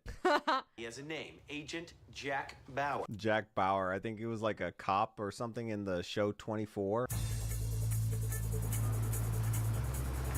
Frank was a pimp in the last episode, and he was a whore, and now they're cops. Over here, pal. Hey, boys in blue. They're just gonna get free shit. You fellas hungry? Couple of my best dogs on the house. That sounds like the move. Hey, what'd this guy do? Oh, this guy, we caught him diddling kids over the playground. Oh my gosh! We're gonna bust him up good. Oh, yeah. You just go over there and get us a couple of those tasty dogs. Okay, let me see what I can do. Wow. That's the first thing that came to their mind. The power of the uniform. You know what else I realized? They didn't even realize I was an undercover cop. Dude, It's Always Sunny is There you go, great. boys. You keep up the good It's work. still Does the going. cat It's like get the one of the You have longest to running take that cat sitcoms of all everywhere we time. go. Yeah. That's his costume. Danny DeVito is so Mangy good. cat. I don't like the cat. Supergirl doesn't like the cat. The cat looks fuzzy. Why is it so fuzzy? This is a junkyard cat. This guy right here. You believe this guy is Jaywalker. Huh? Take it easy, Charlie. Take it easy. No. Back me up here. I'm going in. Oh my gosh. Oh man. Hello, guy. Hello. You just jaywalked, buddy. You jaywalked. Are you gonna give me a ticket? That depends on how much money you got in your wallet. Oh my gosh. Like $15, I guess. No, Why? fork it over. Yeah, and the watch. What the fuck? Get out of here. Yeah, get the hell out of here. Come on. Put an egg in your shoe and beat it. What the hell was that shit right there? Take your cut. Yeah. I don't want a cut. Hey, you don't take your cut, Charlie. How do we know how to trust you? Oh. Taking bribes now. All right, that's it. I'm walking. Oh, you're gonna do Christopher Walken now? Can I help you? The real question is, can we help you? See, my partner and I have been cleaning up the streets the past couple days. I get arrested for like vigilanteism. If you could fast track us through like a citizen deputy type program. Yeah, and you gonna toss us a couple of badges? You know what? I'm fresh out of badges. Oh, I get it. see what you did? Mhm. Yeah, see, I sense your sarcasm. Well, I tell you what, I do know of a neighborhood that could use your help. She's gonna send him to like the bad neighborhood. Okay, gentlemen, thank you for the ride. Quick question. What time are you picking us up? Oh my gosh. Try it here and see what happens. Dee, relax, okay? So we are in a lower socioeconomic African-American neighborhood. Okay? We're guardian angels. We are tough. Right? Oh my gosh. We are blind to this kind of Yes, thing. okay? We are gonna make these streets safe. We are gonna make these And streets everything is good. Oh my gosh. Oh my gosh. Find a guy. Let's find a guy and figure out where the bus stop He seems is. safe. Let's ask He him. seems nice. Wait, what? Excuse me, sir? The old guy reading a book on a rocking chair? We are lost. Yes, could you please direct us to the nearest bus stop? Oh my gosh.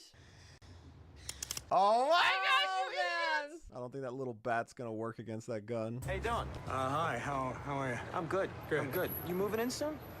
Watch him be like an undercover cop. Don't get cute with me, pal. I will jam you up so hard, I will jam you from morning until night. Give me that wallet. Here. Okay, not an undercover cop. So I have 5 hot dogs. I want you to mash one of them up in a bowl. For the cat? Oh, for the cat. I'm sorry, Lieutenant, but no more free hot dogs. Taking advantage. It's you, your partner, and now I'm feeding your cat? Where are hot dogs? He won't cough up the hot dogs. This goddamn cat is screwing up everything. Blaming the cat. Cat? Tough titties, pal. Oh, I'm not giving you the Ryan. cat. Tough titties. Look, I'm putting my foot down. It's going to be either the cat or me. Okay, I choose the cat. All right, I'm taking the badge. Oh. He paid for it. I'm going to tell you something, buddy. Your days as a cop in this town are over. Oh, who's watching? It is almost dinner time for Are Ryan. you gonna bust them? Oh my gosh. Oh wow. He's wearing wearing a wire, but that's more than a wire. It's a whole damn tape recorder. Let's do this thing. See, now I feel very powerless. I don't like it. I would like to beat somebody up so I could feel better. Go back to the alley. What is the point? Respect. Reward. What's with the cat? Don't start in on the cat. He defends this cat. Frank and I got our hands on a cop car, and he squeezed me out. Now, you two have not begun to feel the power and respect that you get when you are cruising around in a cop car. See, we've been cleaning up the streets, and all we've gotten is mud. We gotta get rid of Frank. We gotta get our hands on that cop car. I'm in. What's the plan? Frank's got beef with a certain hot dog vendor. Hot dog vendor? I was thinking if something bad were to happen to one of his carts, You're gonna fuck up his cart? All because he wouldn't give you a weird hot dog? really get him into some trouble, right, Jack? Bingo. Then he's got the freaking He's literally right here. You just said something. No, I was, I think you said bingo. Y'all not see the little mic thing? All right, stop playing with your stupid tape recorder and go clean those bathrooms. What is this? That right there is a tale of corruption. Spin Doctor's mix? He recorded over something? Sir, I do not have time to listen to your mixtape. I got a laundry list of corruption charges. Extortion, bribery, junkyard cats. How about impersonating a cop? Am I the only cop left in Philadelphia? You want to come and serve, Who wants a piece of Serpico? Nobody's taking him seriously at all. We really got to do something about these homeless people. Is that a Molotov cocktail? Molotov cocktail. And it's licking it. That's not a toy. He's slurping down that gasoline, no problem. What's the deal with that? He was born in the gasoline, molded by it. Just stopped in for a cold beer to enjoy with my free hot dog. You're not gonna question the gasoline? Or the Molotov cocktail. Oh, hey there, guys. What's going on, huh? Up to no good? A little crime and corruption? I hope you guys don't mind if I borrow this. Oh, whoa! He's gonna torch the cop car. Whoa! Oh, Charlie, drop your weapon! Charlie, I'm putting an end to this! Oh my god! Putting in. Whoa! All right, I'll get a hose. Yeah. That's not gonna do any good, man. I doused the whole car full of gasoline. Oh my gosh, it's gonna explode! The cat! No! Oh my gosh, it loves gasoline! Oh, poor kitty. Watch it survive. It It did. It's tough. God damn it, Jack Bauer. You really are the man. Wow.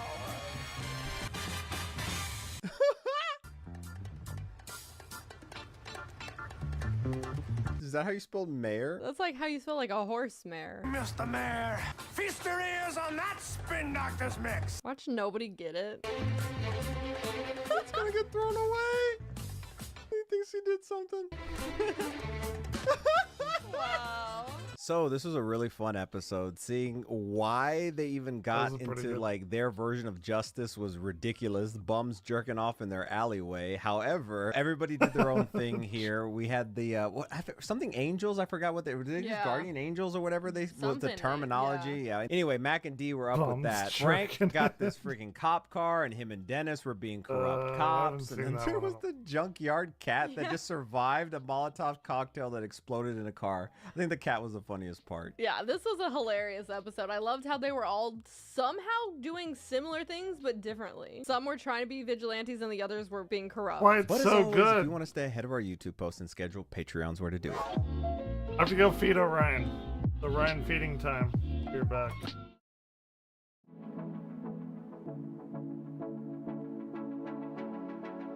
Ryan, come on.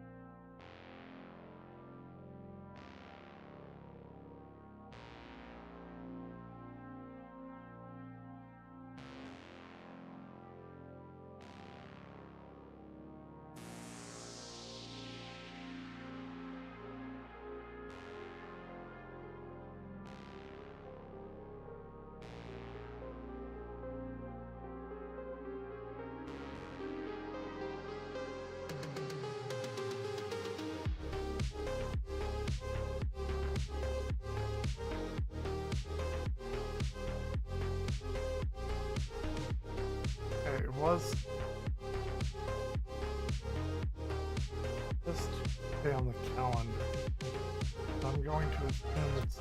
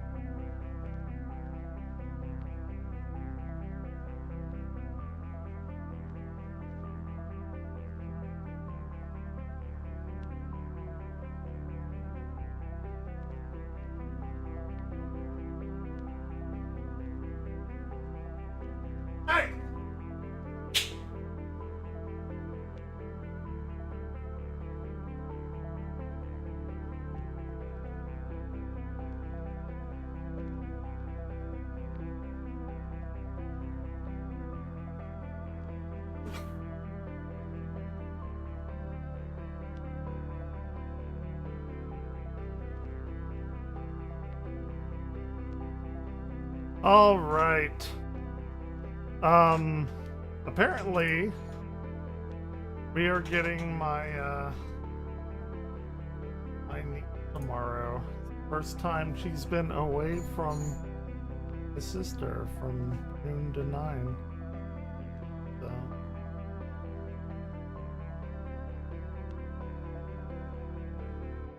And I don't have work tomorrow. I thought I did, but that's good. Let's see. Hackers are hunting down Steam users. Bellular News. Okay. Who can prevent forest fires? You. Referring to me. That's not right. The right answer is you. Today's story is quite huge, and in a way, we are all kind of exposed to it. So, here's the headline numbers. 8,000 infected devices, 80 breached crypto wallets, and at least $220,000 stolen by organized criminals. And it all happened through Steam. You see, as it turns out, Steam's malware problem is bigger and more organized than anyone really knew. And in one of these stories, yes, it's about people's crypto being stolen. You may think, okay, I don't use crypto, this has nothing to do with me. No, absolutely not. Malware is malware. So here's what's going on. Hackers have essentially built sophisticated networks to exploit Steam's very own systems. Oh, my Metal Gear Solid. Now, the good news of this story is the hunt for the people behind it has actually produced its first arrest. But the bad news is that even while the FBI were closing in, fresh malware was turning up elsewhere in Steam, and the developer of the biggest game of this year was also not safe. And that means it's something that we and Valve do unfortunately need to take seriously. At least for us, this whole thread started last year when we did this video on a series of malware incidents on Steam. Basically, games were sitting in Steam for months, even years before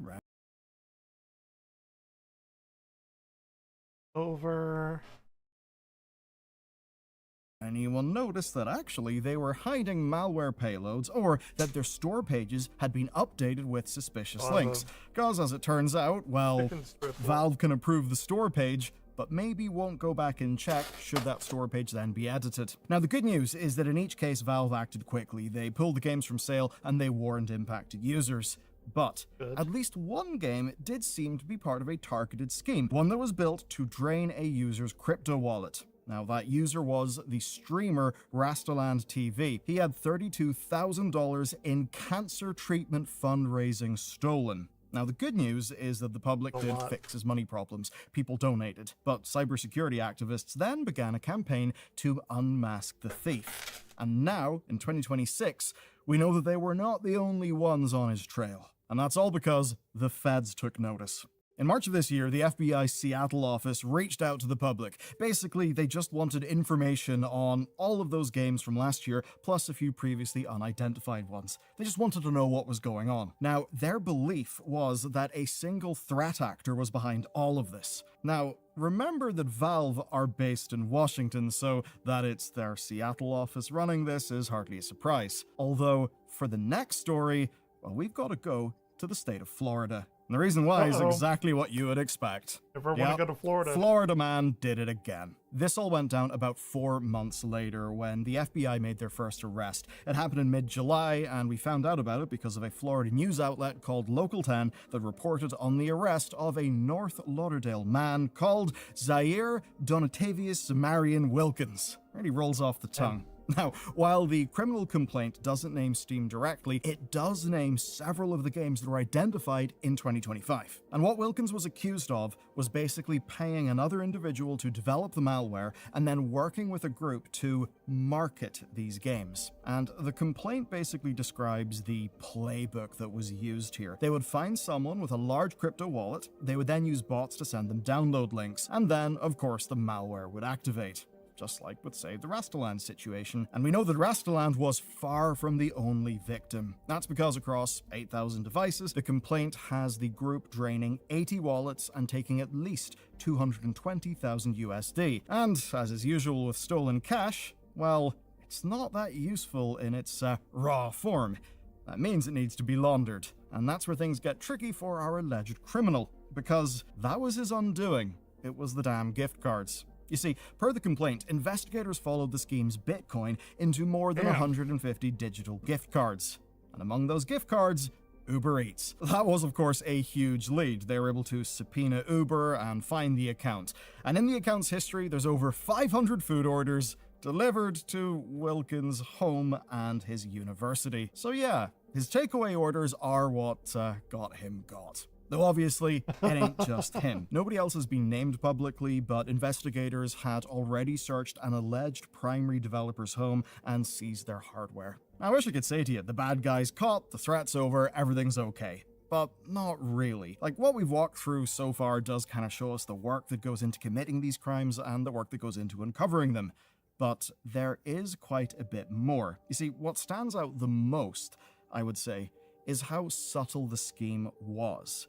By which I mean, these were small games, tiny, that nobody knew of, that had to be directly marketed to even be noticed. And they basically traded off Steam being a trusted platform. That's kind of how they would get through people's normal cybersecurity defenses. And it's with that in mind that we move to the next piece of this story, because it's not just Steam games. It's also the Steam Workshop. This summer alone, the Steam Workshop has delivered malicious uploads through 2 different video games. First, we got a warning from the cybersecurity firm Kaspersky. Now, most of you maybe won't be running Wallpaper Engine, but I would say a fair few of you are, and that's because it's one of the most popular